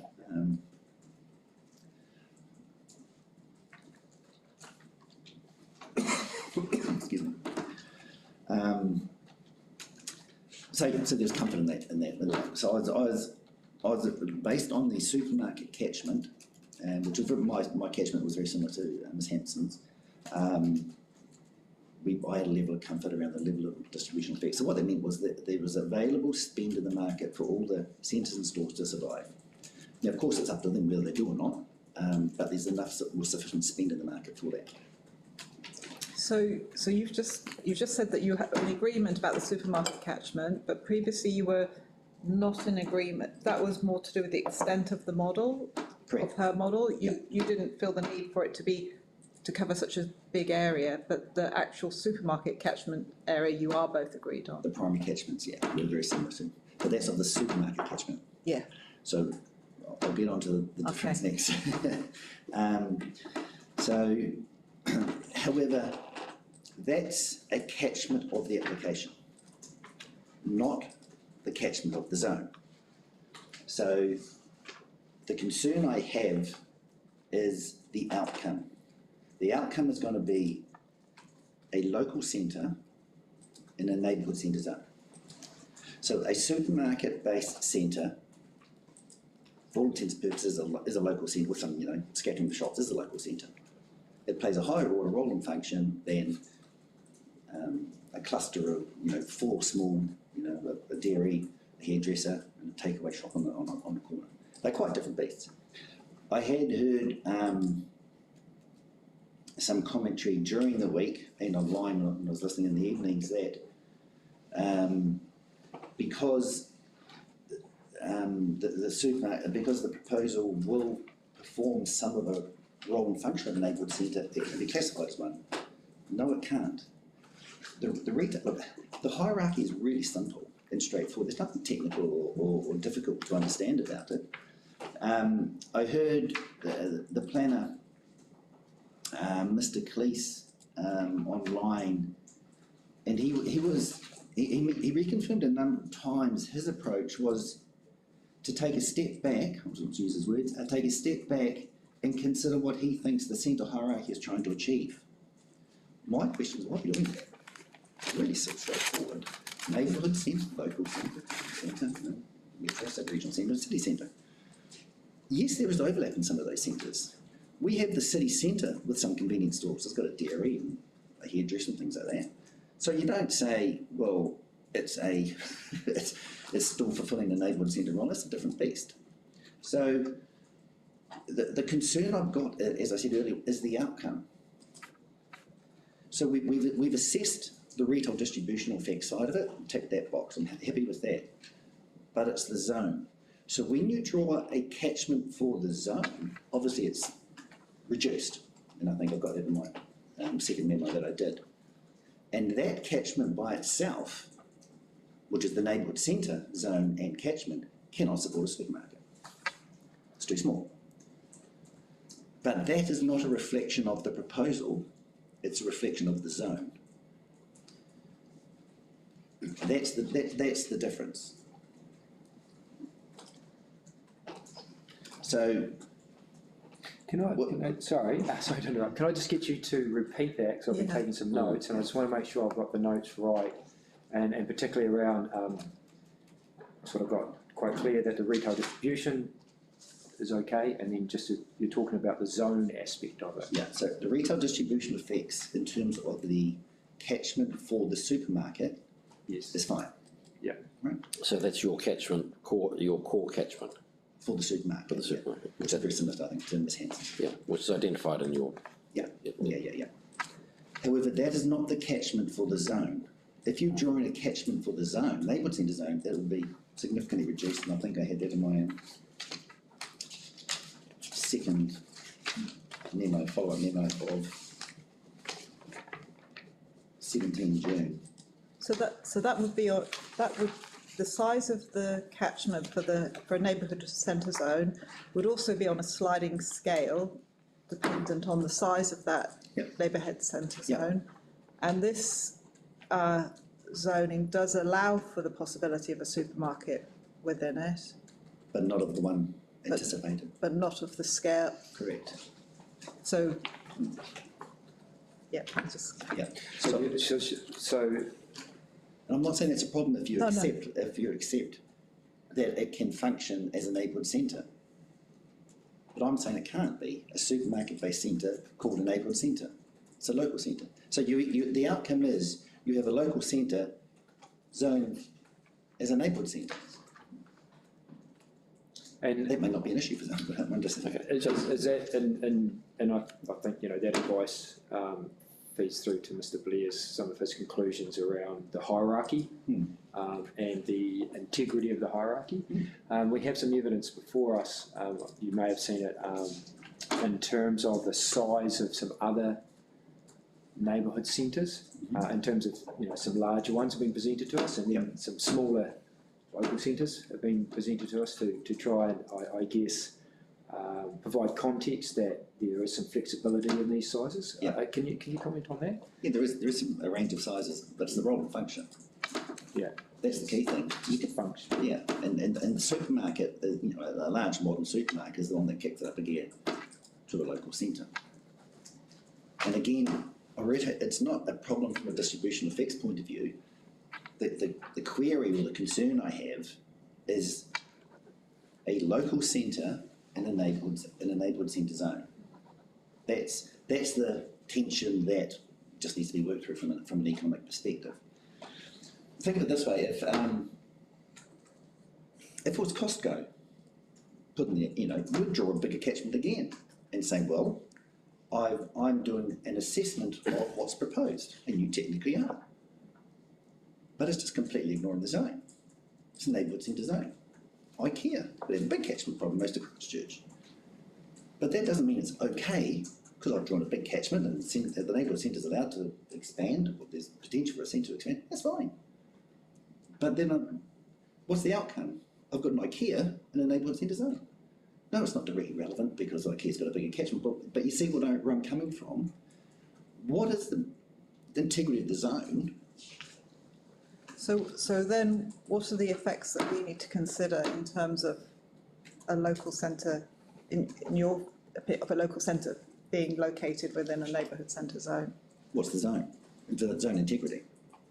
It's not an economic distribution effects argument, unless you're saying, well, actually, no, this should be considered in the context of a neighbourhood centre catchment, because that's the zone. That's the difference. Is it making clear? Yeah. Yeah, just trying to understand what the economic issue is. I understand that, the hierarchy and the integrity in those issues, but from an economics perspective, why is that? Well, there's a couple of things. One is it's not purely an economic issue. It's a planning and legal issue. No, I understand that, but in terms of your expertise. In terms of my expertise, the zone is a really important baseline to undertake any economic assessment. That sets the framework on which any economic assessment needs to be considered. And I'm saying I don't know if the zone has been given a level of weighting in the economic analysis to draw the conclusions that they've reached. In terms of the retail distribution.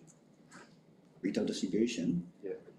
Again, this is something you're going to have to work through. Is that if you're satisfied that the supermarket catchment is an acceptable catchment for the neighbourhood centre zone from a retail distribution effects, it ticks the boxes. So that catchment is based on what's proposed, not the zone. Right, so your figure 2 is what's the catchment of what's proposed. Yes. Your figure 2, and then your figure 1 in your economic addendum. That's the core. That's the neighbourhood catchment. That's correct. My interpretation of the neighbourhood catchment in that context with all the other neighbourhood centres and other centres around it. I have heard a little bit of commentary also throughout the week on the inefficiency that this market doesn't have, good access to a supermarket. I've just got to question that. I mean, you're within minutes of multiple supermarket options. I don't know if that has a strong weighting, in my view, on the economic side of things, because is it really inefficient to be within a few minutes of multiple supermarkets? Can the local market support it? Yes, it can. It can support another supermarket.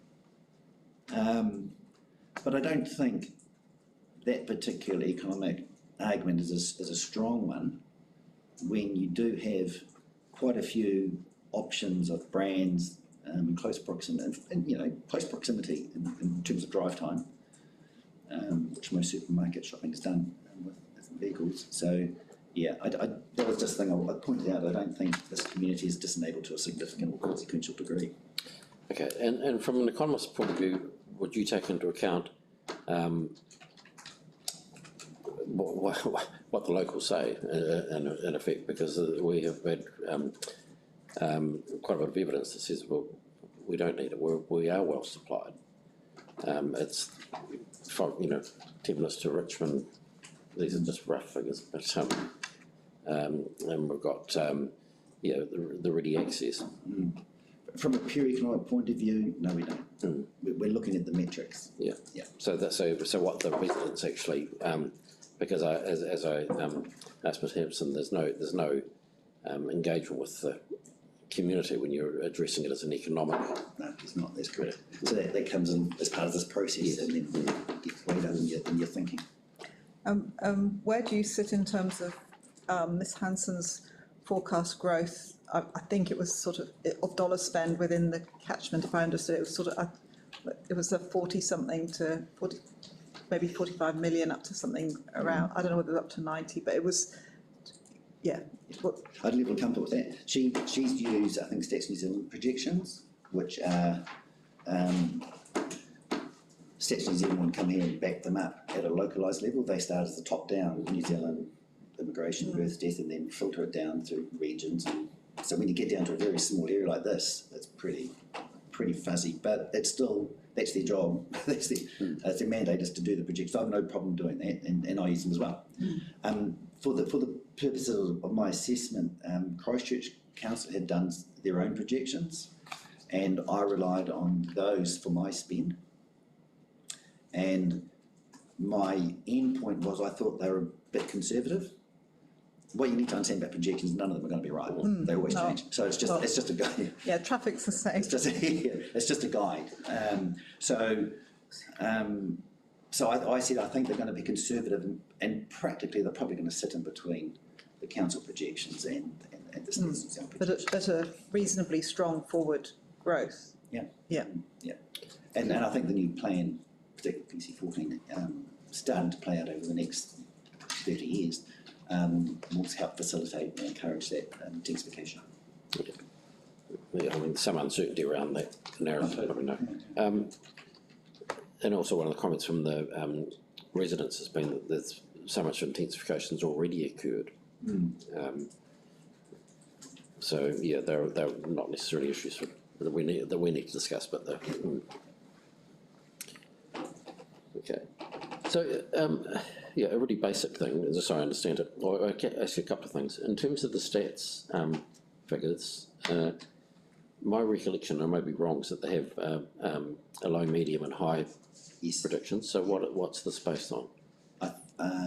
Mine, yeah. Ms Hanson's. Yeah. Ms Hanson's used it, and I think she said she used medium projections. Medium predictions, yeah. And you? Council's projection, and I think they just had the one projection series, it wasn't it? Okay, not a, right. Yeah, okay.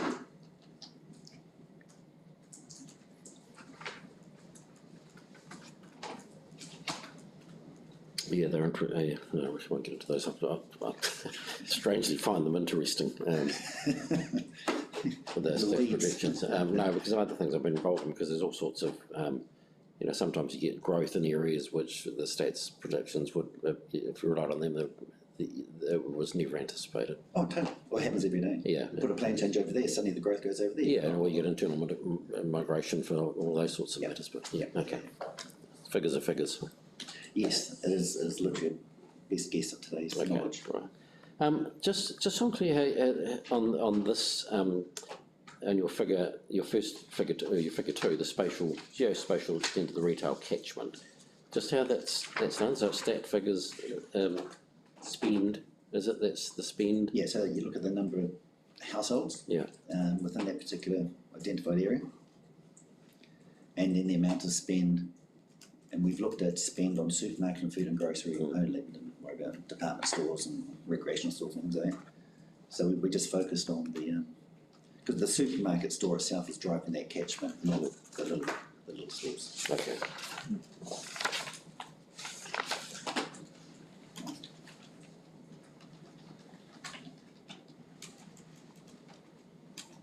Right.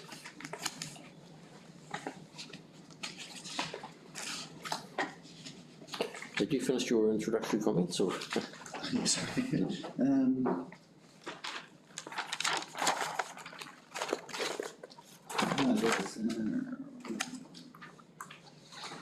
I think I made the most of the main points I wanted to make, and just sort of highlight the difference of where we landed. Can We've had some information through from the submitters, based on the evidence before us, that it appears that there might be a 5% downturn on from other centres when this opens, but that will recover. Some submitters suggest that could be up to 15 to 20% based on some information out of Nelson, I believe. Are you aware of that, or is that 5% reasonably an industry standard, or? No, you wouldn't get an industry standard on impacts. It's quite specific to whatever application or development is developed, and it varies. Yeah. But we're doing our assessment in the context of the RMA, and that's why I've articulated sort of the difference between trade competition and retail distribution. You're allowed under the RMA to have some stores close. That doesn't mean it's a retail distribution, or a significant retail distribution effect. It's not a protectionist type of regime where you've got to look after everything you got, and as long as there's enough money in the market to sustain the GFA that's available and the store types that are available, that then goes into a competitive market. And that happens every day of the week. And stores open and close every day of the week. Yeah. So if there was a store that closed in Edgware as a result of this development, that by itself does not represent a significant retail distribution effect. Because it could be a range of reasons why. It could be overpriced, it could be poorly managed, it could be offering goods that the community don't want, whatever. So it's not necessarily, as long as, I suppose a lot of doing this really well now, so in terms of the court's thinking on it, my understanding is that as long as there's the money available for them to survive, then it's up to the people in the market to let that work.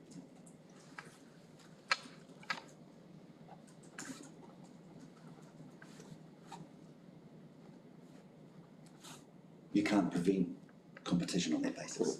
No, that's right.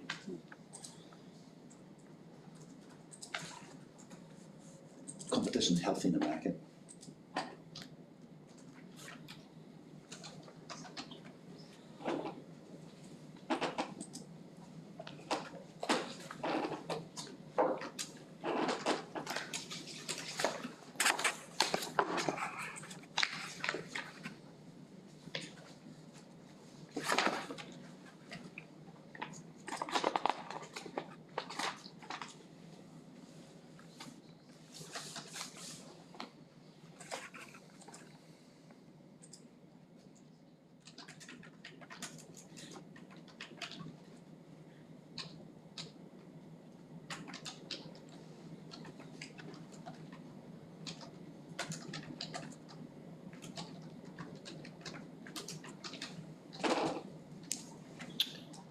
Okay, just so I'm clear, just in terms of your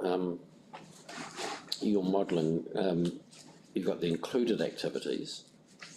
This is on page 13 of your MO1.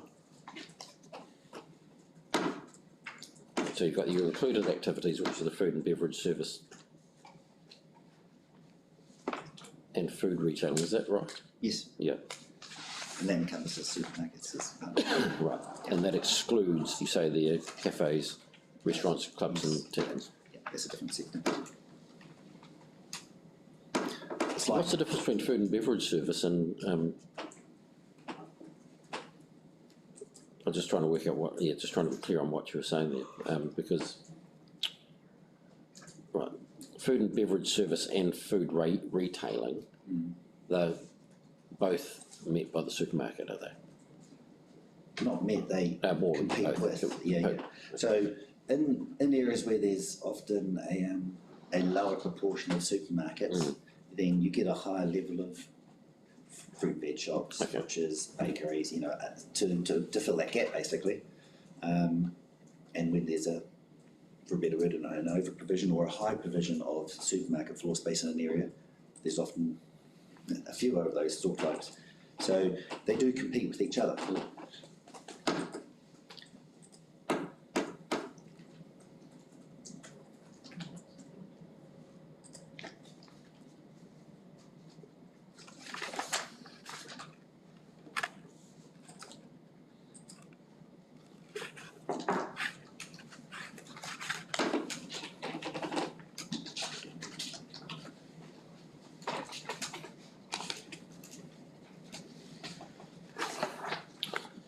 Right, so just so I can be clear, really just by way of summary, I think, is that, you're just so clear about the difference between, the retail distribution effects and the findings there that they won't be significant, and the impact on the hierarchy. Just so I'm really clear about that. So if looking at a supermarket in this location and a catchment for a supermarket in this location, in terms of retail distribution effects, it's fine.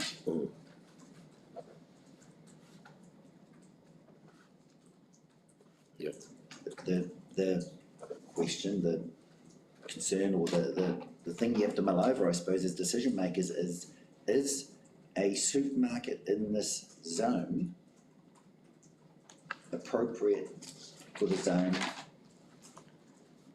an intended outcome for the zone?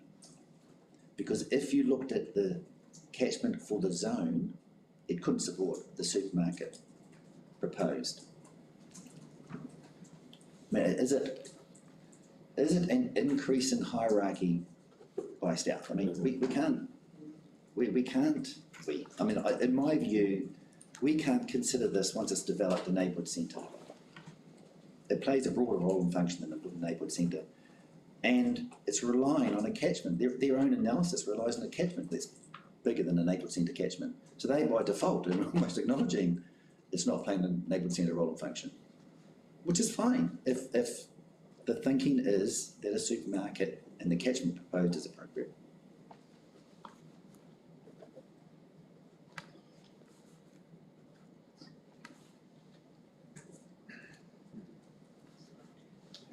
And I think that's the main point of difference, is the consideration of the zone in the thinking and analysis. Is that then whether it has effects on other local centre, like other centres? No, it's not. Okay, I'll leave it. It's all good. Yeah.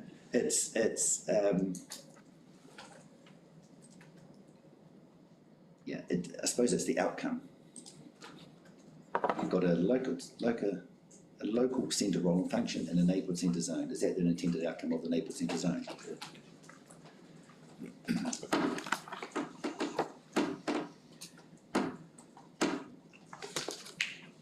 If it was a plan change for a local centre, I'd tickle.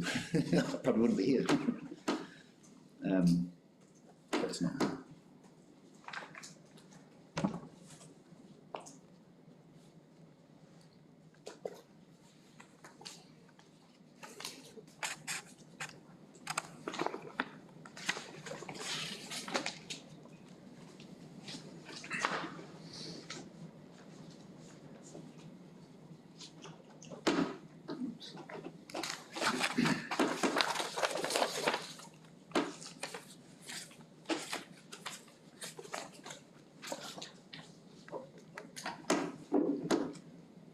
Right, and that's your summary, is that, and your ultimate conclusion. In your first one, say, may respond to projected supermarket demand and generate economic and community accessibility benefits, has potential, but it also has potential to undermine the coherence of the planning framework, set an unexpected precedent for similar scale developments in lower tier centres, and inadvertently create a functional upzoning of the site. So it's that functional upzoning of the site that we've been discussing. Yeah. Okay.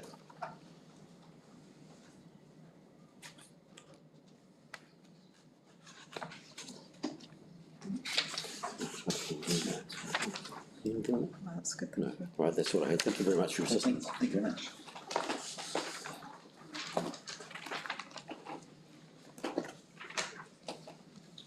We're running a bit ahead of time, which is unusual for us. Do you want to take a break now for? It would be good. Yeah. I'm having my comment notes Yeah. printed. Okay. I think I'm. Yes. Yes. So if you, how long do you need? I'm kind of hoping, I've only got, I've only got a handful of pages, maybe. I'll rattle, I think I can rattle through it fairly quickly. Okay, but if we took a 20-minute break, that'd give you time to get your house in order? Yep. Okay, all right, so we'll come back at 20 past. Thank you. Yeah, I'll do this one thing. I think we've got the reader yesterday. Something about that. Thank you, Aaron.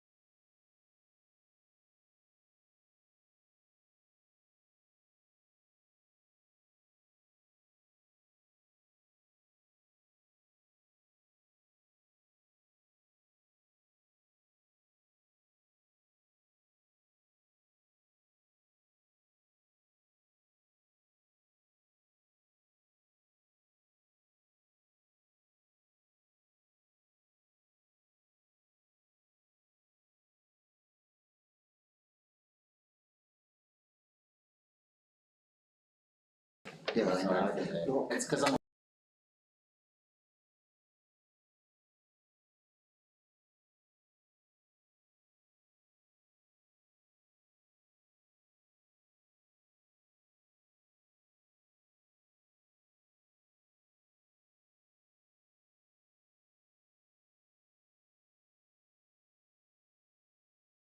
And we're in your hands. I do have, obviously I've been here over the course of the week and I've noticed and I've noted questions and matters as they've come up. Now I've tried to be fairly constrained on the matters that I'm going to respond to. That they are important matters that I'd like to comment on. Right. Take us through it. Okay, one, and Mr. Cleese, it is paragraph 118, has notes that he's unclear as to what evidence I base my policy assessment on. This is in relation to section, my ultimate conclusions at paragraph 181 in relation to flooding and natural hazard. At that stage, and at that stage in the drafting when it went out, the comment was based upon Ms. Asmat's provided, the advice Ms. Asmat provided as I set out in my Appendix H, and I repeat that there. I've asked Ms. Asmat to respond to the servicing evidence of Mr. Jagvit. I hope, my apologies if I haven't pronounced his name correctly. Ms. Asmat made specific further comment to me as to whether the flooding on the corner of Madras Street and Purchase Street would be made worse. Ms. Asmat's response is in the and I haven't attached that, but I will attach it. Memo. In summary, she concludes that the proposed mitigation will not make the flooding at the intersection worse. I accept Ms. Asmat's clarifying advice and amend my paragraph 181 first bullet point 2 as I've set out here. AI is satisfactorily addressed. Flooding, natural hazard and other natural hazard effects will be acceptable. Okay. So it's not an issue in contention anymore? No, it's not. Now I've set out from paragraphs 4 to 8 pretty much the same conversation that you had with Victor Mathame this morning. So if it's okay, I don't think that there's anything in there I haven't that hasn't already been discussed today. Just it's really outlining that the council is not the council its primary position or its starting position is that pumping is not an ideal outcome, but effectively in the circumstances of the site it is likely to be the only solution. Can I just touch on point 6 there about the council expects provisions of a detailed operation and maintenance manual, or the other term we use. Do you anticipate that would be followed through a condition of consent? I have drafted some conditions, very, very draft, and I have sent those to the applicant's counsel and Mr. Cleese for their review. Thank you. They are based around they are management plan based and around the outcomes that Mr. Mathamo has outlined. I'm going to read the next 3 paragraphs because I think they are quite important. Design description in policy 15.2.2.1, table 1, row E, acknowledges that supermarkets are expected, but that they could.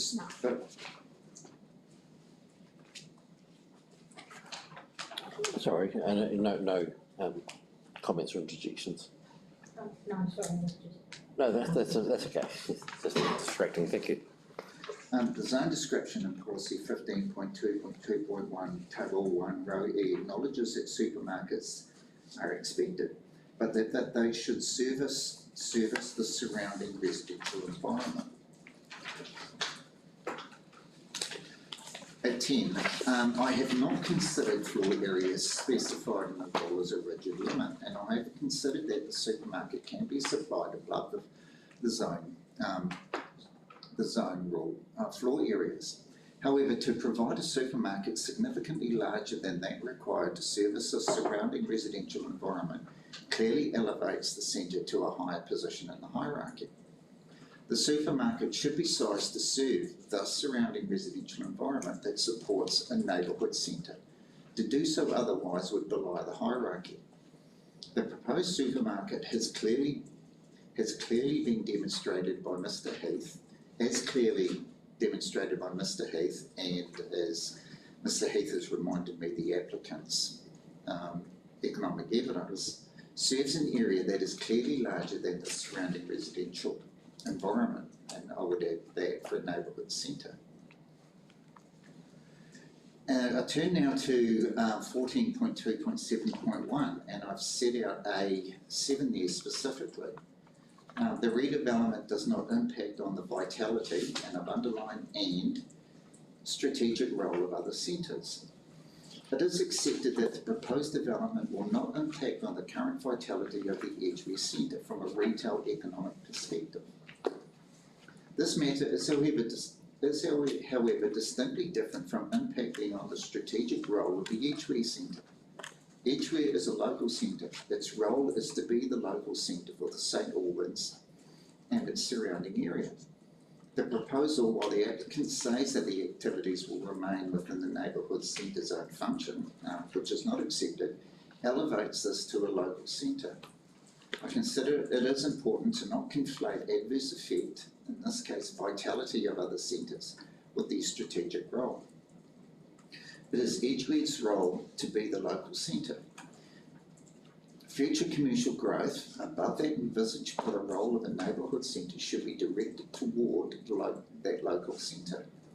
Whilst economic vitality of Edgware will not be adversely affected to a significant degree in the context of the RMA, and I should have added the adverse effects, the ability for Edgware to properly fulfil its function in the hierarchy as the surrounding area intensifies will be. In terms of transport effects, I've considered where the proposed road layout has been amended through responses by Mr. Rossiter and Mr. McGonigal. In my section 42A report, I drew on Mr. McGonigal's views in relation to the efficiency and effectiveness of the layout in the legal road. I should also say safety, have noted safety in there. My understanding from the discussions today was that the issues have narrowed to the widening on the west side of Madras Street as opposed to the east, and the width of an access. Matters relating to my conclusion that the adverse effects are significant are set out in my paragraph 120, noting that 2 bullet points were repetitive.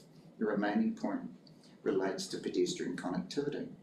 I would re-evaluate this conclusion to more than minor but not significant. My significant conclusion was in relation to safety. I remain at more than minor due to the connectivity issues outlined in Mr. McGonigal's paragraph 14 reply. Mixed-use residential development. I have noted the Commissioner's question to Mr. Cleese in regard to objective 14.2.7 and whether the mix of uses on a residentially zoned portion of the site should include a residential component. I also note Mr. Cleese's reply that the existing and ongoing residential component on the Orion site provides the residential component of Red Mills. I consider that the residential development within the block has been developed under the objectives and policies and rules of the residential medium density zone. They have not sought to utilise the brownfield objective because they did not need to. I consider that the ability to provide mixed-use development within the residential portion applies to the residential zone component of the site and not contemplate identifying their surrounding residential development as part of the mix.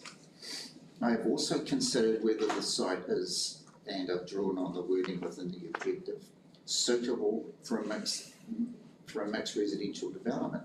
In terms of suitability, I consider that the only matters that would make the site unsuitable for a mixed residential development are the development not being able to be serviced, clearly it can, and land contamination. And hence, I was keen to have Ms. Rain comment on that today.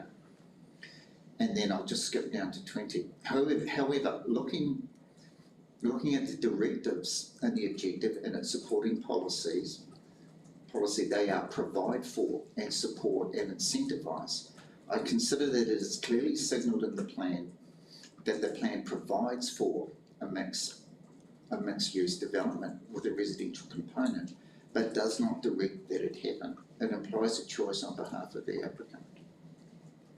I consider therefore that there is at most a minor tension with the outcome for the objective. And now to amenity on the road and policy 7.2.2.2. Mr. McGonigal has explained his opposition to widening Madras Street, and that it is based on amenity issues for adjoining residents. Mr. Hatton has commented on his concerns in relation, and in the transport, commented on his concerns. In the transport chapter, this matter relates to policy 7.2.2.2, and where it discusses activities in the transport zone. And this is, as set out there, to enable activities for transport purposes and ancillary activities within the transport zone that seek to provide, maintain or improve. And then at A, safety, amenity, values, efficiency and functionality of the transport zone. And then the west side widening will not maintain the amenity and condition. And the condition for enablement, AI, is not been met. And then at the outline development plan, and there were some questions about some of the history on the outline development plan and the, for want of a better term, disappearance of the northern portion of that ODP. I've set out the history of that and how it arrived through the first IHP process, the post-earthquake IHP process. I'll only run through that if you want me to, or. I think it might be helpful if you do, just. Yeah. As publicly notified in stage 1, the RMD, the residential medium density zone rule 14.3.3.2 read, within the area shown as Area A on the development plan contained in Chapter 15, Commercial Zone Appendix 15.9.7, 14 metres. Okay, Appendix 15.9.7 is publicly notified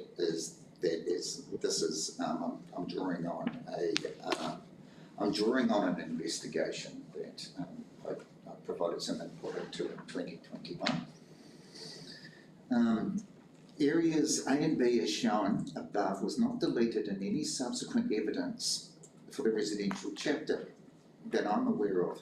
The Christchurch City Council closing stage 1 residential legal submissions show the rule unchanged. Right, IHP decision 10 stage 1 residential chapter 10,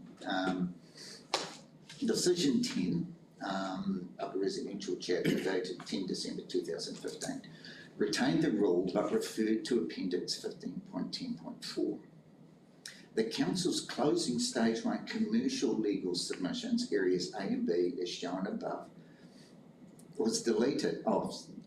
In the Council's closing stage 1 commercial legal submissions, areas A and B as shown above were deleted. The commercial stage 1 IHP decision 14 confirmed the altered appendix 15.10.4, 18 December 2015. And that is the confirmed, and under that statement I've set out the confirmed ODP. In a response to a query from Mr. Cleese as set out in appendices in the application, the Woolworths application that's before you at the moment, it was identified that the matter might be resolved by clause 20A of the RMA. In an email by Mr. Ivan Thompson, a former council planner to, and that, my apologies, Jono, that should say Mr. Cleese. That clause 20A process was not undertaken. Why is not known, but I expect it was a low priority in regard to the council's planning workload. The council publicly notified its PC 14 in 2023 with the current cross-reference in the RMD rules into the chapter 15. The council has again investigated the possibility of utilising clause 20A to amend the plan. However, subsequent legal advice is that clause 20A cannot be used, and the matter could only be resolved by plan change. However, at 33, I consider this to be a side issue, and that commissioners must consider the plan as it stands now. There have been some questions and a little bit of confusion around plan change 14 and policy 3 matters. I'll try and run through those quite quickly. The Commissioner at 36, the IHP released its recommendations in late July 2024. The IHP recommendation was that the commercial part of the site be rezoned neighbourhood centre and the residential portion high density residential. It was subsequently identified that the Council had to make decisions on PC 14 in relation to the National Policy Statement, Urban Development, Policy 3 related matters, which they did so on 4th of December 2024, and they became operative on 12th December 2024. The neighbourhood centre zone on the site became operative at this time. The commercial zone objectives and policies that are before the committee or the panel today or this week became operative at that date as well. The residential zone in this block was not identified as a policy 3 area, and the council does not have to make a decision on these recommendations until the end of 2025. The relevant objectives and policies are those set out in the appendix to my report. Central Government has indicated that there will be an opt-in and opt-out option in relation to this. Current advice to the council and workshopping by staff is that the area be medium density.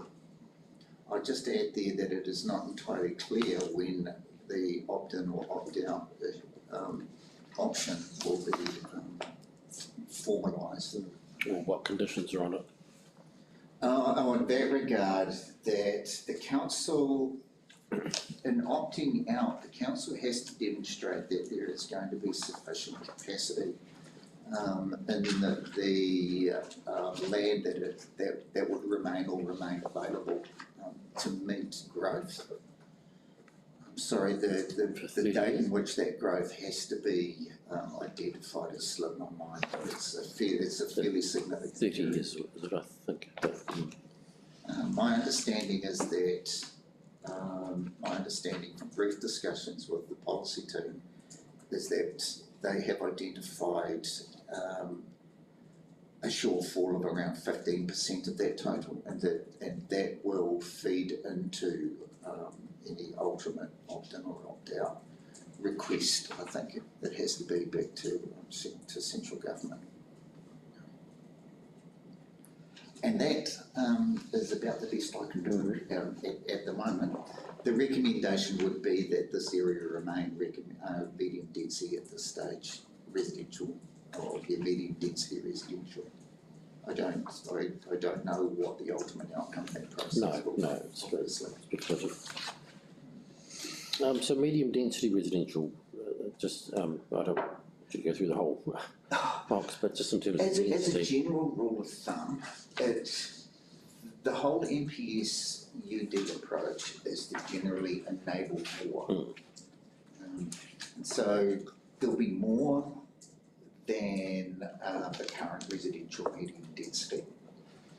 in terms of what's enabled through the built form standards. But it will not be as high as high density residential, which obviously provides significantly more capacity. So I think what you can take from that is that there will be an uplift in density. Exactly how high that would be or how much that would be is still a little, well, more than a little unclear, because we don't know exactly what the zoning will be in the end in the surrounding area. But there will be, I think the takeaway message from that can be that there will be an increase in yield. In the immediate surrounding area and the streets of the subject site, is there already quite a large amount of medium density zoning in that area, or is it more the transitional? No, it has been, that area has been R&D for a while, for quite some time. Does that extend quite a way up Madras Street towards Fulfar?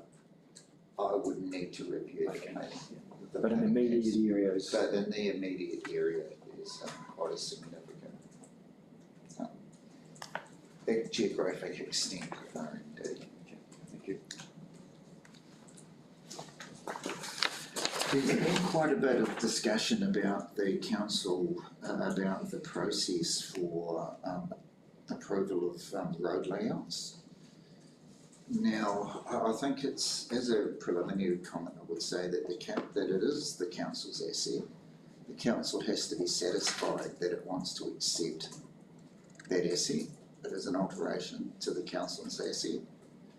So there are two processes involved. There's the one we're dealing with here this week, which is the RMA decision-making process. And there's also a local government act process, that a decision-making process that is not delegated to this panel. The land use consent does not confer a right for an adjoining landowner to alter the road. Authorisation to alter the layout of the legal road is via an LGA process and is delegated to the relevant community board. At 43, an outline of a typical path for altering a road layout in conjunction with a land use or subdivision consent is.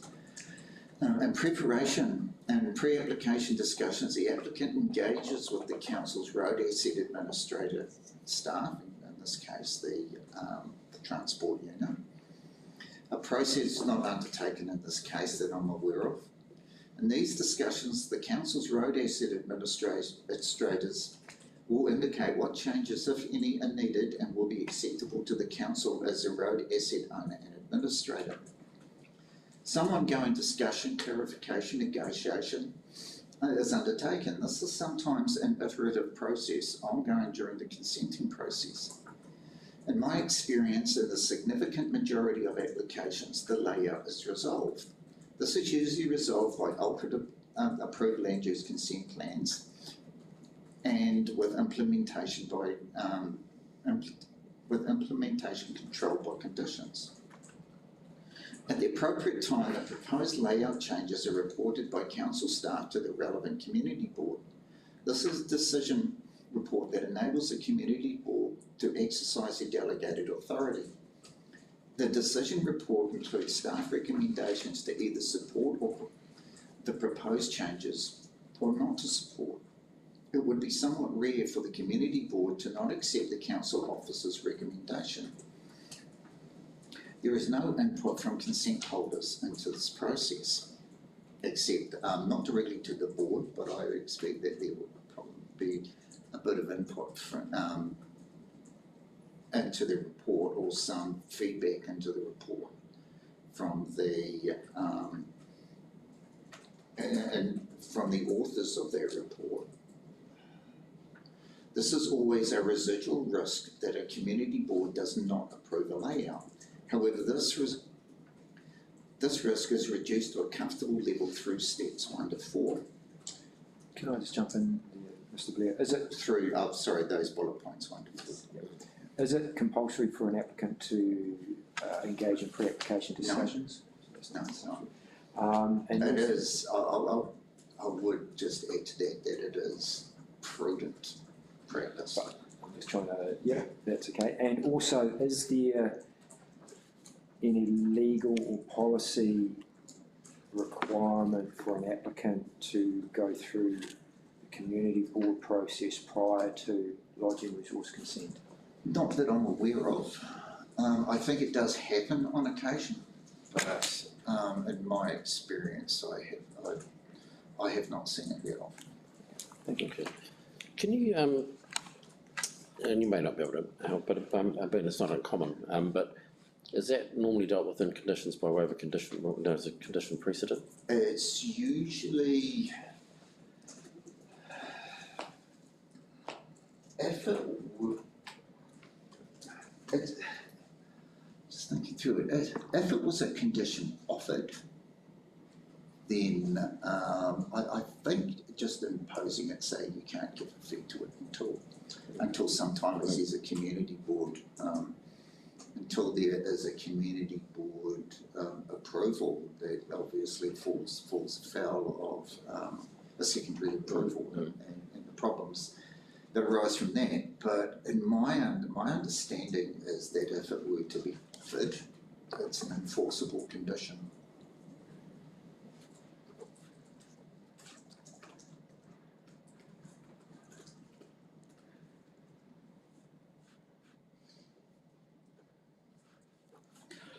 It probably falls under the umbrella of an all-year condition. Mm.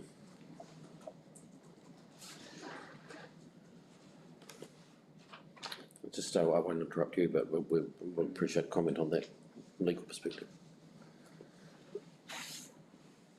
And then Mr. Rossiter and Mr. McGonigal have been in consultation with each other over the course of the last 2 days.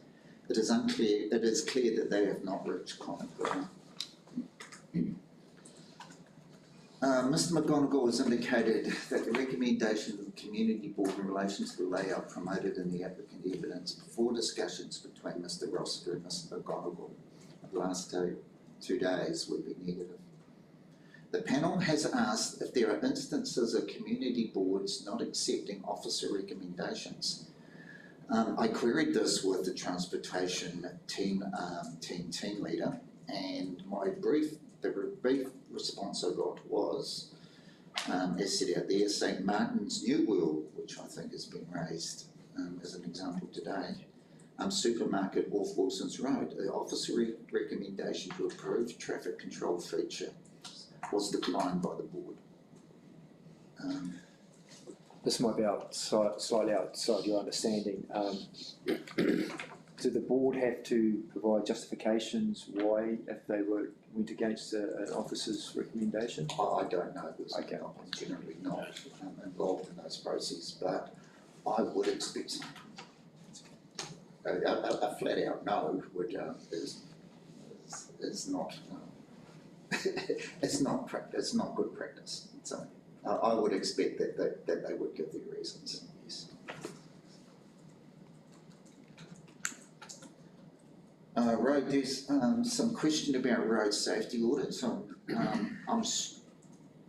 don't think that the issue has been fully resolved over the course of the week. So I've written some passages there about my understanding of how they work.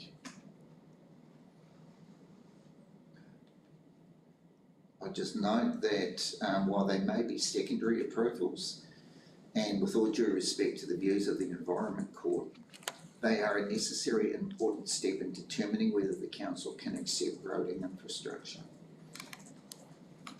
While generally and consistently undertaken as part of subdivision consenting, it also applies to land use consents. For new roads, council has to first accept the concept design. Council then issues consent with conditions. This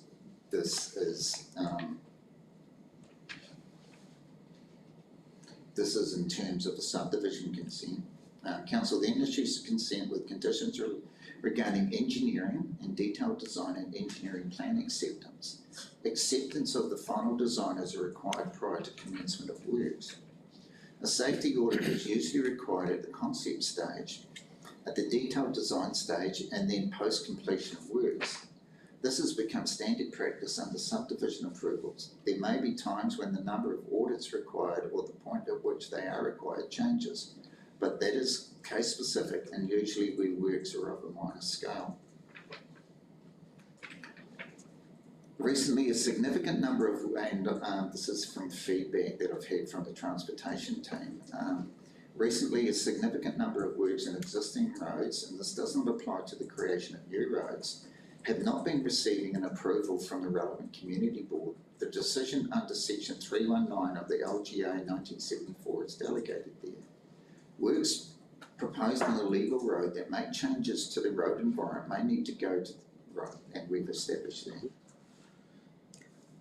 So that was May, so there is some. Well, I think we've established and from the responses from Mr McGonigal that in the case of Madras Street, I think all of them would be.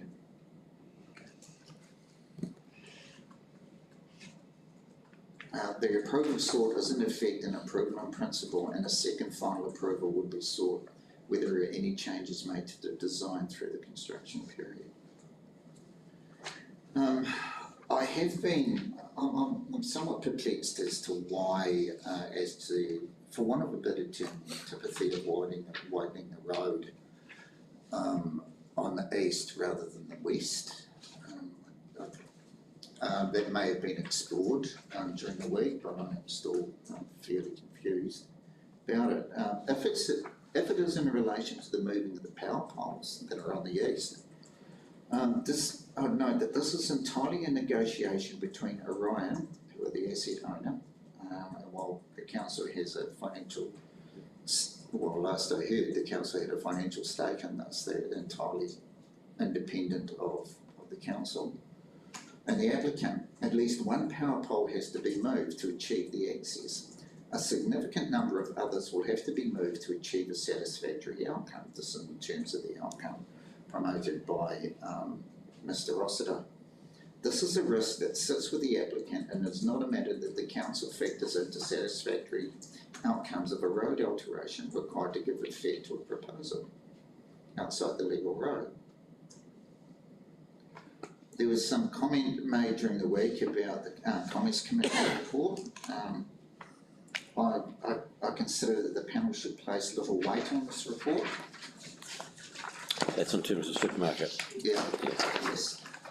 It is not part of the district plan, did not form part of the background analysis to the current hierarchy assessment. It might be relevant to future plan changes or the eventual replacement under upcoming planning legislation, but that is for the future. Nevertheless, I do know that the Commerce Commission concludes that the supermarket industry is a duopoly, which attracts some criticism, Woolworths being one of the two providers in the duopoly. In that sense, any positive effects related to with providing competition are limited. And then there was some questions around standards relating to light reflectance value. There are LVR related standards in the district plan. I've appended those at the end. They are set out at the end and generally impose a maximum 30% LVR. I consider it appropriate to refer to maximum 30% LVR in any acoustic fence related treatment. Standards for lighting access. There are lighting standards in the district plan in relation to accesses. These two are set out at the end. Okay, so sorry, just on that term, so if the acoustic fence were to be painted, Yeah. you've got that, okay. The boundary adjustment subdivision, and also there is a current boundary adjustment subdivision being processed by an associate in my team. I've attached the boundary adjustment subdivision report and the stand plan from the plan that we have is currently before the subdivisions team. Is this the current application? That is the one that is going through the consenting process at the moment. And this is the one from earlier? And this is the one from last year. I don't know, obviously, I don't know what the outcome of that is going to be, but it is not creating any additional lots, it is changing the boundaries. And if it's approved, it will change the boundaries. Is the current boundary adjustment subdivision a relevant factor for this application? Yeah, well, I wasn't sure, so I've put it to the panel.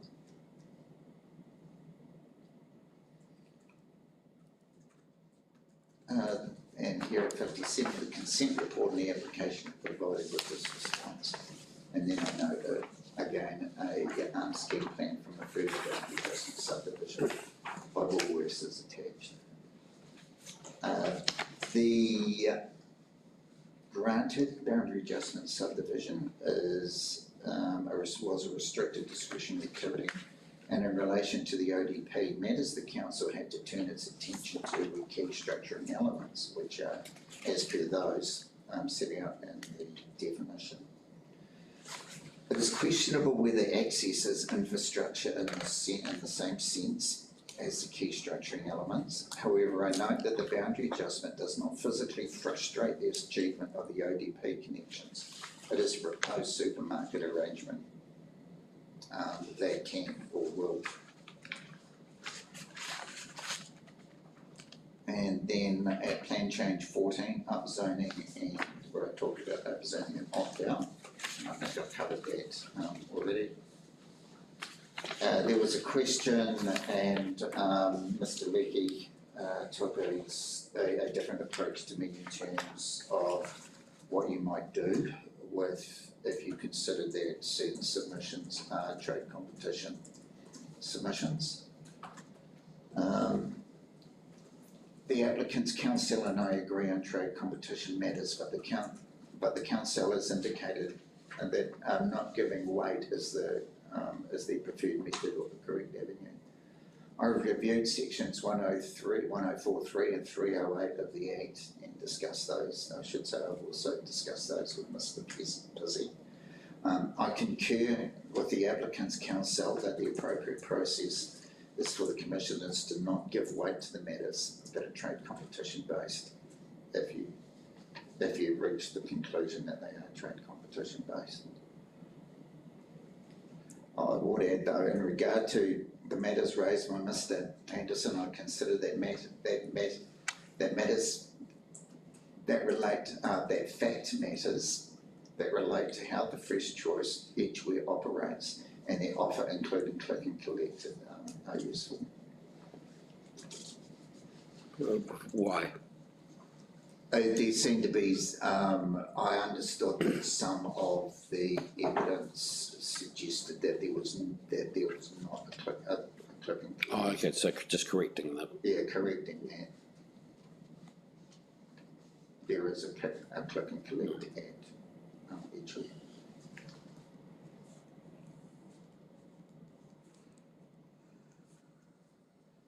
And I think that brings me to the yes, it does. Brings me to the end of my specific comments.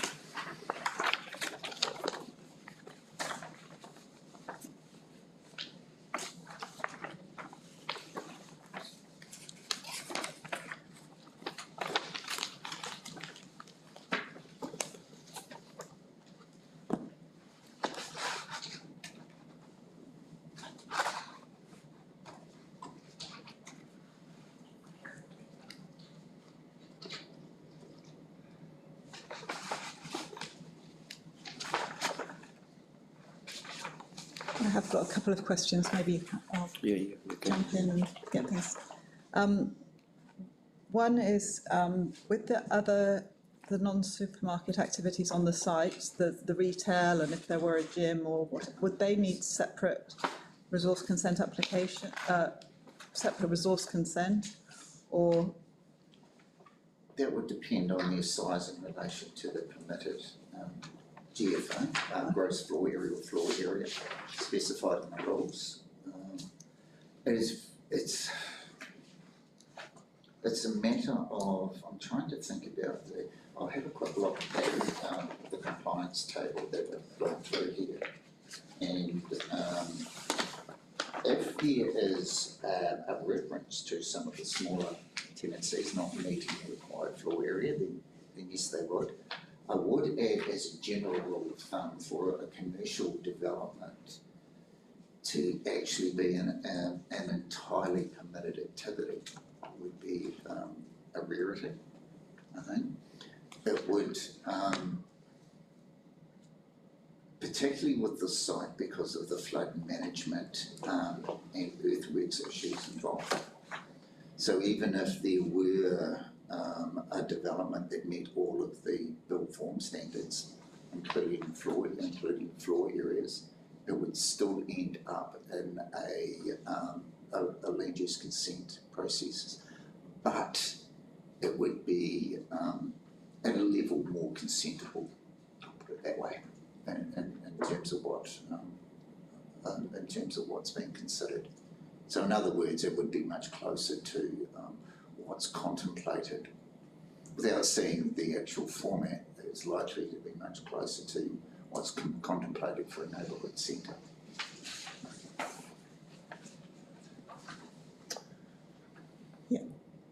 Because I've not got many questions, I don't think, but one of my other questions, which is to do with the properties on the opposite side of Madras Street, and whether we should give any consideration to, there's one or two properties which haven't been developed for medium density, and whether we should be considering effects if they were to be developed for medium density. And it's always a little bit of a fraught question for planners. There is the immediate environment, but there's also contemplating what could be built there in the future. I think that there is, given the zoning, without knowing the age of those properties across the road, where they are in their economic life, it is likely at some point that they would be upzoned, or that they would be redeveloped. I mean, it's very difficult for a planner, I think, to effectively crystal ball gaze. What we can really do is look at the parameters and think about the planning context and what the plan contemplates for that area. And certainly, when I work down through that, I would expect that at some point, I don't know when, but at some point there would be an upzoning, or there would be a redevelopment of those properties.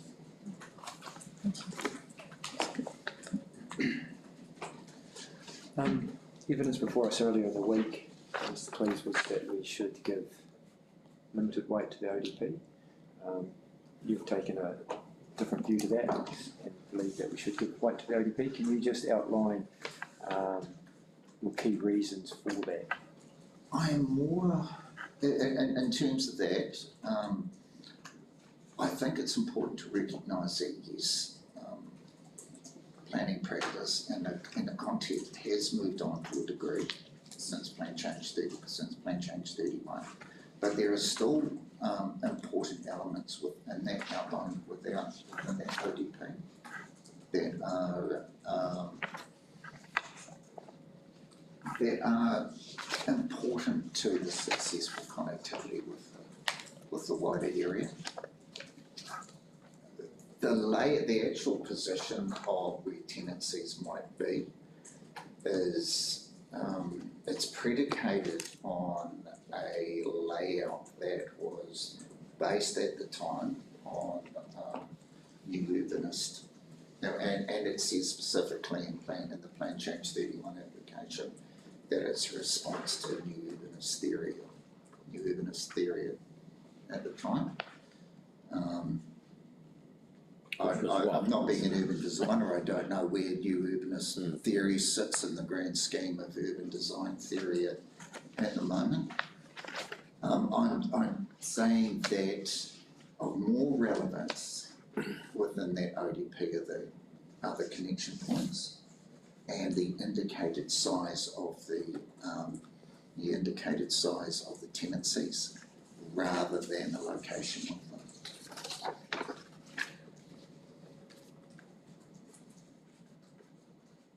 With respect, or due respect to Mr. Hatton, the outline, the space that was identified, the open space identified on the ODP, was clearly connected to the design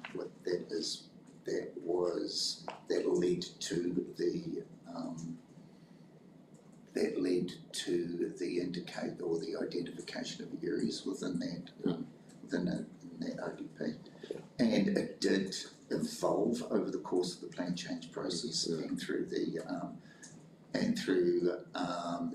environment court process. But I think when I weigh Mr. Head's evidence and his that if I need to be quite clear that if it was that layout that is before you at the moment that was consented, then that piece of open space would appear to be the best place to put it. I'm not sure that I am as concerned about the location of the on-site open space as Mr. Hatton is.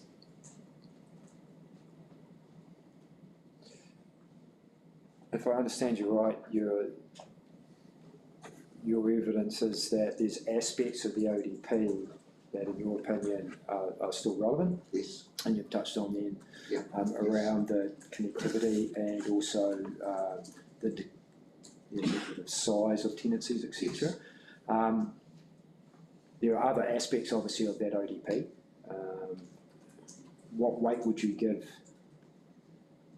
What weight do you consider that relate to or indicate that buildings should be built towards the front of the site, towards and there is the U from just I'll refer back to my. So you would or would not give weight to those aspects? I would, and I would in terms of the relationship to those elements that deal with the relationship with the street.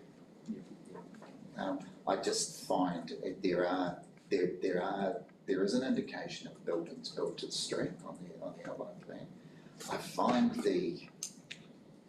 I have some disquiet about the location of the open space at the front, but I still think that there is a strong indication that buildings should be built forward.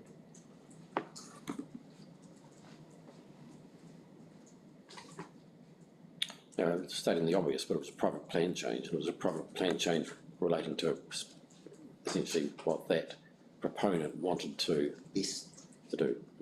Yes, it was. I read back over the file. I wasn't involved with it while I was at the council at the time. I wasn't involved with that particular plan change. And I read there was a progression from the time of application. And it was fairly accurate.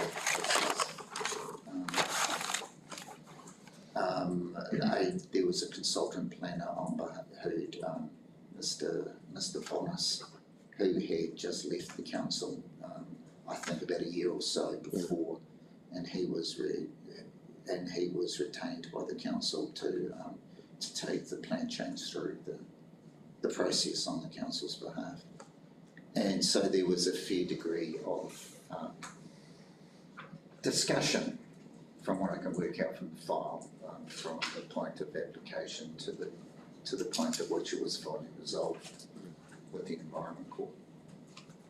Okay, and for what's relevant, the only thing of of relevance to us is what the outcome of that was really, isn't it? Yes, It's not that's what, correct. not how it went Yeah. achieved. That's correct. I might just ask, just touching on the 3 metre high acoustic fence, and there's little evidence for us. Mr. Cleese has commented on this, his evidence, and this aspect here is going to be 3 metres high of that fence. You've identified it in your Yes. Compliance table as a non-compliance. I'm just wondering if you could explain to us what you consider the potential adverse effects, if any, on that neighbouring property from a 3 metre high. In terms of the church, Yes. very, very limited in terms of visual effects. Why would that be? But, well, I would say in terms of the occupancy of the site at any one time, with significant occupancy at times of congregation. And I'm not aware of anybody actually living on the site. I'm not aware, although it could well have, of any direct views or significant views from the church itself onto the potential fence. Usually, in my view, dominance effects relate to occupants who will be there for a significant period of time. The dominance and shall we say visual amenity effects. I'm just mindful of what the activity itself is. I'm also mindful that the church has been there for a while, but this site is zoned residential. It could at some point. The congregation could decide to relocate their church or worship at a different spot. I don't know, but financially it might make more sense or might be advantageous for the church to redevelop the site to residential in the future. But as it stands right now, I don't think visually that they would be adversely affected significantly. It might be in terms of I'm just getting myself, the nearest residential units to there. So the fence comes. Yeah, exactly. There's likely to be an adverse visual effect on those properties. I think that to be honest, I think there would only ever be an access, be pedestrian or vehicle through that what's called the dog leg at any time.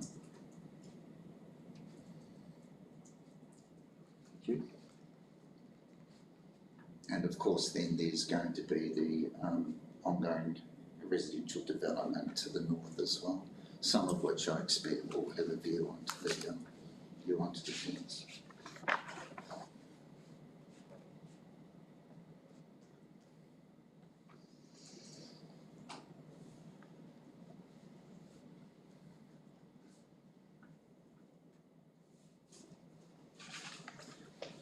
Having heard and seen the evidence from the applicant regarding the size of other neighbourhood centres and local centres, and they've given us quite a bit of information. Having seen that and had a time to consider that, does that additional evidence change your opinion in respect to your concerns about the impact the proposal will have on the centre hierarchy? No. Can you expand why? As I'm looking particularly at the centre and the Edgeware Centre in their context. And I'll circle back to my point that the neighbourhoods, the local centre for this particular part of the city, St Albans and its and the catchment for that particular neighbourhood centre is effectively defined by the plan because it is identified as the local centre. And I'd circle back to the point that I made that this will effectively elevate this to a local centre. And while there might not be any immediate, and I have acknowledged that there won't be any economic effects in terms of diversion of spend away from that centre, Edgeware Centre to here, it is clear that any other growth, in my view, above what would be served by a neighbourhood centre should be directed towards Edgeware. The evidence before us, which Mr. Cleese and yourself agree around how and why the hierarchy was introduced through the 2015-16 plan review process. Is that hierarchy is it problematic if you look at that hierarchy on a small catchment size when the hierarchy is actually across the whole city in terms of the various centre sizes and functions and their roles? Oh yes, I think, and while the applicants have themselves sort of, for want of a better term, because I don't like using it, asserted that there are no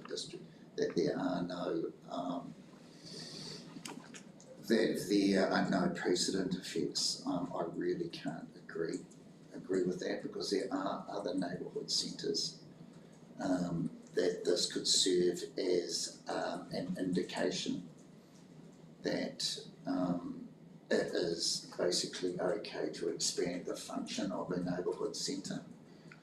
And then I come back to my point that we have already identified where our local centres are meant to be located and where growth should be accommodated in terms of those local centres. So it provides in terms of precedent, it's in my mind it provides an incentive to undermine the hierarchy.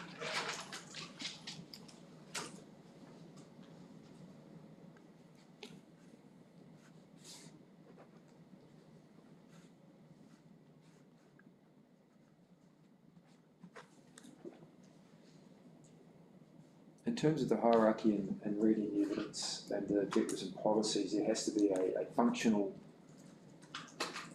reason and role for the expansion. Do you consider that might limit the precedent condition, the issue of precedent? Because any centre that expands has to be able to demonstrate a function and role for expanding? Yes, but it needs to, in my mind, it needs to demonstrate that function in terms of what is meant to be within a neighbourhood centre. So yes, the objectives and policies indicate that it is okay or not, that on a contextual basis a centre could expand. But in my mind it needs to be expansion in a way that maintains the hierarchy and its position in the hierarchy. So you agree that expansion is possible within the planning framework? Yeah, but just how that expansion occurs. Yeah, and whether it changes the function of the centre within the hierarchy.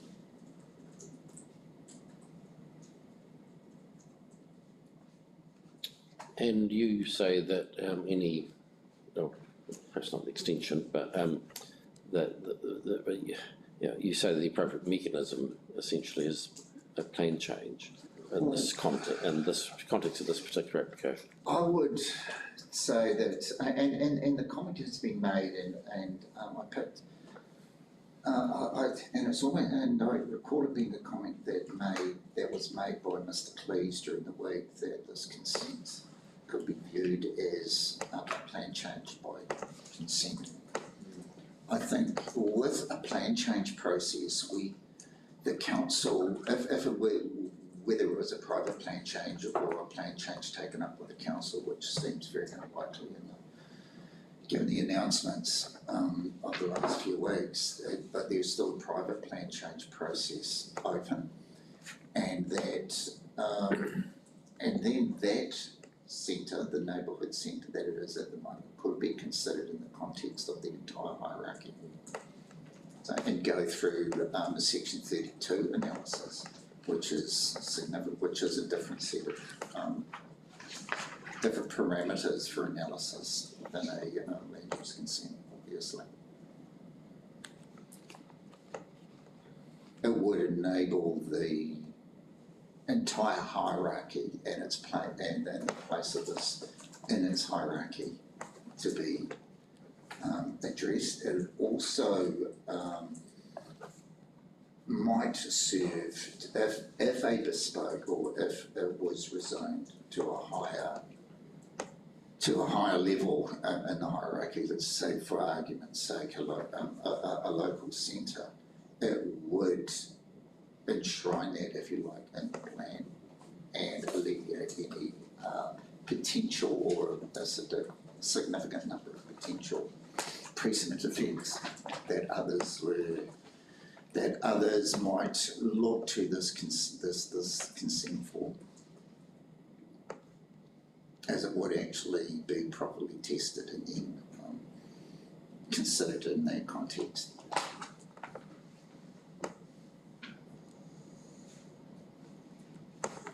Okay, so precedent's one issue, and integrity's another concern of yours. Yes, it is.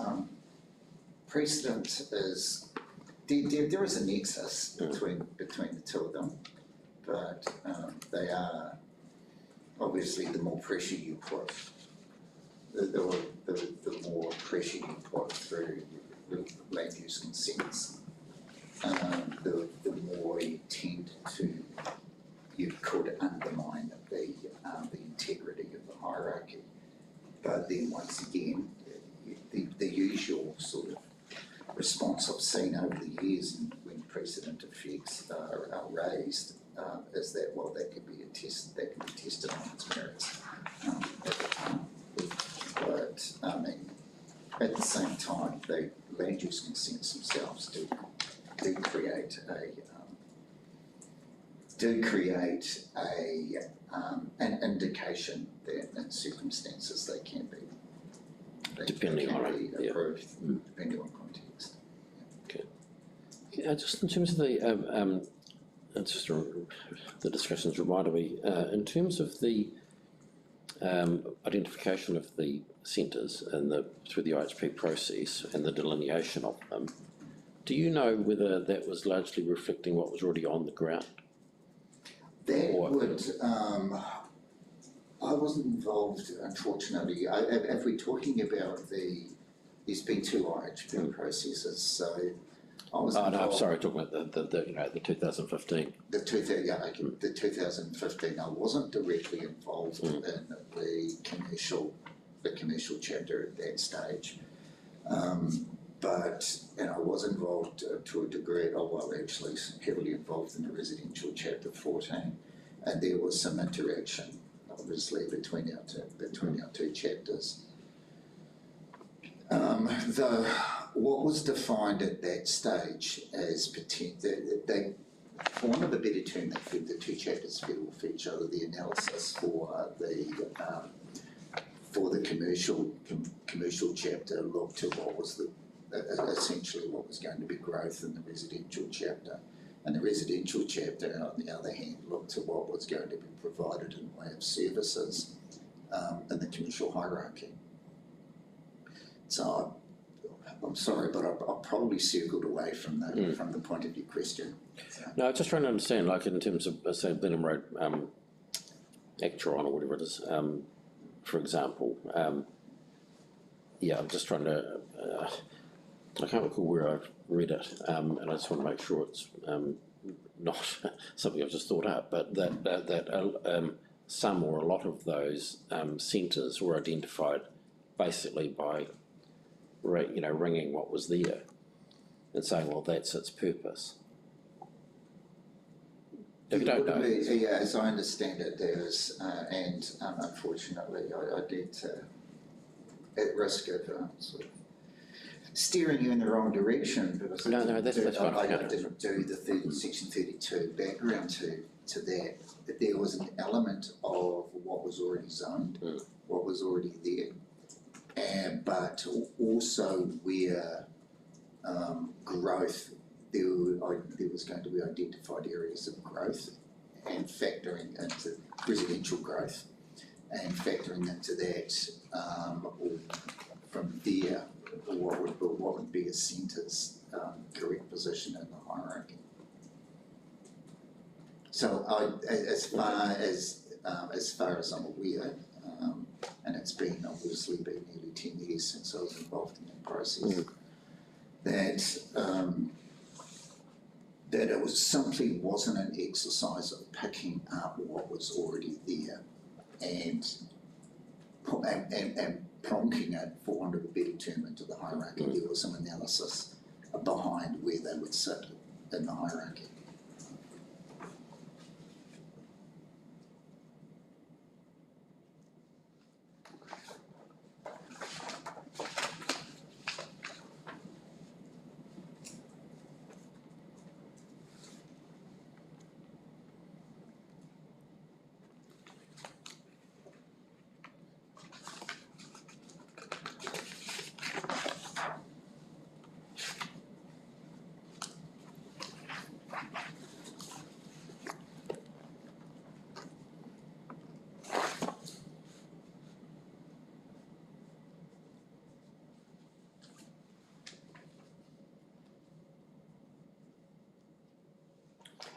I asked Mr. Cleese the same question, if we could, policy 15.2.2.4, in your evidence you discuss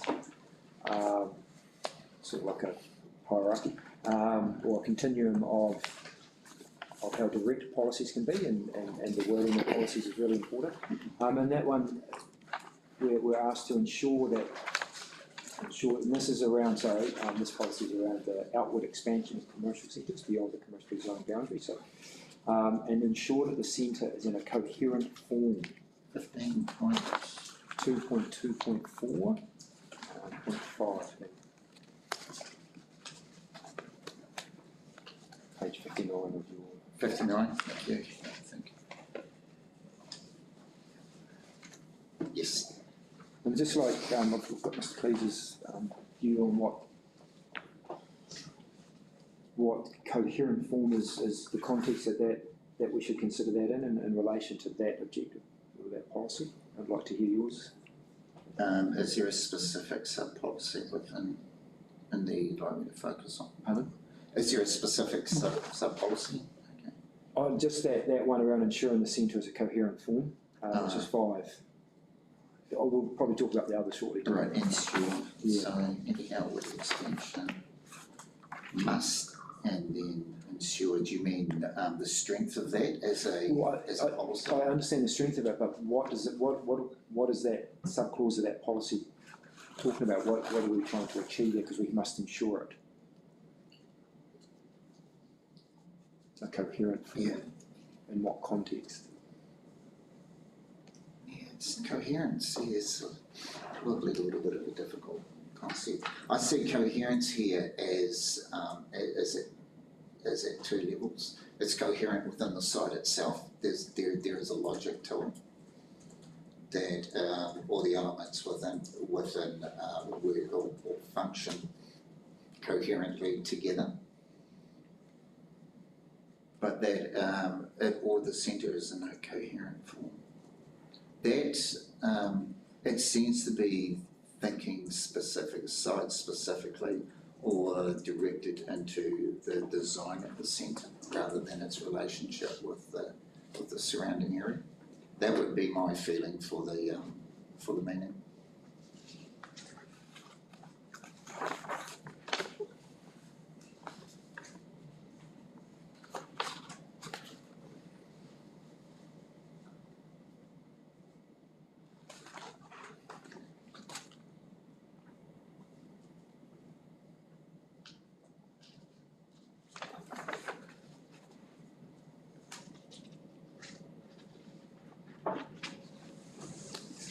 Sorry, can I add to that as well? We're just this one here. I was just looking specifically. Can I add to that, please, Commissioner? It's it also said it's talking about expansion, So, obviously it's talking about expansion, of the development into adjoining sites. I think what that's telling us is that we need to, is that, it needs to be coherent and function well with the existing, development. That it's not, simply a plonk on, for want of a better term, something that's just been added to the side without thinking about its, thinking about the entire commercial centre and how it functions within that.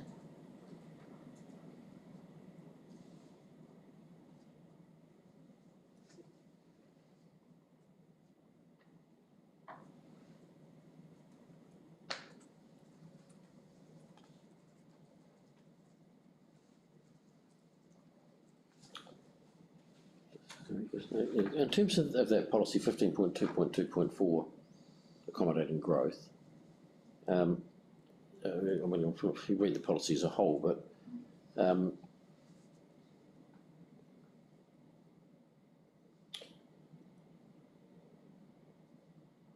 so it's just looking at those, just commenting on the various matters. So it's expansion remains commensurate with the centre's role and within a strategic network of the centres, etc.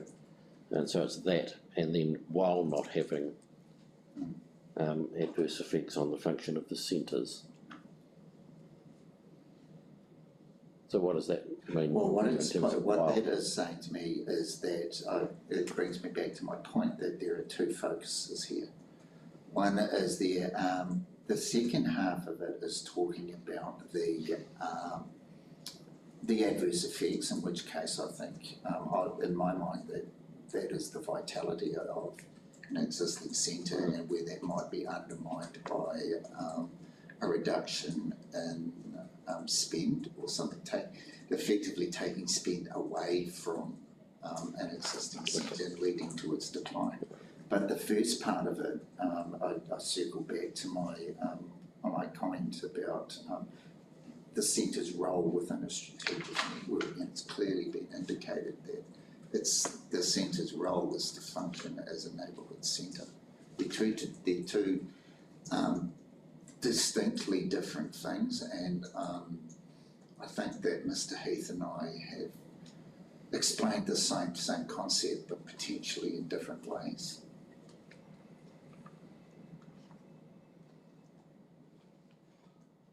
All right, so that, I mean, it's a matter of submission, I suppose, as well, but in terms of that policy and one, would you read that in a planning context as saying it has to be both? It's ensuring, so it has to ensure that it remains commensurate with its role, while at the same time, if you like, not having significant adverse effects on the function of the centres. I read the ensure as the directive statement for the entire policy. So that everything set out to be within the policy itself is subject to the ensure.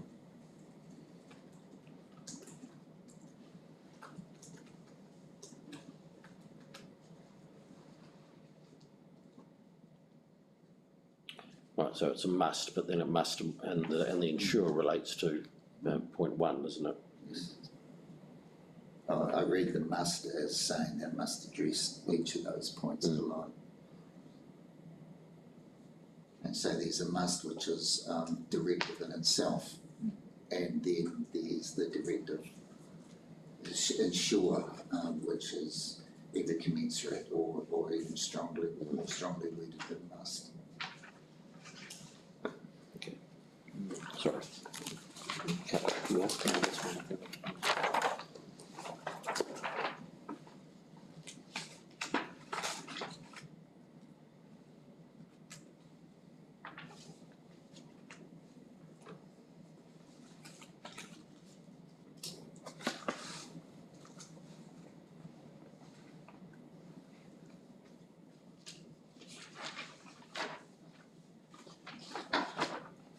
would be useful, and council can help in their reply, whether the existing boundary adjustment application before council actually has any implications for the current process that we're, current application we're considering. I've had a look at the scheme plan, and I think I know what's going on, but I don't want to assume.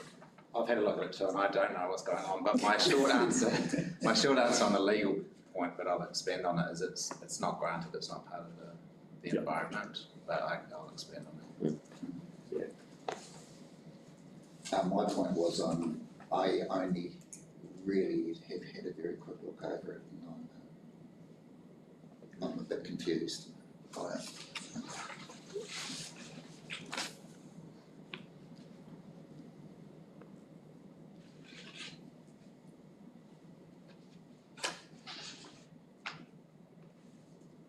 And if I can double back just to, because there's been a few changes made to the application since you circulated your section 42A, and your experts have commented around them. And just so I have it on the record, there's still aspects.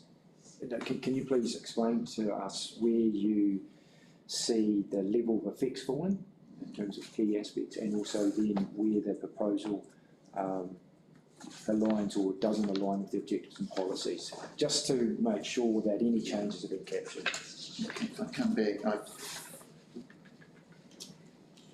If your conclusions are the same, or we can just. I think I touched on it in my reply that my conclusions around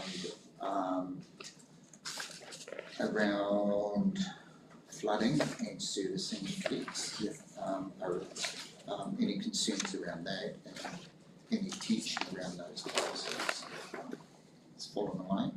In regard to the transport objectives and policies, I started with the position of them being significant. Now, it might sound a little bit of semantics, but they're at that, in my view, they're at that. They've been reduced to the point where they're at the cusp of minor becoming more than minor. Effects-wise, So you've got minor, more than minor, and then you've got significant. Yes, so in terms of significant, it's brought it back to the minor. It's brought it back to the, well, for want of a better term, more than minor, but not significantly more than minor. We're still, I guess, to land exactly what. Yeah. Would it be possible to go to your point 120, where you set out your view? You say, I accept the advice of Mr McGonigal and conclude, and then if we could just maybe change the wording where your views take,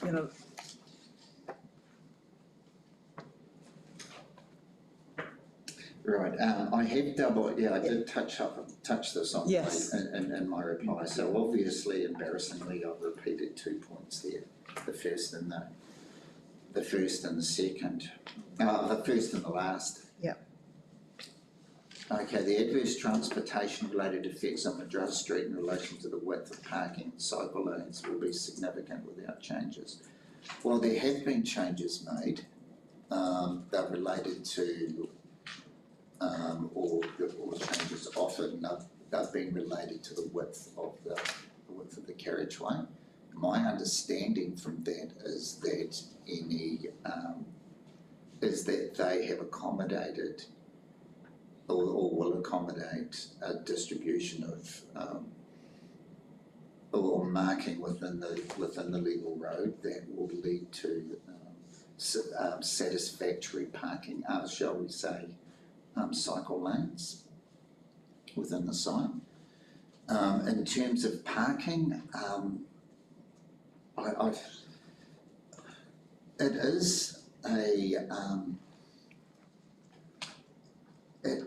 is a consequential.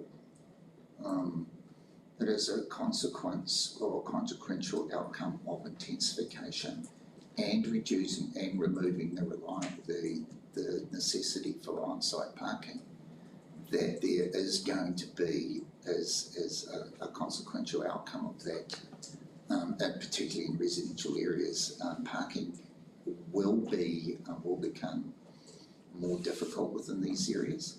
However, when you look to the objective, the transport objective and policy framework, there's also a significant desire to move away from reliance on the private motor vehicle and transfer those transportation uses to public transport and to cycle and those sorts of things.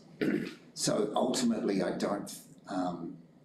ultimately how parking is distributed on streets is a function of the council and within the control of the council.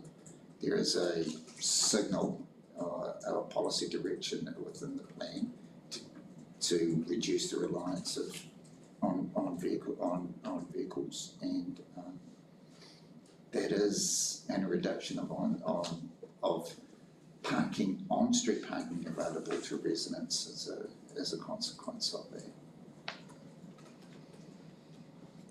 So that's a method of getting modal change. It is. It's related to that as well.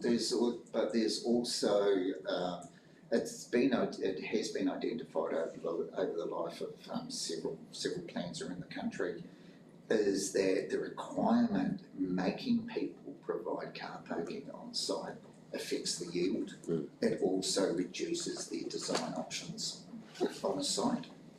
And so in weighing it up in a Section 32 sense, it's been a conscious move away from requiring car parking and leaving that, I guess it's a function of market perceptions and what the developers themselves wish to provide and what buyers wish to buy.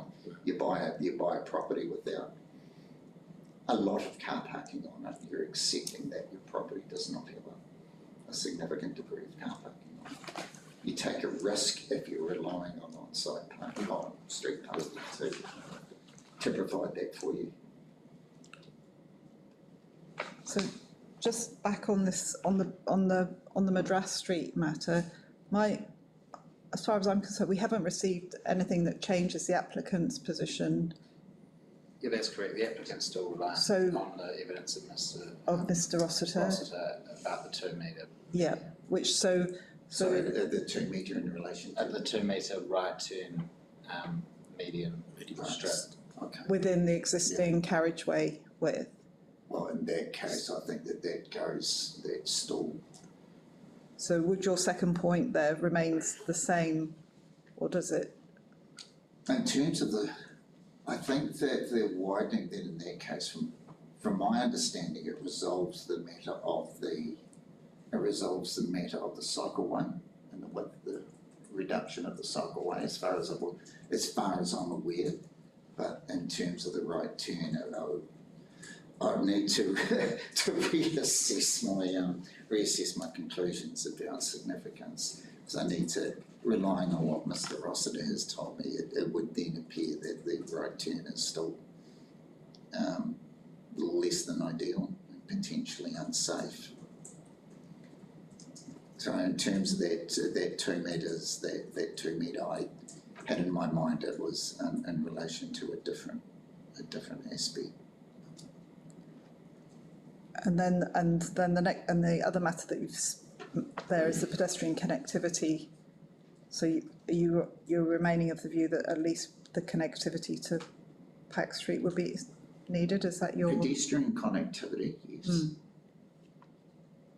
That seems to be the general theme that has come through all of my experts' evidence, where it has where that particular connection point has been raised. Certainly, obviously, pedestrian connectivity is a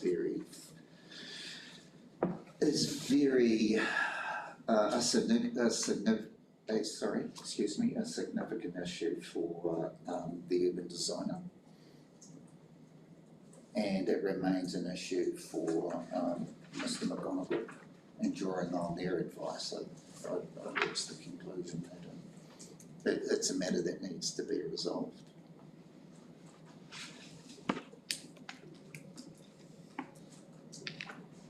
And if it is status quo, I guess, based on the technical advice you've got, then your conclusion that's still significant. Yes. Yeah. Thank you. That's great. Yeah, Stephen. Thank you.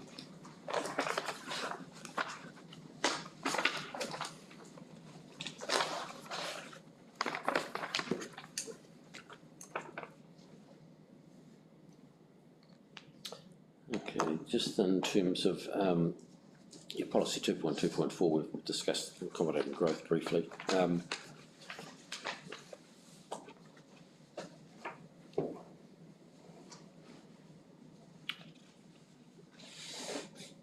So that's growth. And policy 15.2.4.1, scale and form of development.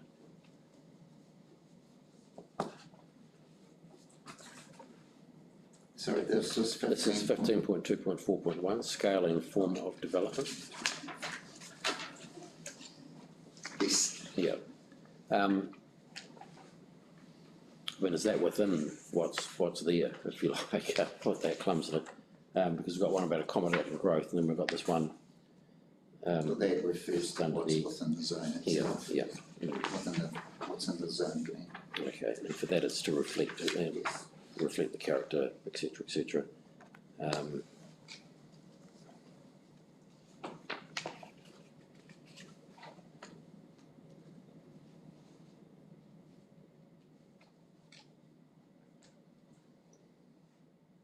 And 15.2.4.2, design of new development. That's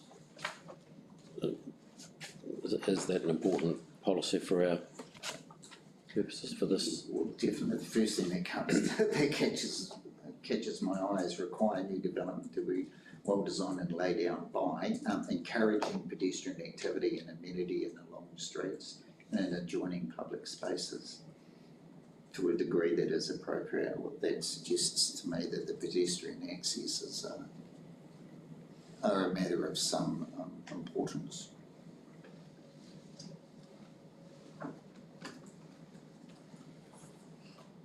Providing a principal street-facing facade or facades.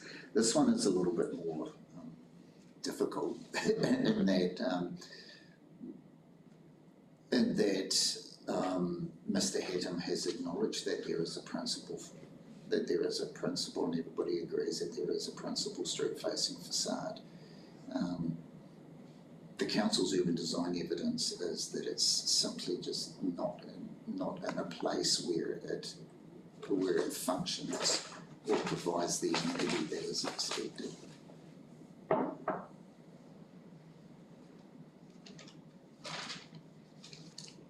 And then once again at 3, this circles back to the matter of the pedestrian connection. All right, so it's a yeah. It reads, it's almost like a checklist. I don't like to apply policies as something you go through and take yes, no. But collectively, I think that there are some tensions or aspects that can be delivered.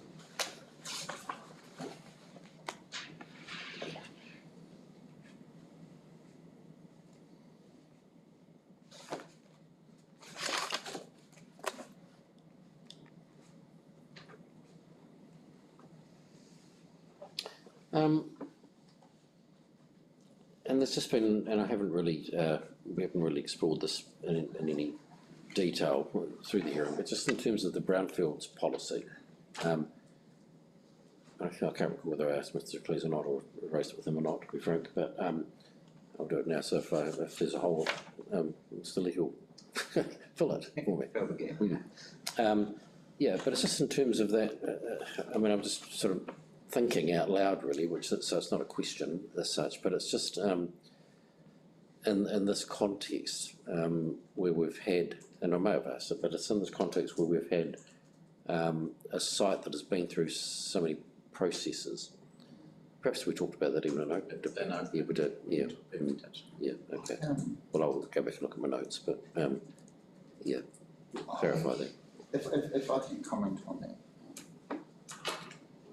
The statement in my primary evidence around on primary section 42A around brownfield sites and the applicability was drawn from a legal opinion that I received from Brett Pizzi. Yeah. Was that maybe I'm authorised to give that to you if you want to see it. be given to all of us? I think if I could have it as well, Yes, just yeah. to be comfortable with that. As you know, normally these things are kept in-house, but. Yeah, no, and so you know, I suppose the ability that they make sure the council's waiving legal privilege on it. But it'd be useful, and I'm sure if Mr. Pizzi was here, he would be talking He about would, it. just on that point, we felt that there was at this stage, because of Mr. Pizzi's workload and need to, and significant need to analyse anything before he responds, it would be better that he respond in writing if there are questions. Okay. I don't have to say that one any further at this stage, but I'm quite happy to provide that. yeah.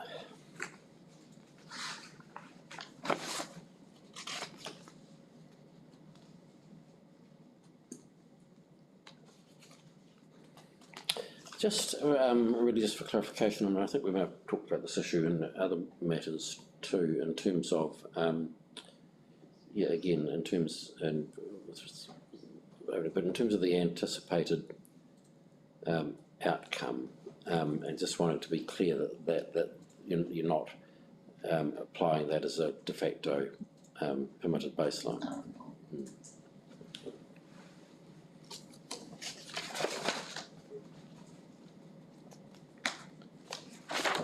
It seems like a pretty fine point, but There is a directed policy outcome that is anticipated, but then there is also what is strictly permitted. Yeah, okay. All right. That was all I had. No, I'm fine. Oh, good. No. All right. Thank you very much for your assistance. You're welcome. 10 to 5 on a Friday afternoon. I'll talk quickly. I'll try and string my sentences. Would it be okay if I sat in the gallery? Yes. You have to do a partial. Yeah, I just felt it might be helpful for the panel if perhaps I just signal some points that I'll expand on, of course, and by in no particular order, but also just so the panel can ponder logistics while I'm talking. What if the panel are minded, I think if we had it 2 weeks from today, that would give the planners time to work through. There's some amendments needed to conditions from today, so Mr. Lees and Mr. Scott could work through those, and then I can work on the reply through that, and then update it and file that in 2 weeks if that timing works for the panel. Yeah, no, that works for me. I'll be in another hearing, but that's fine. It's 29th, that will be. 29th? The 29th. Yeah, okay. And then what I'd be suggesting is on the 29th, that will be an updated set of conditions with sort of an agreed, disagreed type comment box. But subject to these couple more fundamental points, I sense the conditions will probably be able to be agreed from what we've got today.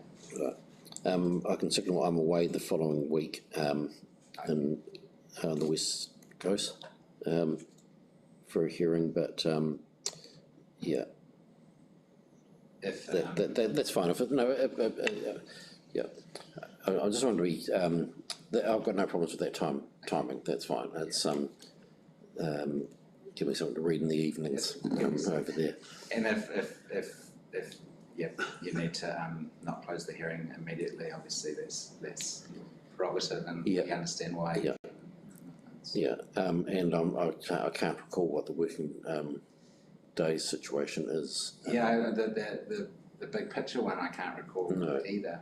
I'll check that just to make sure we're not going to fall foul of that. I think it should be fine. Yeah, I think so. But if and you'd need to talk to your client, but I would anticipate that we would get consent to that extension required. Yeah, I would expect, I'll have no issue getting that, but I'll check that point. Yeah, okay, right. Good goal. Sorry, I've interrupted your. No, train of that's absolutely fine. So just on the, where I sort of am seeing the key issues with the respond to. Starting with the address widening, just we had a exchange before, which was useful, because just to clarify that it's the case for the applicant that Mr. Rossiter's evidence should be preferred. Regarding the 2 metre right turn in median strip. I'll get some instructions around what we put to you in terms of the proposal we're seeking a decision on, and so I'll report back on that, but the position is also the case is for you to accept Mr. Rossiter's position. And again, I'll expand on it in the submissions, but the community board works in the road reserve matter. I consider is something that's appropriate for a condition precedent, and fundamentally, it's no different to every other resource consent that any council in New Zealand grants for works in the road reserve. So I don't think we need to sort of overthink it. No. I've got, I won't read it out in full, but I've got some wording from, I think I mentioned it in my opening, but an environment court case, Shundi, which we hashed, I was acting for the applicant, hashed this out with Judge Hassan, and it was around Waka Kotahi approval for works in their road reserve, almost identical, akin to the community board. And where the court landed was, it was an appropriate condition precedent. In fact, it was called transport condition precedent. But to give the court comfort about matters they were relying on for the appropriateness of mitigation, it allowed an audit and a process by Waka Kotahi, but the outcome of that had to provide for some minimum matters, including a median that would be flush long enough to accommodate a coach. So I can see something like that. Yeah, some work around that. So I'll turn my mind to that with fresh eyes this week. Thank you.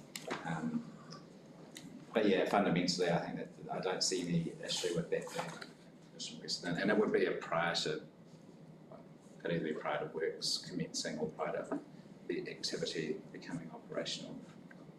I'll have a think about that as well. I won't go too much into urban design at this stage, other than just to signal we've got the team looking. So in terms of the Purchase Street potential pedestrian and cycling access, and it was helpful today, or I found it helpful. It sounds like there's agreement that that's the focus. It's not a vehicle concern for the council, as I understand it. We obviously can only control the lands within my client's ownership, but the team are looking into whether the proposal that you determine can be amended to front foot a future-proofed connection, should the owner of Lot 3 provide that in the future. So that I would expect the crux of that would be removal of parking and replacement with a pedestrian type. So there'll be, subject to how that workstream goes, some updated plans around that as well.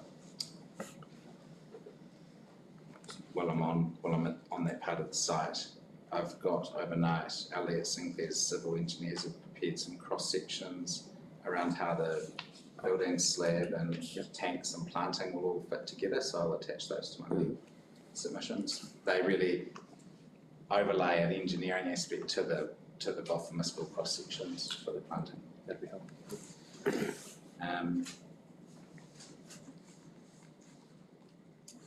On the centres hierarchy, which is potentially what we're all here talking about a lot of this week, I won't go over old grounds for now, but my take home from today and from the evidence is that fundamentally, the council's position in reliance on Mr Heath's opinion is that the proposal in a centre sense is inappropriate because it will elevate this neighbourhood centre to a local centre. That to me is the key conclusion that council are relying on to not support this in terms of that centre's hierarchy.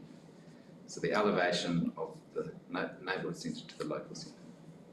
And it would seem to, from my submission, that to come to that conclusion, the council are relying on Mr Heath's defined catchment for the neighbourhood centre being different to the catchment for the proposal for the supermarket. And I say that that's reading more into what the table in 15.2.2.1 actually says. And that table includes, in terms of defining a neighbourhood centre, and this gets missed off the quotes within Mr Heath's report, that yes, it does. It is a small group of primarily convenience shops, and in some instances community facilities. But it also includes standalone supermarkets serving the surrounding residential catchment. So that's a key part of our case. That is precisely what this proposal is doing. The supermarket is sitting in the catchment. It serves it. That doesn't say the catchment for the centre. It says it's the catchment for the supermarket. So I think that's really important, that's squarely what's happening here. And that sentence isn't limited by what is the catchment of the neighbourhood centre. I think that can be contrasted if you're looking at the table. So I'm reading from row E, but contrasted with row D above, which is large format centres, which are quite different because they're destination type centres. So that in some of the descriptors for that, it serves large geographical areas of the city and not necessarily connected to a residential catchment. So to me, anticipating quite a different activity, not a supermarket that, but by its very nature, it needs to sit in a residential catchment. So I think that's quite an important differentiation. So fundamentally on that, our case is that this proposal won't elevate the centre to that local centre. And in coming to that conclusion, we've carefully applied policy 15.2.2.4, the accommodating growth, which hopefully takes us back to looking at ensuring that centre remains commensurate with the role in the hierarchy. Remembering that the neighbourhood centre's role includes a supermarket servicing the residential catchment.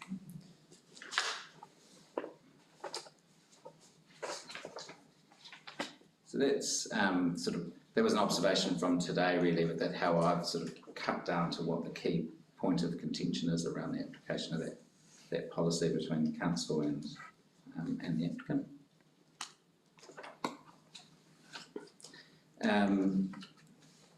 A more minor point, but we're grateful for the amendments or comments made in relation to landscape from the council today. So Woolworths and Mr Brown are happy to accept those condition changes. So we'll work through those next week around, for example, the implementation plan and the ongoing maintenance plan, and a few other suggestions that Mr Head made this morning. I've mentioned already that there's a plan being prepared for the displays, the traffic displays, which will need another condition as well, so that's on the list.